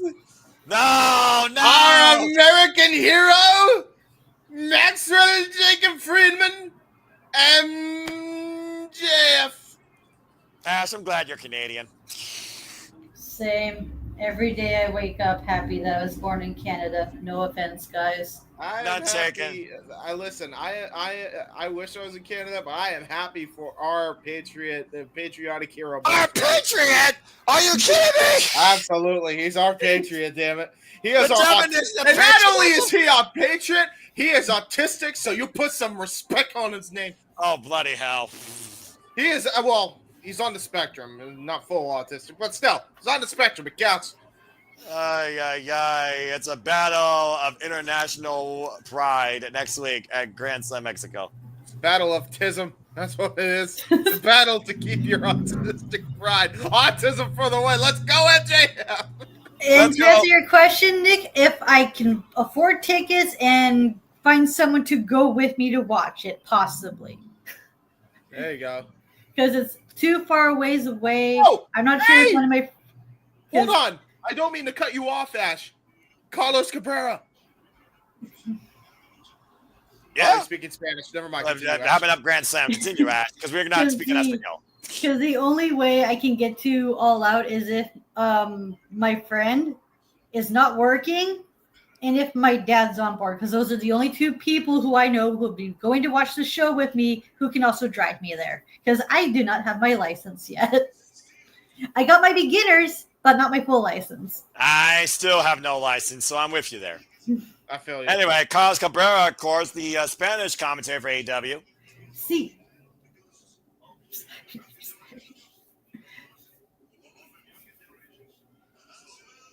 It's great to hear Carlos Cabrera. Is anybody able to translate, or is he speaking English? Yeah, no, he's speaking English now. He said he is so happy that Lucha is being broadcasted to millions of people, to a new generation, and he's actually getting emotional as he speaks on that. Aww. It's an importance in the business. Damn right. Keyword business, not just one part of the business. Mm-hmm. So don't let me And hear. I'd like to welcome a living legend. Huh? Please welcome.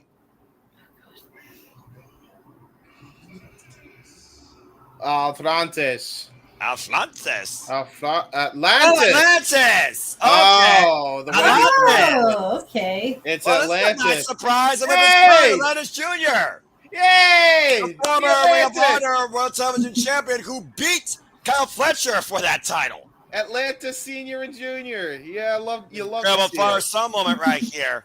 Nice. Aww. This is pretty sweet. I like this. It's the Atlanti. The Atlanti. The first game's gotta fuck it up.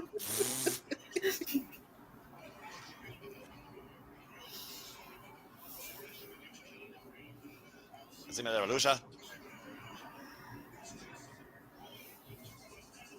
Oh no! Oh no! I should have known. I should have no! known these party crashers were going to crash the party. The Living Legend Killers, FTR, Matt Tomlin, and Cash Wheeler, who of course were interrupted by Atlantis Junior and Atlantis Senior after their incredible tag match last week against Templario and Atlantis. I think we got a tag match made players for Grand Slam Mexico. That's Ooh, a hell of a that's tag pretty good. match. I like that. And now we got to hear from the Nat Stokely Hathaway. Oh, good grief. I don't know how Mary J. Shout out to my friend Mary J. J. Mercedes Gold. Follow her on the Independence folks in the UK. Oh my God! He just took a shot at his age, and yeah. Well, I didn't disclose his age, but he's not wrong. Of course, working in Consejo Mundial de Lucha Libre, also known as CMLL.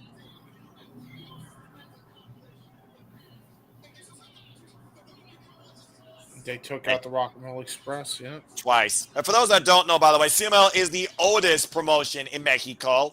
It's ran since 1933. Oh, wow. That old? Yep. Shit. And still going strong. Good for them. Yeah, no kidding. I mean, again, with a women's division, too. Jeez, oh, peace. He'll be back in 2002. This time he was relevant. But I say again, I think Nigel McGuinness is still far more relevant than anything Stokely halfway could say on the mic. Yeah, I mean, you're not wrong on that front. Goddamn, do I love me some Nigel McGuinness? Because, of course I would.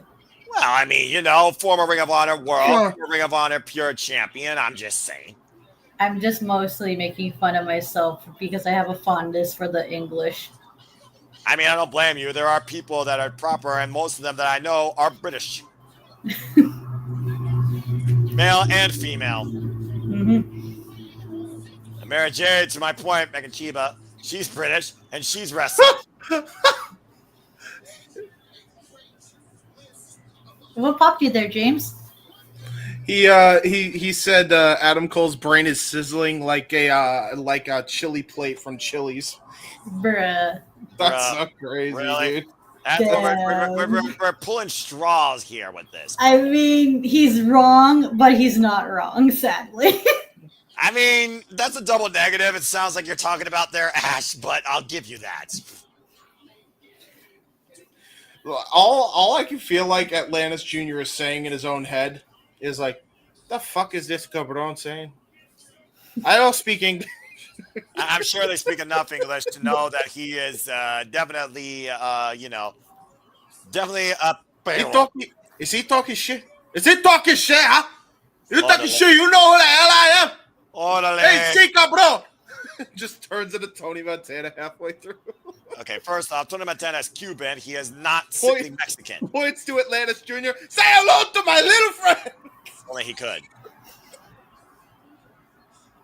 Oh, good grief. Ash, when I thought was going to happen when you both were here? I was wrong. It's still just this guy. But somehow you now understand the insanity I go through, and you're actually helping my mentality. So I thank you. You're welcome. Do you want this AEW team going forward for all TV specials and pay-per-views? Let us know in the comments because we'll be more than happy to give it to you as long as it works for our schedule. I'm a non-straight funny man. Yeah, clearly. And I'm the guy that's got to be Troy Schiavone in this thing that don't give a shit and somehow keeps the play-by-play going. What does that make me? Yeah, you know what? You tell me. You're remarkable. But you don't start with an R, so I'll just say you're amazing. Thank you. Amazing Ash. Or awesome. Anyway, again, folks, in case you're wondering what the hell is happening, FTR is harming up a match against Atlanta. Oh, thank goodness! And Atlanta Jr. and CR finally shutting FTR up as Stokely runs away like the coward he is. Oh my God! Here we go. It's a whole Donnybrook. It's a Donnybrook. He's a fight. I'm sure Point and Oregon's seen enough of those in their times. Why? Wait a minute. Oh no! Hey, Adam Cole, what the hell are you doing? Adam Cole! They're the TNT champion. Adam Cole putting up FTR now. Oh shit! I guess Adam Cole's running up this disrespect. You can't blame him. Oh no, don't count his family. Hey! What the hell? Hedges Sale, Kyle Fletcher, could open the catch cup.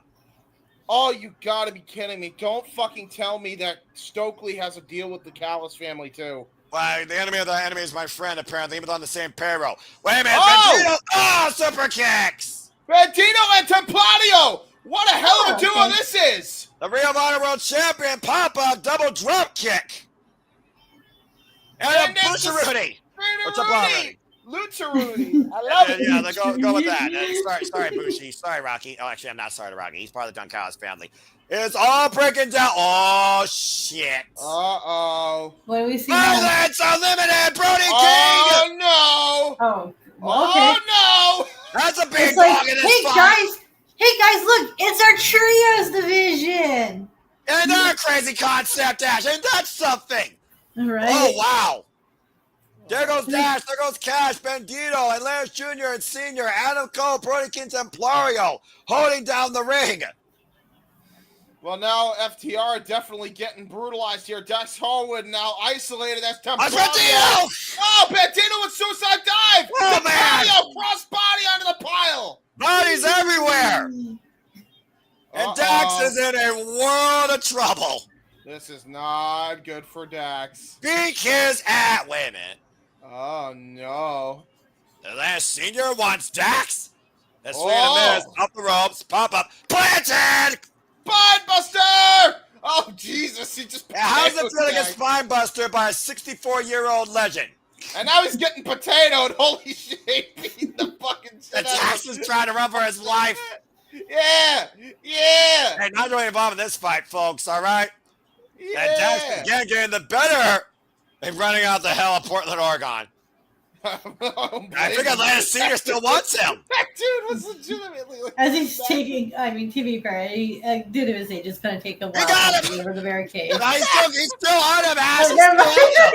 he's not done. Atlantis Jr. having a chase after his old man. That's hilarious. Oh, Dude, he was legit throwing potatoes. no. Atlanta Senior is going to fight Dax all the way to Mexico. But speaking of fights, still to come tonight, as we go backstage to Big Bill and Brian Keefe. What the fuck just happened there? A showcase of your trios division. That's And, what that was. Fair enough, Ash. You may be right there.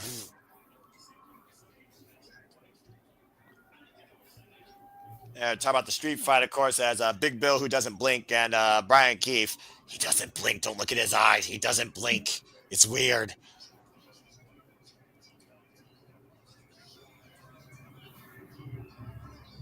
Oh, the workhorse man! Yes! JD Drake and Anthony Henry, they're back! DP Dub! DP Dub! DP Dub! DP Dub! In a while since I've seen JD Drake on my screen. Good to see him back. And I think the workers are ready to get to work. So who are those two again? Hey, I'm for this tag match. What did he say? Who are those? The people who confronted. That's Big Bill JD and Drake and Keith. Anthony Henry. James will tell you more about them as he's covered them in Deadlock Pro Wrestling. I've seen them in both AEW and Ring of Honor. As we go down to Aubrey Edwards for this next match, time for some women's action once again. Anthony Henry and JD Drake are legitimately the craziest bunch of motherfuckers ever. That's And, also accurate. Like, we're talking JD works like he's old school Bam Bam Bigelow. Like, Oh, okay. fantastic. And Anthony Henry is just a goddamn smash mouth wrestler. Oh, yeah. Oh, okay. Yeah, you'll like Yeah, that. he actually was out for a little while on injury. Ah, okay. I don't know. I didn't know who they were because I don't watch DPW, but I do love their podcast. And I had been keeping up with ROH. There you The go. boys are back in town. Ski-woo! There we go. Now the tism is triggered. I have no idea what's happening right now as I get ready to call this women's match here as we get ready for the two women that matter in this match as far as wrestling goes. Thomas Story Storm go one with Julia Hart, and of course, Mercedes Moné will challenge Thomas Story Storm for the AEW Women's World Championship at All In. Why? All right. Did they cook the steak right this time? We'll I don't find know. out. Story Storm didn't have a problem with it, but I also don't have a problem with this entrance as here comes the Empress of the Black Throne. Oh, I love Julia Hart's entrance. I just love Julia Hart in general. She's one like me. And she's not alone. Stokely Hathaway is embarrassing himself. Julia Hart in Sky Blue, a unity in darkness, come back to light. Oh, nice. Whoa, boy. Yeah, this is not going to be a clean one-on-one match, What clearly. should their tag team name be? Heart Blue, Blue Heart, I'm not sure, but call it whatever you want. I call it Violent. That's called the Hounds of Hell. That's what they are. I don't know if you officially call her Hounds of Hell, but Julia Hart is a former TBS champion, 43 wins in her past 50 singles matches. And speaking of tag teams, these two also know how to take it to the extreme with wins over the likes of Little Nightingale and Chris Statlander. Did not know that Templaria was actually a part of the United Empire. That's good to know. Yes, he is. He's also won having to be strong to champions with TJP after they won at Resurgence. This is the first time ever one-on-one matchup, folks, by the way. As we welcome in our AEW Women's World Champion, it's Timeless Toni Storm with Luther the Butler. Yeah. Time to get timeless, folks, and I'm sure James and Ash are going to drive me crazy during this match. Now I have to ask you, Ash. Yes. What is the most iconic wrestler in Deadlock podcast history? I think you know the answer. It is none other than Dick the Cock Johnson. There you go. Yes, indeed. Indeed. And ironically enough, none of those three body parts are involved in this match. Johnson. And Julia Hart, Sky Blue immediately on the attack before the bell. Oh my! Control here. Oh Sorry, my! what did I miss? I was too busy laughing. Fucking Sky Blue just Sky Blue and Julia Hart Hart mollywhopping timeless choice storm before the bell. Yeah. Oh shit! And Aubrey has thrown Sky Blue out of here. Ah no! No, did it? I don't blame her. Something tells me this is we are not going to see the last of her. Sky Blue got way too heated before the bell rang, and Aubrey Edwards is getting some law and order and control taken out here. You know what, Chris Leclerc? I like where you're going, but I would call them Sisters of Sin, SOS. Actually, that sounds brilliant. Well, Thomas Storm has been assaulted before the bell rung, as we're supposed to have a one-on-one match here. Oh no, Toni Storm is not doing well. And look at fucking Mercedes now. Just recording it. What a bitch. I mean, what'd you expect from someone that's never mind? Anyway, Julia Hart,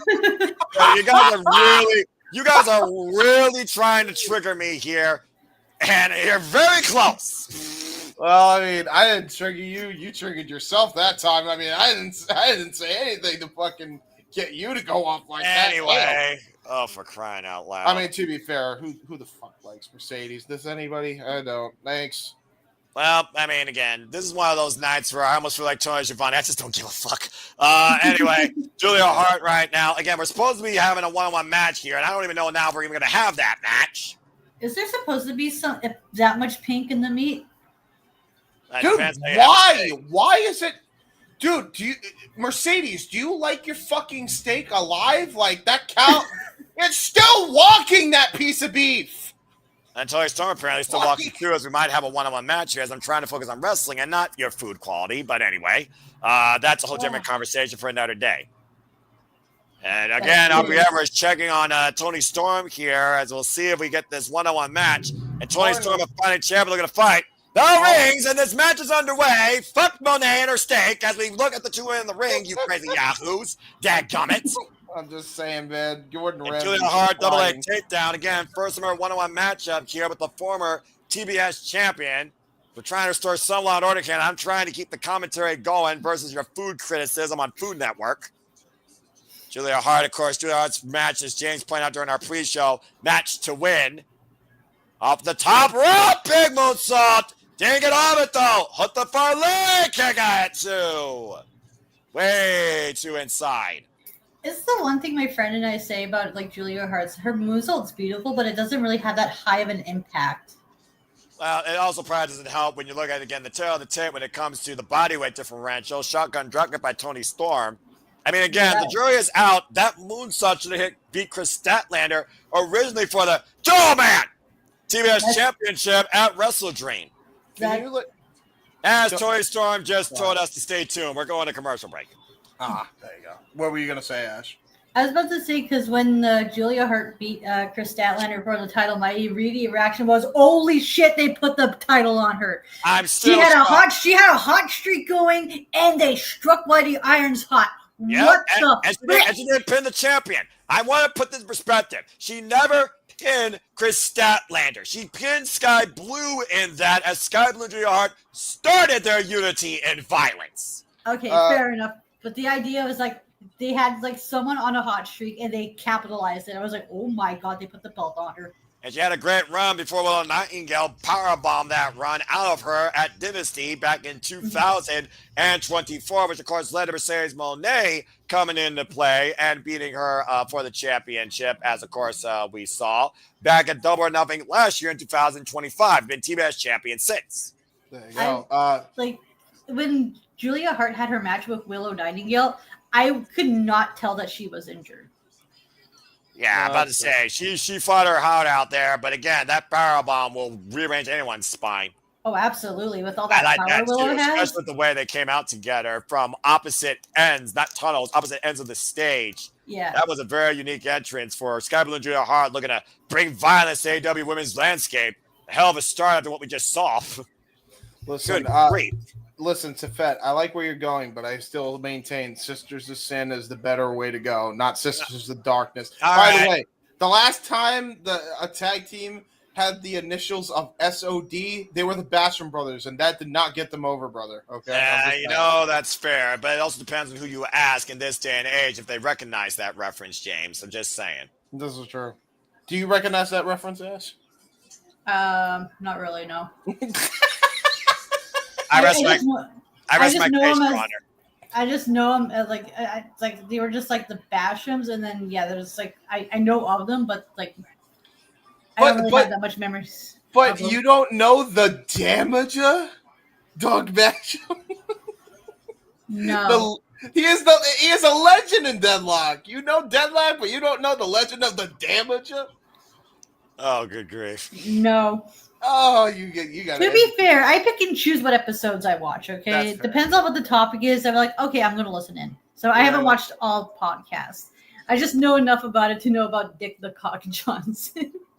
What a name! Better than Mercedes.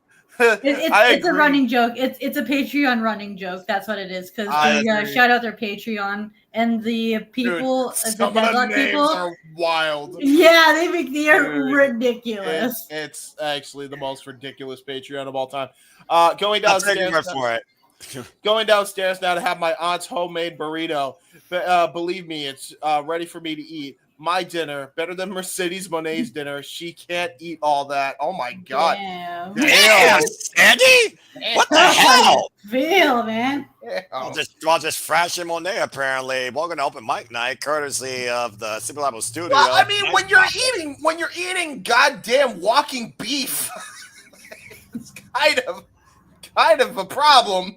I mean, I'm not going to judge. I don't have any conversation in that matter, okay? I haven't had a steak in a long time. I just had my mom's lasagna, all right? So, you know. That sounds really good. That sounds amazing. And welcome back to AEW Summer Blockbuster as we're serving up hot wrestling content here. Julia Hart and Timeless Story Storm in the middle of the ring. Aubrey Everett's our official. Sky Blue has been ejected from ringside after the pre-match assault. Again, folks, we go all in 31 days with Dynamite, Collision, StarCast, Ring of Honor, Supercar of Honor, and of course, AEW in Texas. Headline matches including Limited to Kazuchika and Okada came out for the brand new AEW Unified Championship, as well as, of course, Mercedes Moné versus Timeless Story Storm for the AEW Women's World Championship, and Hammond Page versus John Monty for the AEW World Championship, as Julia Hart.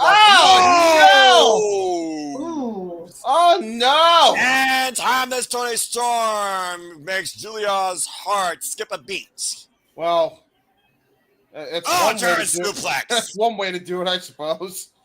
And again, up and down and floated around is the former TBS champion, courtesy of Timeless Toni Storm with the Deadlift Germans.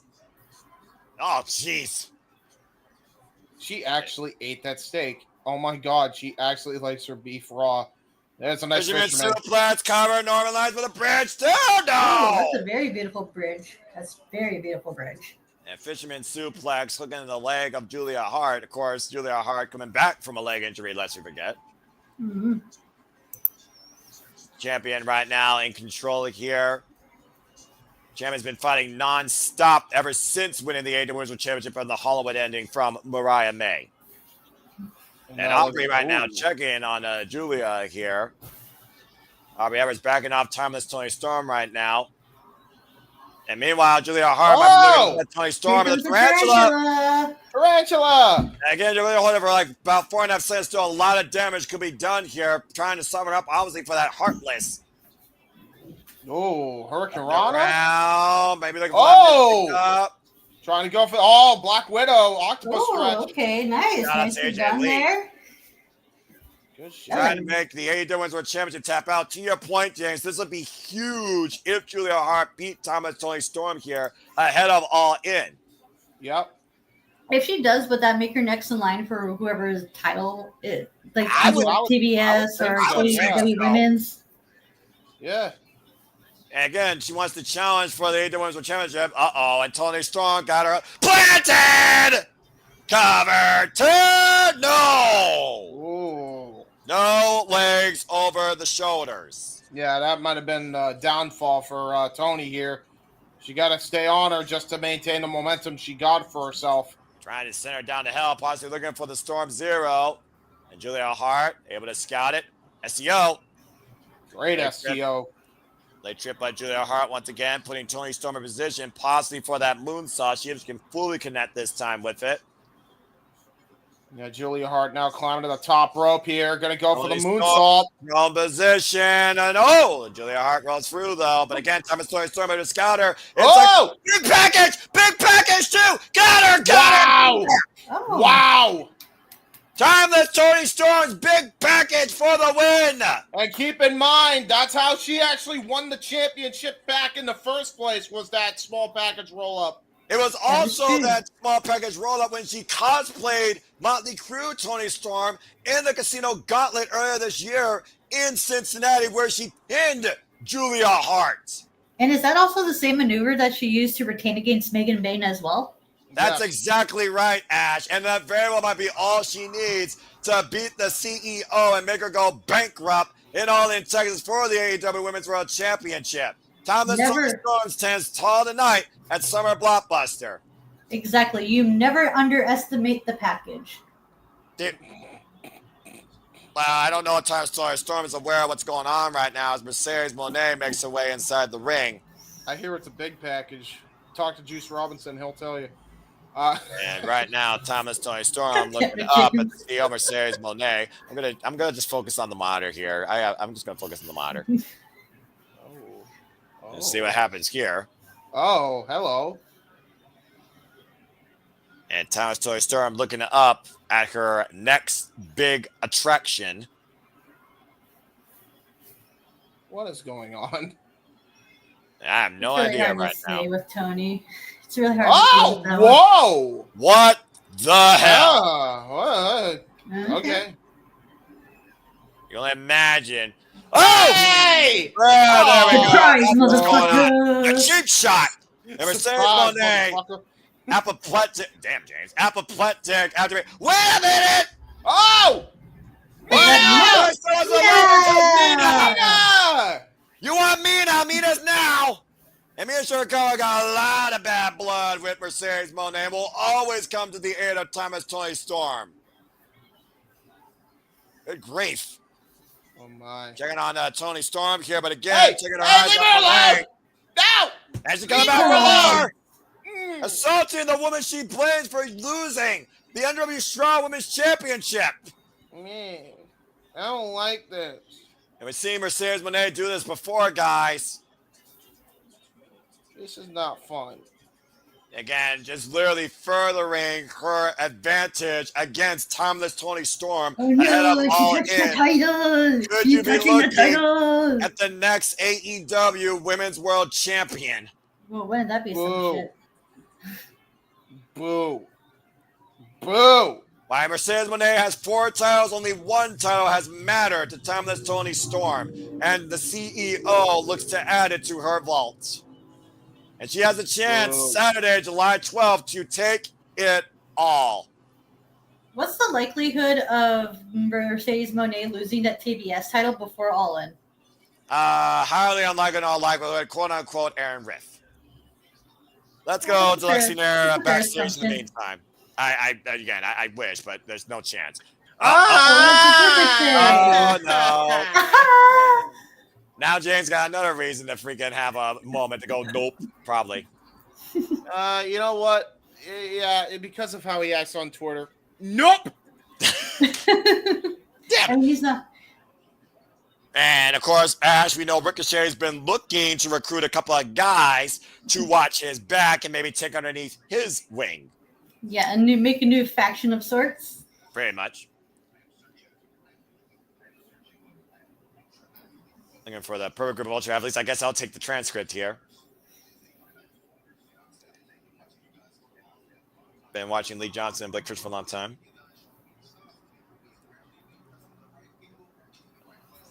Brandon Preston, the right people, right places.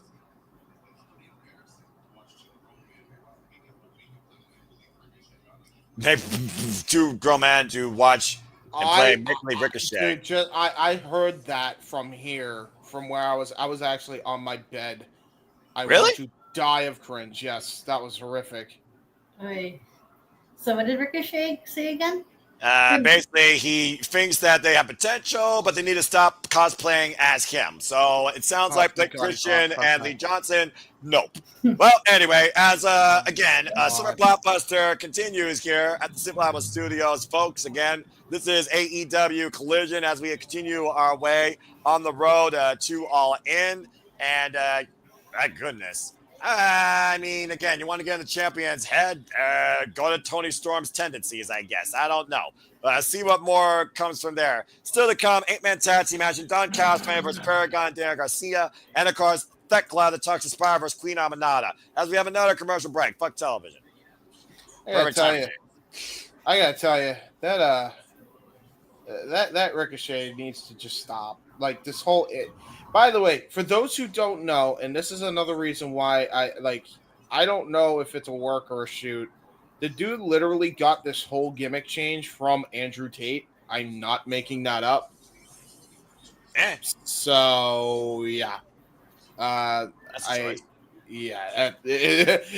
you're telling me it's sure as fuck a choice. Yeah, that's yeah. He's a fucking That's bastard. that's an interesting character to take character inspiration from. I mean, inspiration comes from the strangest of places, even if it might be a place that you think no inspiration should come from. I don't know. I don't know. The well-known sex trafficker and drug lord and also a douchebag. Yeah, Andrew Tate. That's him. Okay, well, that being said, while we got a moment to breathe, allow me again to encourage and remind you all, if you don't be a dickhead, subscribe today to Barry for Wrestling. That again is Barry for Wrestling, our Canadian Fan Ash, following the X Shadow Bat Dash. If you haven't already, subscribe to Walter Cruz, Rage of Wrestling, get it, got bueno. Show them the love. Again, it is you guys that allow the passion to progress, and we are happy to continue to bring it forward to you here on all the chances of our studios. But support our friends and get their numbers going again. That's Barry for Wrestling and Walter Cruz at Rage of Wrestling. And go ahead, James, because God bless it, you need a reason to have this graphic on the screen. You can find me on YouTube, Instagram, and X at JHeberSide95, and on Facebook at JTMaheber. I do really cool and dumb things on the internet. Like Rage at Super Mario Sunshine. That's what I do. There's me. Part 9, Road to Luigi. I unlock Luigi. It's cool. Ooh. He's very nice. Very, very fun to play. I And then part 10. It's the Eclipse crew on Daisy's Cruiser. It's Luigi, Mario, Piantissimo, and Yoshi. All chilling on the cruiser and getting the rest of the shines. So there you go. I do the fair fun enough. thing. And again, the next time you see us crazy yahoos here that not only are all they but love all things wrestling, will likely be Saturday when, of course, we are back with Renegade Wrestling JJ Williams for the weekly moderated conversation of wrestling madness. That is the Saturday Shenanigans. So again, if you have been having fun with us here tonight, I hope you continue to follow us along here at our studios for all our coverage across all things wrestling and other sports too, and also the weekly conversations that are the Saturday Shenanigans. So please stay tuned, as again, we have about an hour left and 2 matches known, and possibly a third after we saw Big Bill and Brian Keith confronted by the Workhorsemen. I don't know if that was made official, and we have 1 match made official, another one tentative for Grand Slam Mexico next week as AEW continues to bring all the hits. There you go. All the hits. Damn it. Yeah, I hope after the Mexico show they continue to bring in the luchadors because I like that. I think you're going to get your wish. The CMLL contingency as we're about to reach for the sky, boy. Looks like my Briscoe in action. We're back here on Max and TBS. Take it away, Arcady. Oh no! Hey, look at Summer Hero Ishii. My boy. I'm happy. And the conglomeration in full force, boy. Here we go. And of course, the current NWW Strong Overweight Champion, the Stone Pitbull. This is what happens when you mix strong style with redneck karate, you hear? That's accurate. And let's begin with Nightingale. Looks like we got an intergender match coming up here. Oh, Mixed my trios. God. Okay. Ooh, who are they facing? I don't know. Is this impromptu? I think it's completely impromptu. Of course, we know these guys have had vendettas against the Death Riders and the Don Callis family. Rocky Romero, of course, betraying the Stone Pitbull, Termishi, Marina Shafir, the biggest problem with Nightingale's backside. And of course, Mark Briscoe went, what? Oh, And there's Chris Statlander watching on. Statlander's sad. Yeah, well, you don't know when Statlander is going to strike one of the most dangerous women on this division. Again, one of the men bridged with Willow, but Willow wants nothing from it. Each woman questioning each other and who they hang out with, while Chris is out with nobody. And it looks like they will be taking on the MXN collection. So strike a pose at his Mansoor and Mason Madden. Yay! With Johnny TV and Taya Valkyrie. Yay! Well, James is happy. Talk about the best dress fashion. Shows the most fashionable. I love this. It makes all the sense in the goddamn world, this shit. Of course it does to you. DP, by the way, also, one more time. DP dope, DP dope, DP dope. What the hell? They're heavily featured on that show. That's why. And they're also heavily featured on Ring of Honor, the most fashionable duo in Ring of Honor, the MXM collection with Taya Valkyrie. God bless. James! God bless Taya Valkyrie. There it is. I knew it. I'm gonna lose him again. I could already tell. Can you do the little banner thing? Of course I can. Thank you. Of course, the MXN collection has been more concerned with Johnny TV's calorie count than winning, it seems. Bell Ray's run away with Bryce Rensburg for this contest. Impromptu contest as it gets. I love it. I mean, anytime I see the Stone Pitbull on my screen, it's a good time for me. But look at this, man. Mansoor not backing down. Well, I mean, Mansoor has shown his grit. Never mind. I was going to give him credit, and then that happened. Tags into Taya Valkyrie. What the hell are we going to see here? Taya Valkyrie and Tomohiro Ishii. She boom bumps Tomohiro Ishii and then tries to chop Ishii. Okay, that's not a good idea. Yeah, he's just going to walk out and just tag Willow. Like, what the hell is this? Again, a man that does not need to speak, actions speak for itself. That is the Stone Pitbull Tomohiro Ishii. So we got Willow. Sorry? Go ahead. Stone I was about Pitbull to say he's called Stone Pitbull for a reason, because he's hard to knock down. Crossbody, bang.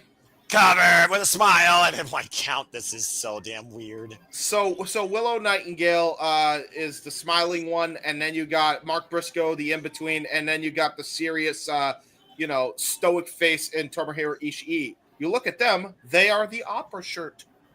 So this is literally us then, because I'm literally stone-faced whenever I'm surrounded by you two with your bubbly personality and your outrageous insanity. Yeah, pretty much.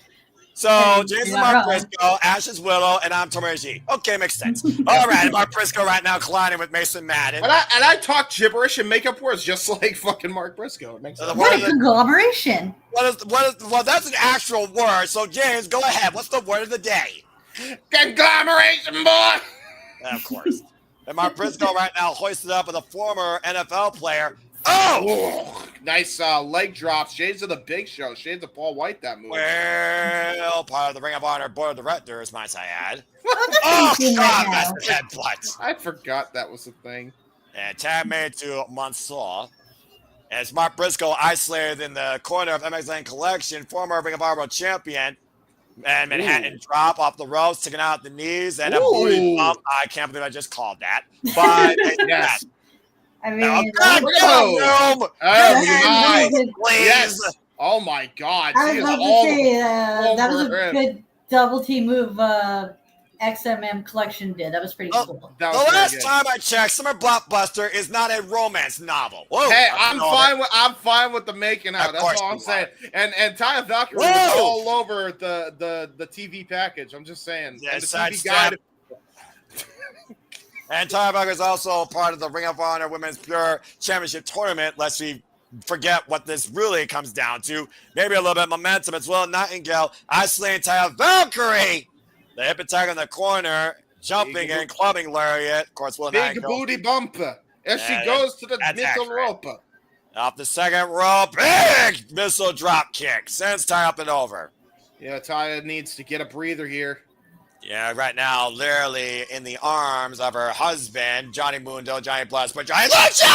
Oh, she got both of them. Well, Johnny Mundo and Taya Valkyrie just got taken out by a cannonball. And meanwhile, swing and a miss by the MSN Collection, stereo shots by Ishii and Mark Briscoe. I have lost all control. Oh, back. This is not going well.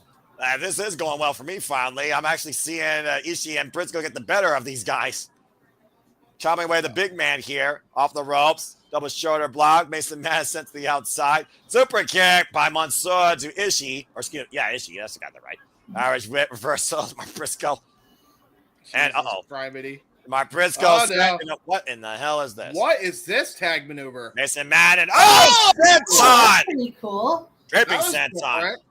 Oh, shoot. Pushed it up. Electric chair position. Take down the big man. What Better the watch hell? out for Ishii. Ooh. Looking for the Doomsday device, possibly. Ishii coming to play for your point, James. What the hell do these two have planned here? Ishii and Mark Briscoe. Redneck Kung Fu coming to play here with Stone Pitbull Wrestling. Oh, wait a minute. Mason Matt. Oh, man! Oh, nice. Great sunset flip there. And watch Willow, though. Oh! She just like moved. Oh, Period. And accurate, Ashton James. And Willow and Ishii. Are you kidding me? Oh, wow. From Mason Madden. Oh, and we're going a little bit of Froggy Ball. And Mark Briscoe hits it. Got all of that one. What the hell is legal?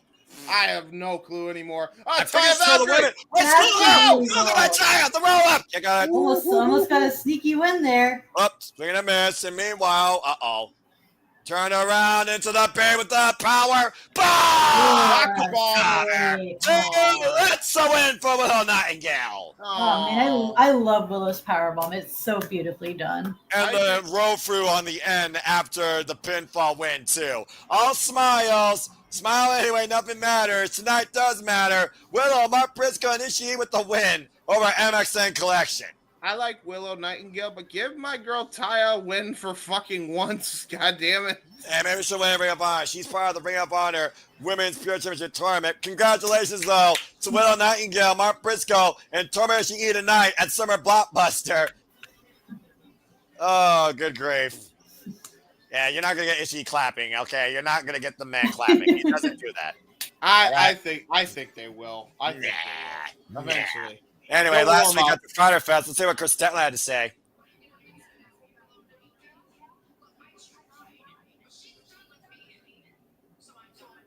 Oh. Damn right. Put some respect to her name. Accurate.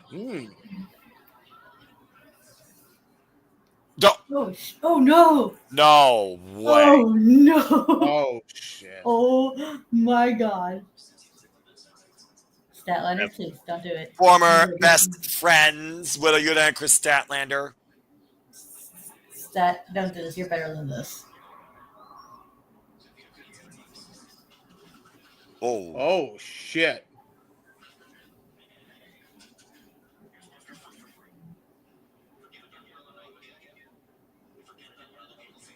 Forget about what people think of you. Forget about this.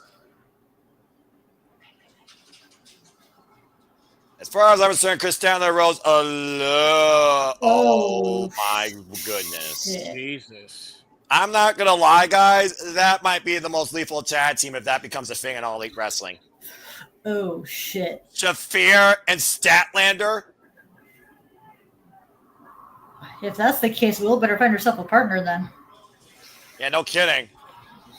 There is definitely trouble at brewing as it looks like John Moxley is not done recruiting.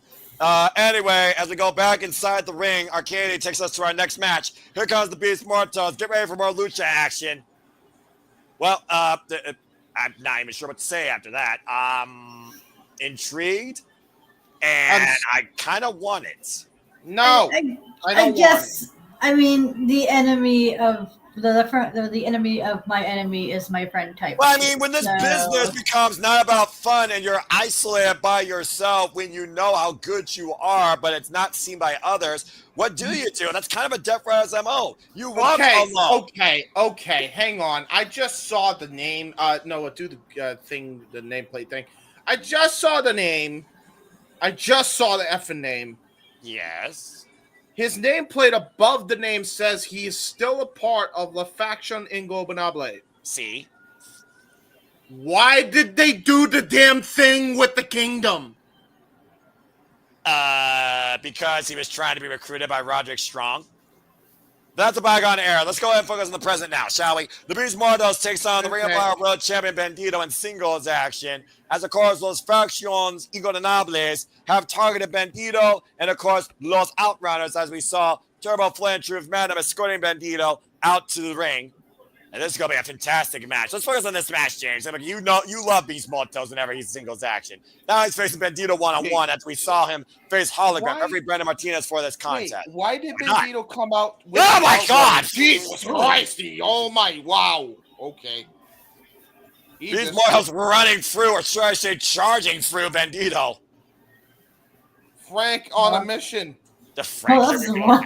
Well, I mean, that's the one way to start off a match, right? Yeah, I'm about to say, who got the, oh my God! Man, he's just ragdolling Bandito right now. Even for an airplane spin, showing that power. Yeah, man. I'm liking it. Who needs a lasso when you got freaking Beast Mortos literally throwing Bandito?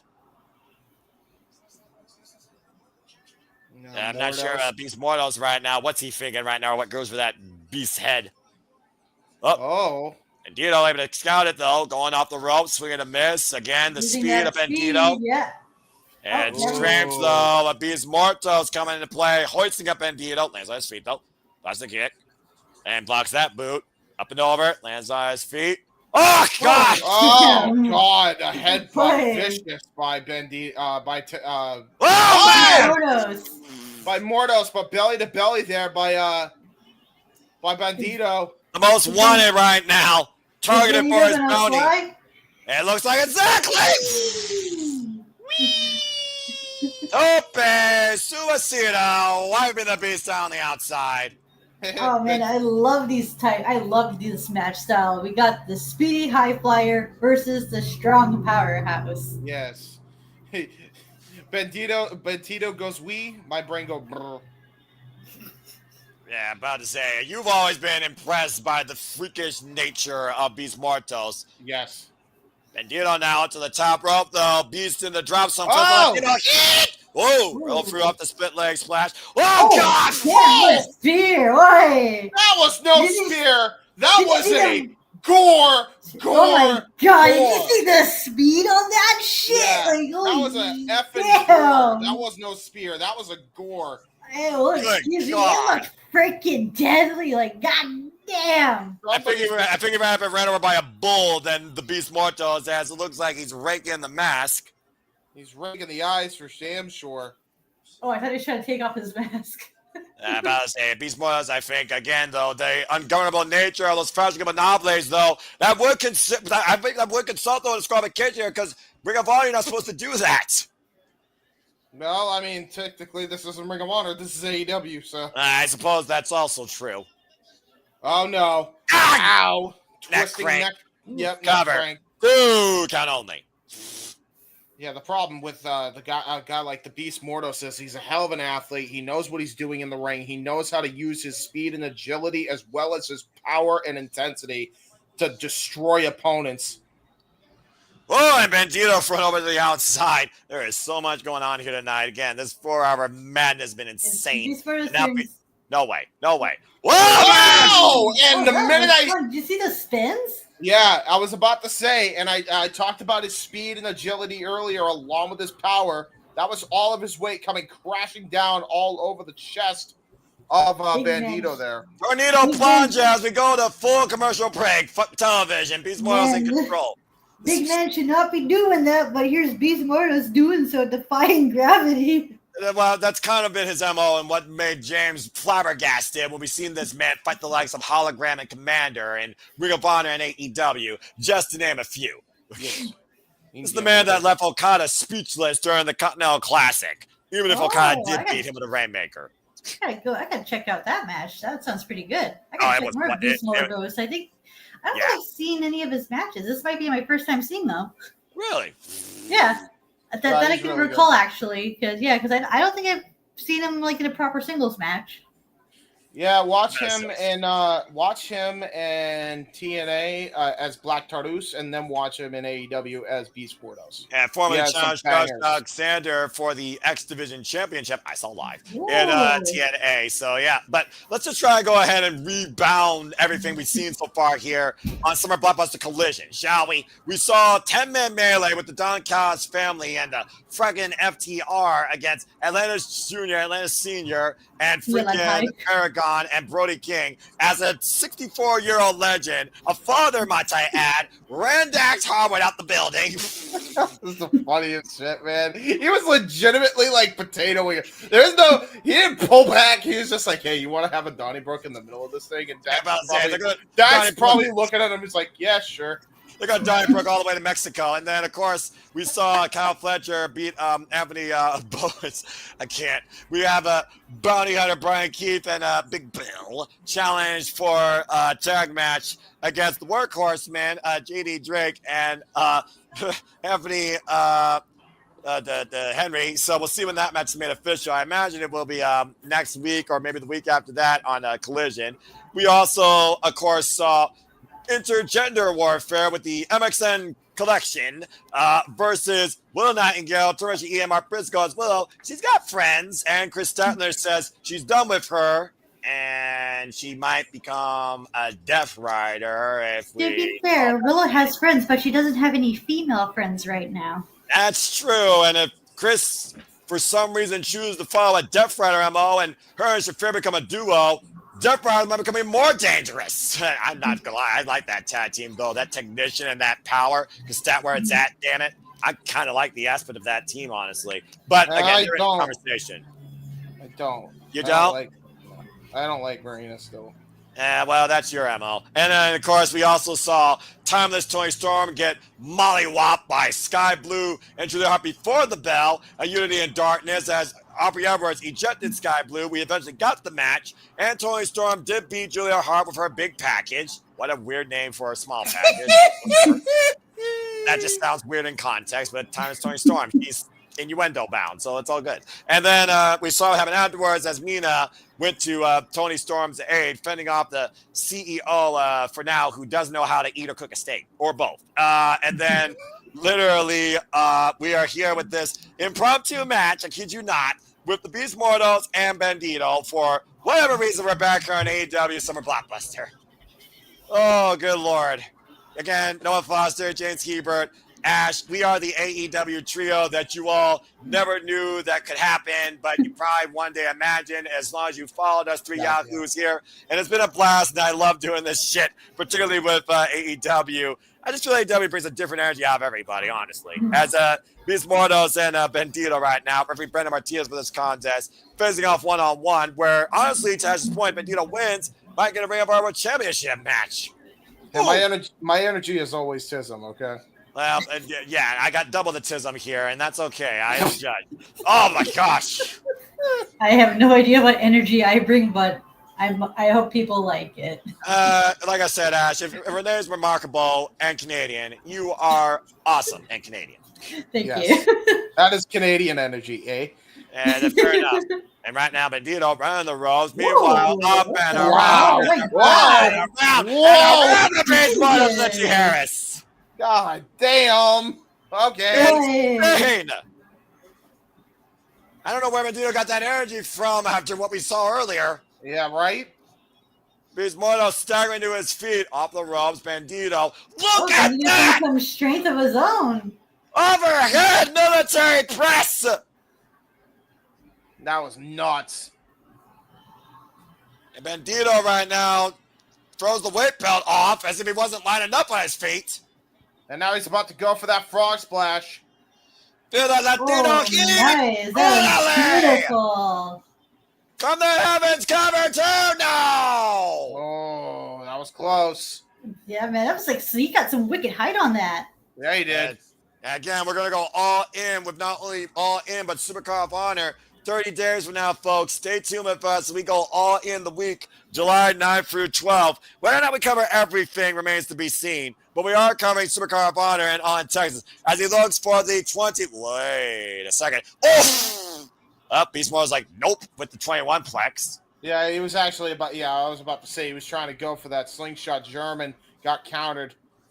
And meanwhile, lockshot! Rolling crucifix bomb by Beast Mordos. Samoan drop. God damn. Yep. The shoulders aren't down. Now shoulders down. Not enough weight on the shoulder. 2 count. Poor positioning by Beast Mortos there. Yep. Again, ring positioning is key, Ashton James. Mm-hmm. Absolutely. It makes all the difference. Uh-oh. And right now, Beast Mortos here hooking up Bandito. What is this? Oh! Oof. That was a brutal lung blower. Tombstone lung blower there by Beast Mordos. Over to make the cover. Lateral press and 2 count again on the Ring of Honor World Champion. Good grief. The only one was going for Beast Mortal's mind right now that Bandito is still fighting. And How do look you at that. speak for him? Ooh. To the world way inside cradle. Whoa. It's the cradle by Ring of Honor Champion. Bandito. It's a 2 count. Oh, that was close. Meanwhile, Bandito. roll through, cross leg cover, sits in it. It's a 2 count. Yeah, this is what makes Bandito so dangerous. He's such a versatile wrestler. That swing and a miss. And meanwhile, up on the shoulders. Oh, go to sleep by Bandito? Former shout-out to the Ring of Honor World Champion CM Punk. And I want to go up top again. I think he's gonna go for. I thought he was going to go for a moonsault of sorts. Yeah, something like that. Oh, Beast Mortal's beating him to the launching point. Yeah. Oh no! This usually sets up for the top rope military press. Yeah, I remember you lost your shit when he did this to Kommander back at Death Before Dishonor last year. Oh God, he's setting it up. Situation. I sense disaster. Oh, Bandito trying to counter the attempt. Disaster for who is the question? Yeah, I don't know. I'll give you the answer here in about 15 seconds. Oh, Lord. Oh, no. Yazuna drop. Yazuna drop by Bandito incoming. Avalanche Monster Power Slam. Holy shit. Good God. I lost meals. Now cover with the nail away. Bandito with the win. That was brutal. I got your answer, Ash. It was Beast Mortos.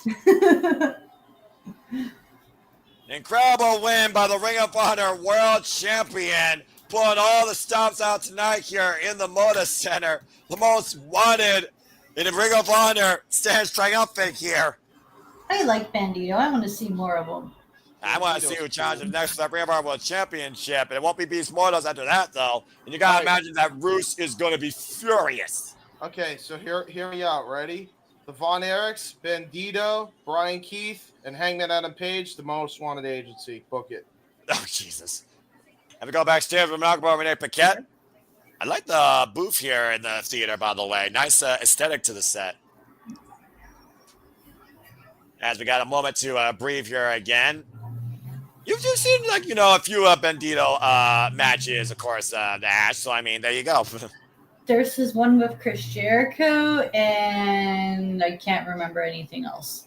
Fair enough. And apparently, next week, Grand Slam Mexico, Mercedes wants to challenge. Oh, hello. The another belt to the collection. Women's World Champion. Oh, my. Oh! Oh, my. She just decked her. I don't know who she is, but I like her.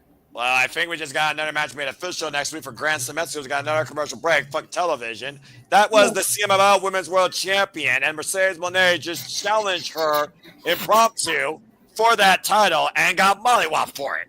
Yeah, she's Oh, gonna get great. Another belt to the collection. Let's go. How many more No. belts are we going to We're get just- here? Boo! We're just gonna go. Boo! Hey, I'm just, don't beat me. Don't boo me. I'm just speaking truth here. I know you are. I'm booing this. I'm booing. I don't the know idea. why it was so hilarious that I just heard Ash say, "Don't boo me," but that just cracked me up. Don't boo me! Like, don't boo me! I was booing the idea. That's our bounce back comment. I was Okay. booing the idea, not you. Okay, fair enough. I'm about to say that wasn't tism, that was just triggering. She triggered All right. my autism. Well, it's like, I mean, the misinterpretation, communication, all the big words tonight. I can make more words that actually are literal than Mark Briscoe makes up words. I'm just saying. Oh, my gosh. The word of the day is insanity, folks, as I have been with these yahoos now for 3 hours and 23 minutes of absolute insane madness, and somehow I've enjoyed every minute of it. I think I'm slowly going insane in the membrane the more I hang out with these people. Sorry. Insane in the brain. Insane in the brain. case Insane in in the point. membrane. Anyway, for those that Insane in don't the know, that's a very familiar person, James. That's Susius, Steady Susius. Valkyra's former tag team partner. That is true. Susius is her former tag partner. I like her. And she's the current CMLL Women's World Champion. She is also the Occidente Women's Tag Team Champion as part of Los Infinales. They've been champions now for 156 days. She's been the CMLL Women's World Champion now for 252 days after beating, you guessed it, Willow Nightingale. I'm not mad at that. Gosh. Anyway, we got a moment to breathe now. So again, I think there's only 2 matches left at this point. I think in this utter madness, we still have the Toxic Spider Thekla taking on Queen Aminata, and we also have that 8-man encore, if you want to call it that, from last week. As I imagine, it's going to be our main event with the Paragon Darren Garcia taking on the Don Callis family, Lance Archer, Kazuchika Takeshita, Josh Alexander, and Hechicero from CMLL.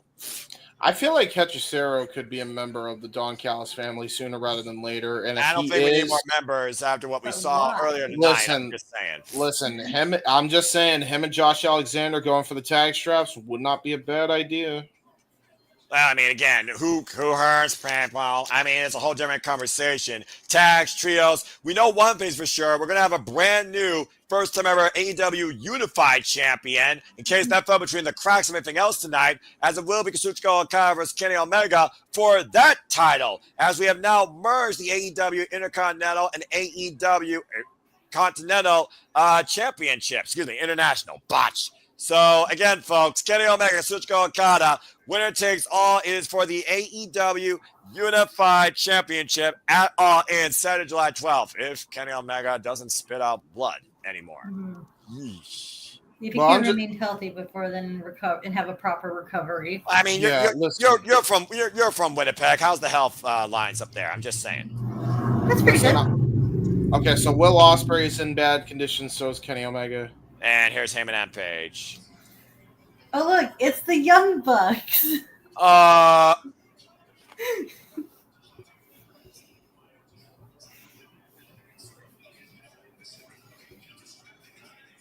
Don't look at the door. Look at the door. Look at the door. Look at the door. Yep. You saw who was bringing out of there, right? Yeah, I saw Swerve. No, that was Prince Nana.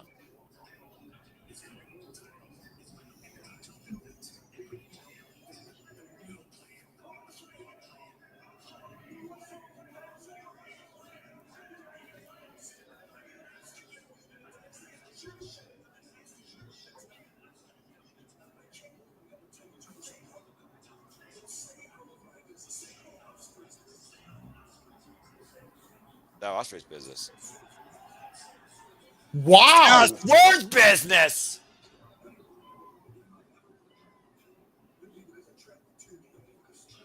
Ho! Ho! Ho! So, do we still think that Heyman is with the Bucks? I think Nana was listening that whole time. Oh, shit, dude. Well, let's go inside the locker room and check on... Oh, Jesus.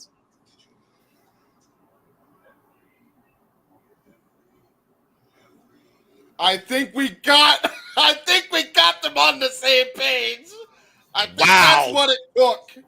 That was a hell of an emphatic statement. Talk about showing your true toxicity towards the Bucks. Speaking of toxicity, time for the Toxic Spider to take something away from a queen. It's Thekla versus Queen Aminata now in AEW. Yeah. Is this main eventing? No, this is the semi-main. What's the main? The The eight-man eight tag. man. But Oh, yeah. James, get ready to Rocket Punk style with the Toxic Spider Thekla. I'm loving the energy already. Are you shitting me? I figured you would. Yep. Yeah, of course, they saw the Toxic Spider in action for the first time last week with her debut win over Lady Frost at Fyter Fest after dropping Jamie Hayter in her first impactful statement here in AEW, and we haven't seen Jamie Hayter since. Bro, why is every Australian ever a punk rock chick every time? I mean, again, Pro Wrestling Eve is the all-women's grunge punk promotion in the UK, so honestly, okay. the jury is out. Probably. At Thekla, 32 years of age, 7 years in the game, trained out of the Ice Ribbon Dojo by Mio Shirai, former running mate with Julia, Beautiful and Sandy herself, part of Donna del Mundo. Women who play in the world, joined Oedo Tai, became part of their evolution as Hate, and now looks to take a Queen's head off tonight. They are gonna kick the absolute shit out of each other. And you're all for it, aren't you? Uh-huh. Queen Aminata, of course, on a 7-match Ring of Honor winning streak, also part of the Ring of Honor Women's Pure Championship Tournament to start very soon. Oh, nice. Of course, we saw Queen Aminata come out last week to aid a friend in Lady Frost after Thekla decided to snare her once again in that death trap, that reverse Indian deathlock. She's a submission specialist. Oh, yes, and she has a toxic spear to back it up. Well then, color me intrigued.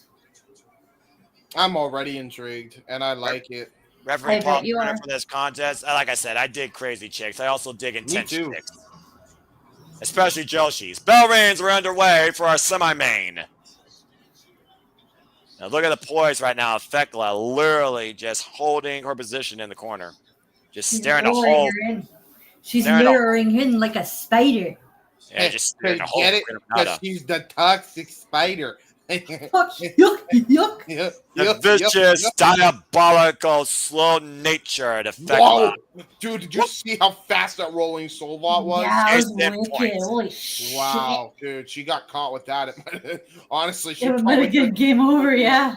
About I to say think it, she guys. would've Don't gotten it. blink. How do you say your name? Thekla. Whoa. Thekla. Thekla? Yeah, Thekla. Ooh, nice. Thekla. Okay, wrestling so the face, H is, so you do pronounce the H. Yes. though. Ooh, Face Okay. first goes Right. Queen Aminata, taking over the arm drag. Damn, That bear Thekla's a there. scary And bitch. Thekla looking for another kick. And again, Queen Aminata just avoiding contact. Yeah, that's I'm a not problem. sure. Never mind, I'm not going to say it. What were you gonna say? Don't worry, I'll message you it. Say it. No. Say it now, Ash. Say All right, we're rated R. All right, I deal with James Tism. Let's see how bad your Tism is. Go for I'm it. not sure if I should be scared, turned on, or both. Me too. Well, you know what? That's not nearly as bad as an innuendo thing I've heard from Tony Storm as of late, so I'll take it. Fair enough. It looks like Queen He's got a Aminata. big peck. Shut Wait, it. what? What? Yes! Never mind. We're going to focus on this match. One person here is going to focus on this match. And it looks like Queen Aminata wants to use her reach to her advantage. Oh! Now they're just slapping each other. And Oh Thekla my god. well, okay, don't Never install the mind. queen. And I'm snap not there. just like whooping her. And Yeah, about to this say, is you infuriate the queen, you're going to get your ass kicked. Yeesh. Grizzly Magnum by Queen Aminata to Thekla. Ow. Off the ropes. Oh my gosh. Yeah, that was brutal. And Toxic Spire taken to the outside for now. Thekla might be out on her feet or looking to regroup. Former Goddess of Stardom tag team champion with Momo Watanabe of Oedo Tai. Yeah, legitimately, she got her jaw rearranged off that kick. That was brutal. I That was I a assure straight-up you, it's punk not the kick. first time that she got her jaw jacked. I'm just Oh, saying. I've seen. And it's probably not going to be the last either. Because she's a tough one, but from what I've heard about her. Mm-hmm. That driving knee strike, though, that Thekla has, though we haven't seen her use that yet. Again, just planning. Or no, just stalking Queen Aminata from the outside. Smart to stay on the apron in between her and Paul Turner. Yeah, this is brilliant. This is brilliant. Little mind games here by Thekla. I mean, she's controlling the pace right now. She's letting the air out of the ball. That's Queen Aminata's momentum. Aminata, though, not stirred right now, just doing push-ups in the ring. So far, avoiding Thekla's mind games. And right now, going to make... Oh, my God! Oh, my God almighty Christ. The Irish whip. Thekla front off the ropes. Swinging a miss by Queen Aminata. Thekla up and around. Takes Queen Aminata down with the tiaras. And Thekla now following up with the running boots. Drop kick of sorts, excuse me. Oof! Yeah, a big Good boot grief. to follow up. Poise, precision, absolute aggression. Thekla continues to play with her latest prey in her web in this commercial break as we give you picture-in-picture on Ash's end and full commercial on our end. Fuck television. You web the spider. He's funny. I'm about to say, I've seen enough spiders in my life in wrestling. Lest we forget the likes of Tara, one of the most badass knockouts there ever was. Oh, yeah, she had a good run in TNA.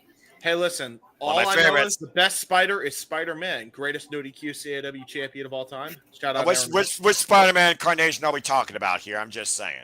The Peter Parker from the Spider-Man original trilogy before Disney. Okay, that's fair. That's absolutely fair. For those that don't know, by the way, Thekla is also multifaceted. She leads a punk band in Vienna, Austria, and she is also an artist. Oh, Back for nice. myself. How much did I miss after Mercedes Monet? Hopefully not much. Oh, no, you missed a lot of good matches, actually. Bandito versus Kazuchika match. Bandito versus the Beast Mortos. It seems Chris Statlander is being swayed to follow a Death Rider's way, courtesy of Willa Yuta, and possibly her and Shafir might become the most dangerous to an AEW. And we also saw basically... Oh, yeah, that's right. Intergender warfare as Willow Nightingale, Terminator Ian Mark Briscoe, in James' words, conglomerated against the MXN collection and Taya Valkyrie. Conglomerated, yes. Try saying that word 5 times fast. I have Don't a fear do of that. spiders since I was a kid. Snakes, by the way, scare me more. Still remember 1998. I was 11 back then, where a snake entered my bedroom. Oh, boy. Ooh, damn. That's a terrifying sight to wake up to. That. I'm a fucking run out the room and never come back if I saw a snake in my room. Look, there's a certain part of me that likes to burn stuff or stab stuff. That'd be one of those things that would trigger the depth side of me that no one knows I have. Jesus Not Christ. that I'm carrying like a Switch Army knife in this blazer or anything like that. Anyway. Always protect yourself. You know what? You concern me sometimes with that type of fucking talk. I ain't gonna hold you. You're talking about, I don't have that. You have it. Yeah, there it is. He's not gonna show it. He's not gonna show it. But no one needs to know what I'm packing, all right? No. Are you packing? No. Are you packing the big package? No, I'm not packing the big package. What the hell are you referring to? Frames. Come on. Wait. man. What the hell is he referring to here? Big It's package. okay. Don't worry. Don't worry about it. No, don't worry about it. Don't worry about it. What? Don't worry about it. Don't worry about it. That's fine. Don't worry about it. All right, I'll just leave that alone. I guess I have no idea what that It's meant. big. I don't have any big packages, and as far as I know, from Amazon coming up or anything like that either. So, anyway, Damn it, James. That's What? the most innocent thing you could have said for that. We'll just leave it at that. okay. As we continue here at Summer Blockbuster, we'll be back here momentarily, according to Max. Ash, are you okay? I was just saying, during commercial, Thekla was just working on Aminata's legs, and Aminata is back on the attack right now. And About to say. Yeah, that sounds about right. Well, again, Thekla knows how to dissect an opponent and break them down. If you remember her run as the Idol Killer and her feud with Mina Shirakawa, now both those women in the same company once again. As we are back here at Summer Blockbuster, again, James Ebert, Noah Foster, our Canadian friend Ash on the call. Amazing and awesome as always. Thekla versus Queen Aminata here, semi-main on Collision. Thekla, though, catching Queen Aminata with the running boot. Oh, God. Oh, my word. Hangman's noose over the ropes. That's a real tarantula right there without hooking the legs. Good grief. Again. Yeah, And just slowly separates the hold. Yes. Thank you for the wink. Yep. Yep. Yeah. Okay. Hey, she's the one that winked, not me. I'm just replying accordingly. Right? Again, actions speaks louder than words. Double leg takedown, jackknife takeover, Yeah. cover, 2. Ooh. Almost pin her there. Oh, All I man. gotta say is Clark Connors, you lucky man. Oh, God. Yeah, exactly. Oh, the short range lariat. Oh, my. Not pulling any stops here. Swing and a miss with the arm. Front face lock applied. Now, what the Queen of Aminata looking for here? Snaps German. Snap suplex. Started my kids variation. And again, Thekla right now literally just slowly stirring. And again, just disorientating our opponent. What a night here. Oh! Jesus, taking a page out of Britt Baker's playbook with the twisted shout. Yeah, Fisherman swinging net breaker here, and Thekla turn all sorts of different ways. And uh-oh, look at where she is. And Queen Aminata with the run up. There is that precision kick. God damn, right over the jaw. Damn. Yikes. Just clocked her. Yep. Turn her over, lowers her in, sits in the cover, 2. No. Just barely got the shoulder up, and I mean, damn. I'm not sure how Thekla even knows where she's at after that. Now, I know where I am, and I'm liking it. Thekla is smiling. I just say that for the record. Thekla is smiling. Yeah. Irish whip and swing into the ropes. Uh-oh. Oh! A little Order in transfer there. out of the ropes. Taking a page out of TJP's playbook with a knee right to the gut, and then... Now Thekla up and down, looking for the sunset flip. Unable to take Queen Aminata down, though. Oh, God! Brain train! Holy fuck, bro. And I Jeez, think Thekla might be rocked. Aminata rocked herself a bit. Okay. And Aminata right now, what's she doing here? Oh, my word. Mm-hmm. That move don't need an explanation. She's doing the soul train. Ow. Yeah, follow up, PK. Damn it, James. James, you fucking idiot. Oh, wow, me and Ash actually spoke for the first time in Synergy, so yep. Welcome to All Elite, Ash. You're officially All Elite. And right now, Queen Aminata. Elbow stop through Thekla's heart. Yikes. Cover 2. It is not over. Wow, I'm shocked, honestly. That was crazy, that coup de grace. Right? Like nasty. I'm about to say, how do you kill something that's toxic? Just look at the And stomp how right do here. you Look at kill the it? precision stomp. Yeah, right to the bread basket there. How about knocking the wind out of you right to the upper rib cage? Now holding up Thekla by her hair. What a fight, though, given here by Queen Aminata and endured by Thekla. Back elbow strike now. As Thekla tries to create separation. Goes off the ropes. Nope, pulled back in. Queen Aminata hoisting her up. Roll through. Cover on her head. Drop both legs. Cover 2. No. Oh, almost had it there. Anybody got... Oh, my word. Fucking forearm by Thekla. Anybody got mouthwash for Thekla? I think she'll need a whole bottle after that move by the queen. Amen. And there's the spider walk. Oh, my goodness. The Austrian horror story coming to life in AEW. Spear! Got all of that. The toxic spear! Uh-oh. Thekla goes through. Hooks Queen Aminata. Traps her. Jesus. In the weapon notch, the reverse Indian deathlock. There's the tap in the death's trap. Wow. Ow. Oh, my God. You're not going to be caught in that, wouldn't you? That's just gnarly. What a matchup, though. Seriously. And Thekla does not want to let go. She is slowly letting Queen Aminata roll away. Thekla with another emphatic win here in her AEW career. 2-0. She was pushed tonight, though. There is no denying that, guys. Oh, yeah, no doubt. I think she liked it. What a match, though. Oh, hey, James, here's a match for you. Ooh. And right now, again, Thekla, crawls away. And here's a match. Death Riders and the Young Bucks will take on the Osperay and Swerve Strickland in 10-man tag team action. Well, that's it. Strickland is okay. Queen and so is Aminata. Ospreay, apparently. After Heyman and Page basically told the Young Bucks what he would do with them. Let's go backstage with Lexi Nair. That was a hell of a match, by the way, too. Woofa. Speaking of champions. Well, of course, also returning from Best Super Juniors, Nick Wayne, a great run.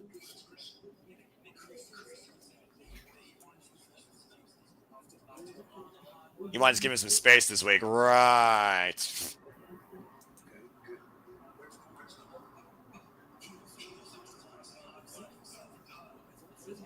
Wait, what?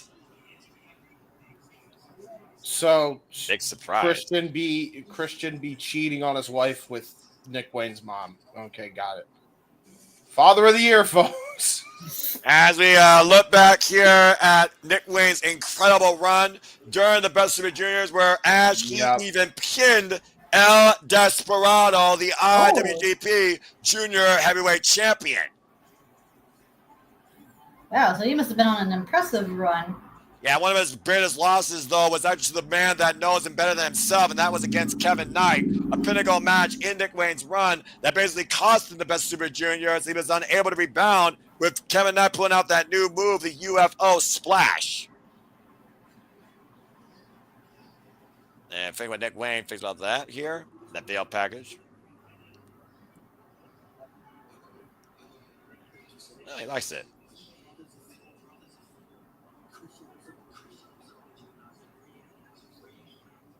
Really proud of my ass.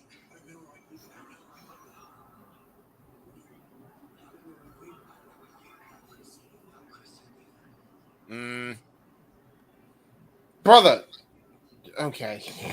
I don't know how I feel about that. Well, let's come.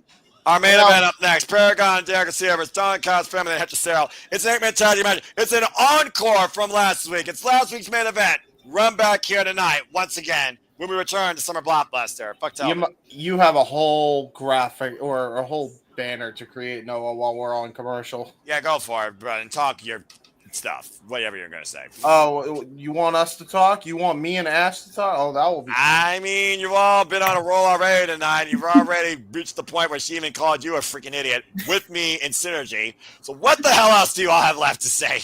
I said my shit, but what do you think of Thekla there, Ash? I like her. I want to see more of her. You say that so subtly, as almost you're intrigued in a certain way. I am. I love her. I want more of her. I love spiders. Ash is robotic. Wait, you like spider? Okay. I think you're thinking of a different. Oh my! Oh my god! That's a statement right there. Thekla makes people feel certain ways, apparently. Thekla makes people happy. I mean, some people like a hard. Some people like a chick that rocks hard in and out of the ring. So there you go. Freaking punk rock. I'm not gonna say it. I'm not gonna say it. I'm not gonna say it. She rocks harder. I was about to say she makes James rock hard. Don't get to that. I didn't go that far.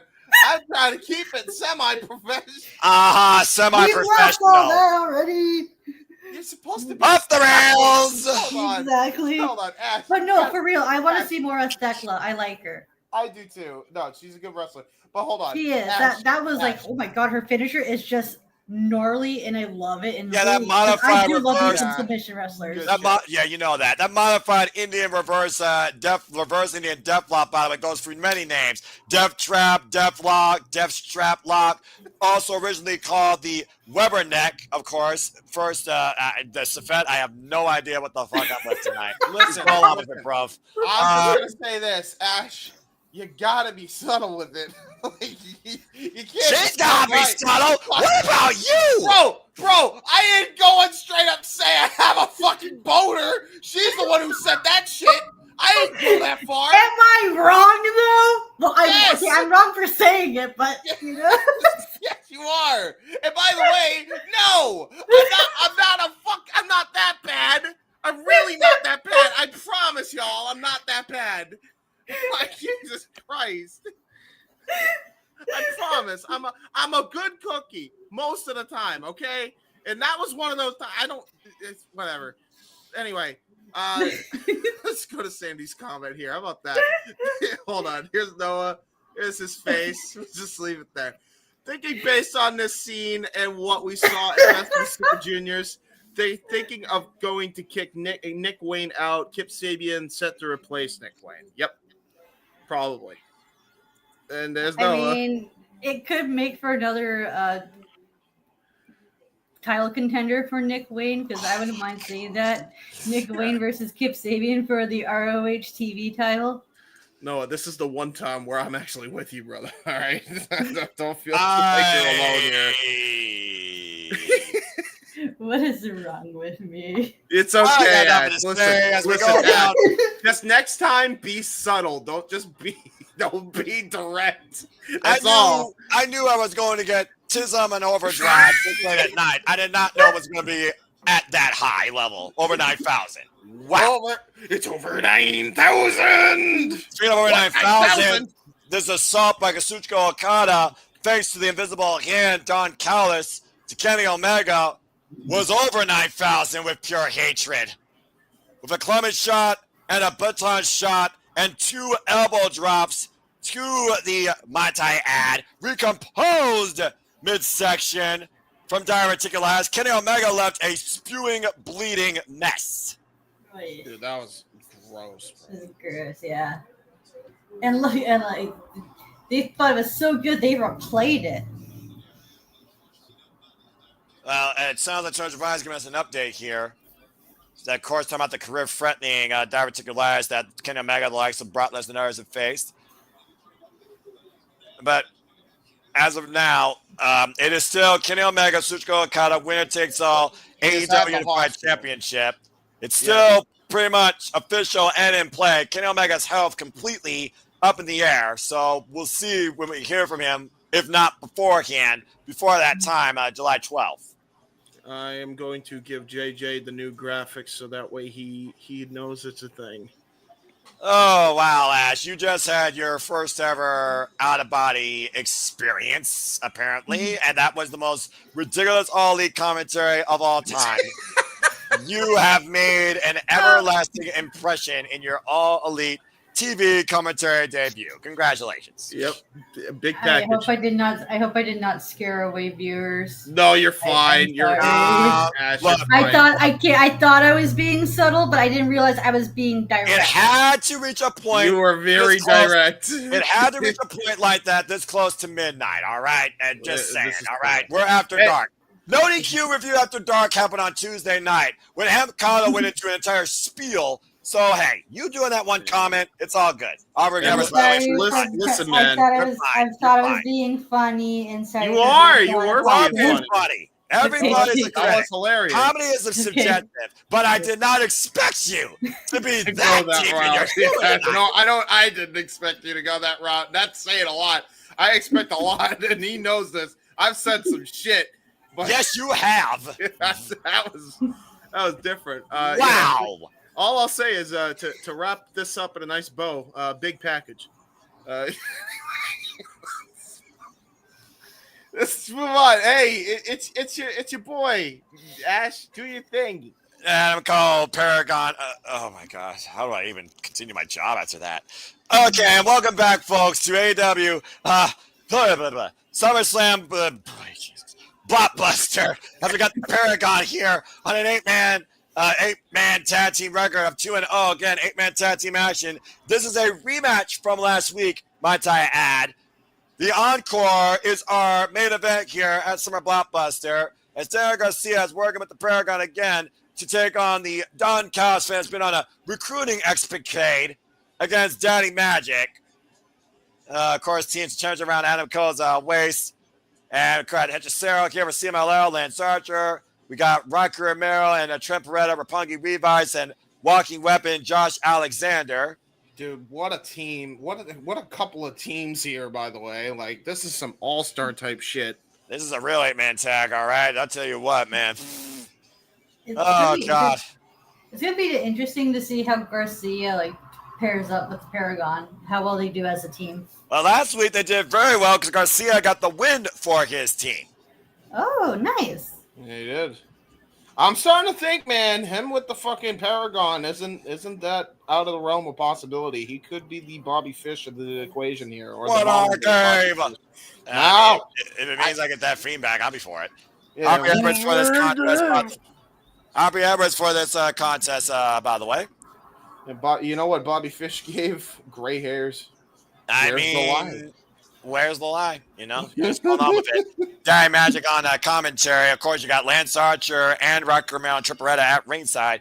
Bell rings are underway for this 8-man tag. Our main event here, Summer Blockbuster. Again, hashtag Blockbuster be part of the conversation. And again, folks, if you want this trios back, this one-of-a-kind all-elite trio back, let us know. We might be back next week. We might be back at All In. Who the fuck knows? It's been an incredible 4-hour spectacular once again. You don't have by Ash's awesome takes, and we'll leave it at that. So Ash, you don't have to be friend. You don't have to still be flustered. I promise. I'm about to say she flustered herself more than she flustered me, and that's saying something. As we got Derek Garcia and Cicero in a mat-based exchange here. The Alchemist. Hey, I you know what? Boy, It's funny that we were talking about Thekla. I legit just found a spider, and I'm scared. So I'm gonna brush it. Bye. All right, well that's random, and Derek Garcia. Fucking dude, Derek Garcia stand to his with the woo. Oh, leg trip, lateral press, 1 count. Leg trip by Garcia, lateral press. Service is like, I ain't having that. Nope. I ain't having that shit. He ain't having none. No, he ain't having none. He ain't having none. Oh, nice rising knee strike. Stalemate. Okay, get out of the way now, though. Oh, my God. Rising knee strike there. The Alchemist showing off his witchcraft here. And right now, here comes, oh, boy. Canel's getting a cash go. Axe handle to the left arm of Daniel Garcia. Again, the Canel's getting a cash go will be in action this Sunday at Dominion in Osaka. Joel Hall defending the Network Championship against Boz, Bolton, and Oleg. Tag made Adam Cole. And swing and a miss. Now, here's the match I want to see for the TNT Championship. Ooh, I Regular eyes. That either. Yeah. And right now, off the ropes here, and Adam Cole. Ooh, it's Takeshkov. Takeshkov answers with a boot. And right now, deadlift. Sure. Up counter. Right as a Guri.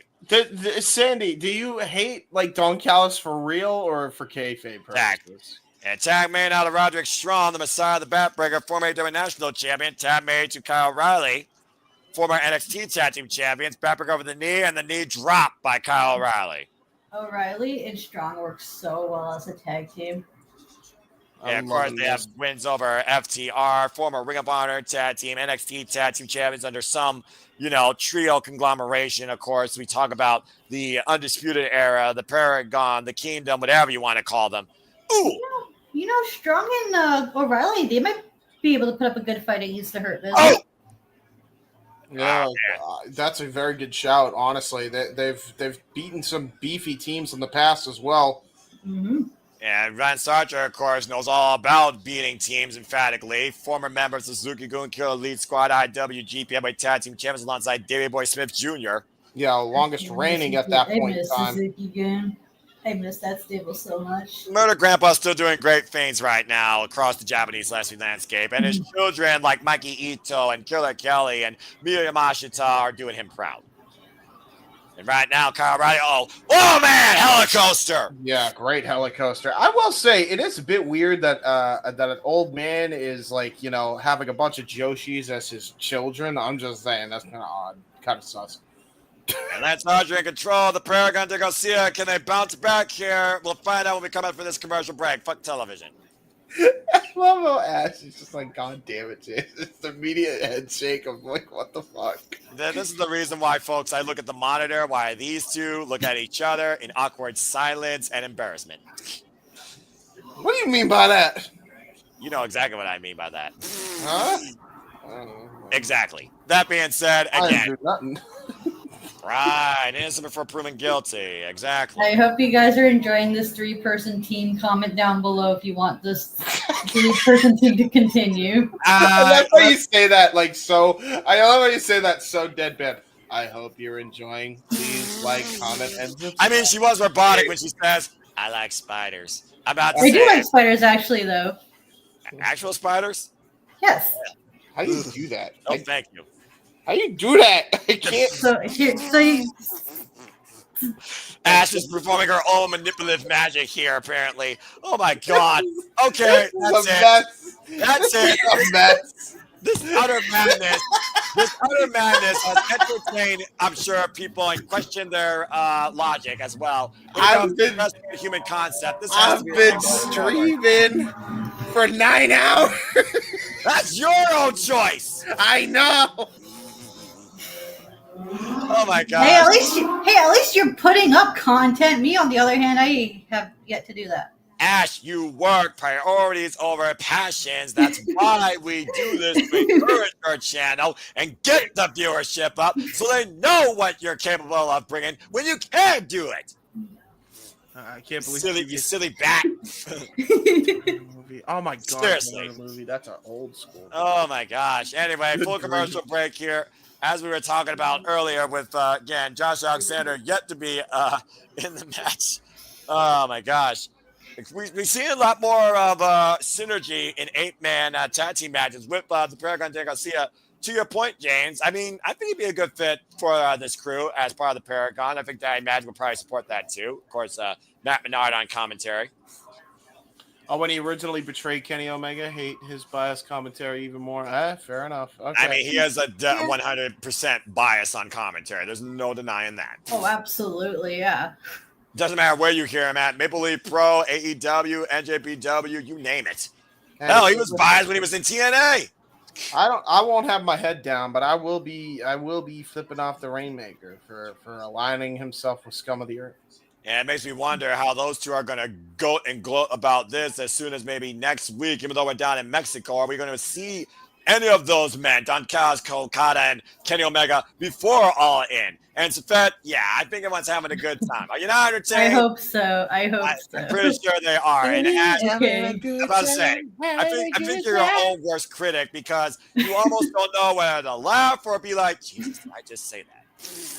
Yeah, you're fine. We're having a good time. Somehow I've said a couple of things that apparently broke you all, and I have no idea what I said. It's okay. It's best that you don't. It's best that you don't know Noah. I'll take your word for it, as I guess I'm still the most innocent thing of this entire self-claim. Yeah, let's just keep it that way. Big package. Stop talking about packages, James. Relax. Well, this 8-man tag is packaged with action here as we got Josh Alexander and Kyle Riley, two Canada's finest here, as this main event continues at Summer Blockbuster. And of course, Josh Alexander. We got two Canadian technicians in the ring right now. Oh, and Bowman collide. Ash, this is just a one-on-one match you've been waiting to see in AEW. Oh my god, that'd be so cool. Alexander and O'Reilly. Hell yeah, give me that Canadian meatiness. About to say, maybe Shut up, James. And right now, Tad DeCano's going to catch Tad Daniel Garcia. I'm not sure what's happening here, but Ash raised her voice, which tells me James is reaching a point of differentism that even she can't handle. And right now, Daniel Garcia trying to take down Kanota Takeshita here, the never-weight champion, bringing up the boot, swinging a miss off of the ropes. Oh, Bowman collide, and Daniel Garcia takes the alpha down. There we go. There's Danny. How you doing, Danny? James, are you okay? Seriously. No, I'm never okay. Accurate. I'm not fine. I'm never fine. And somehow we appreciate you regardless of it. Daniel Garcia right now mounting Kazuchika the catch guy, just wailing away on the Alpha's head. Oh, no. Okay. Off. That no-nonsense attitude right now. Daniel Garcia coming out in spades against the Don Callis family. I thought he was about to do the woo and teabag Tenoste. That would have been crazy. Why would you think that? He's done it before. He's done it before. And Kanosuke and Daniel Garcia. Okay, I'll get the word for it. In the better here. The front waist lock, German suplex, pop the hips, Kanosuke, trying to hook Daniel Garcia. Oh, twist and shout! Yeah. Cover two! No! Shout out to Roshi Tanahashi. There you go. Of course, Kanosuke's last match with Tanahashi's Kingship Road here in America. The final match in America. Again, next week, folks. Cover, hold that thought. Roll up by Konosuke, 2 count. First ever Dynamite in Mexico, AEW Grand Slam Mexico. We will be back here. And meanwhile, boom! Oh, I probably was going to do it. Reversal. That's reversing the Blue Thunder Bomb. That was brilliant. And look at that. Going to go for Red Death, but look at that, though. The problem is not the legal man. Alexander is. Oh, my God. Nice big boot by Alexander.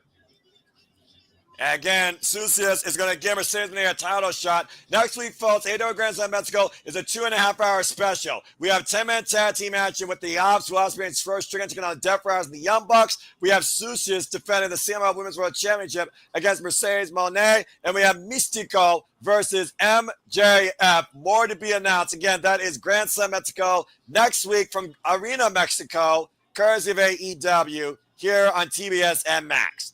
Whoa, nice drop kick. Very good drop kick by Roderick Strong. And now Roderick Strong with a drop kick to Hechicero. And now we got Josh Alexander, Roderick Strong in the ring here. Boys up on the shoulders. Oh! Gutbuster. Sick kick. Got all of that. Cover match block. High stick. Kick out at 2, but Roderick Strong looking at the both legs. Trying to go for a sharpshooter. Oh, into the guillotine. Oh, boy. The octopus is own pretty much. What the hell?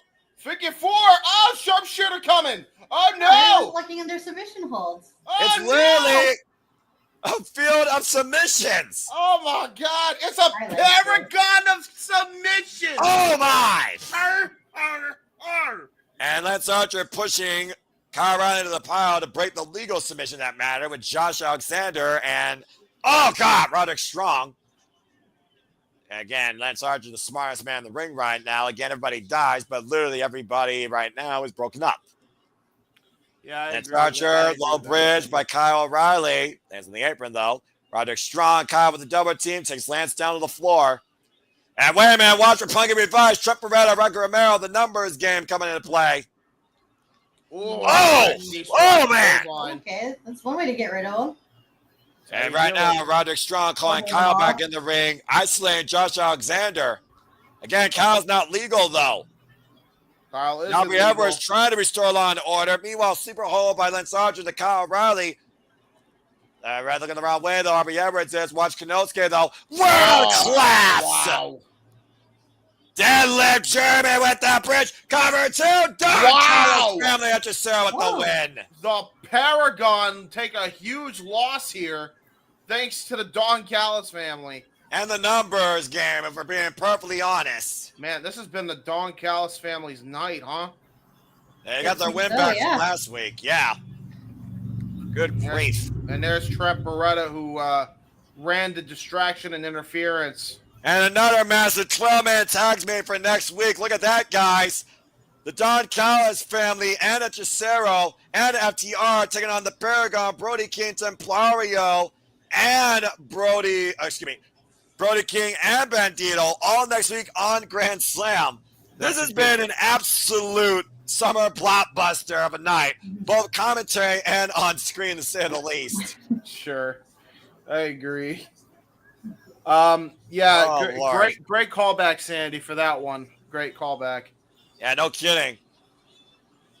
Well, for Ash and for James Keybird, AEW Summer Blockbuster has officially hit its final act. This event has ended, so I think this event and the stream will now conclude. So again, thinking about that's tuned into the utter madness, the entertainment, the climax, the collision, the dynamite, explosive nature, and everything in between. We thank all of you as always, but until, well, I guess as far as us three yahoos on your screen, whether it's Saturday or next week Wednesday, stay tuned. For James Hebert, for Ash, I'm the Seminole Foster, reminding you as always, make a positive impact in life. Have a good night. This has been AEW Summer Blockbuster. That's a wrap. Have a good night, folks. Cut the fucking feed. Good night, everybody. Oh, my God in heaven. Good night, Sandy. Have a good night, everyone. Thanks for tuning in, folks. You make all this madness and chaos possible every time. Ash, phenomenal job. James, you're still an idiot. I know.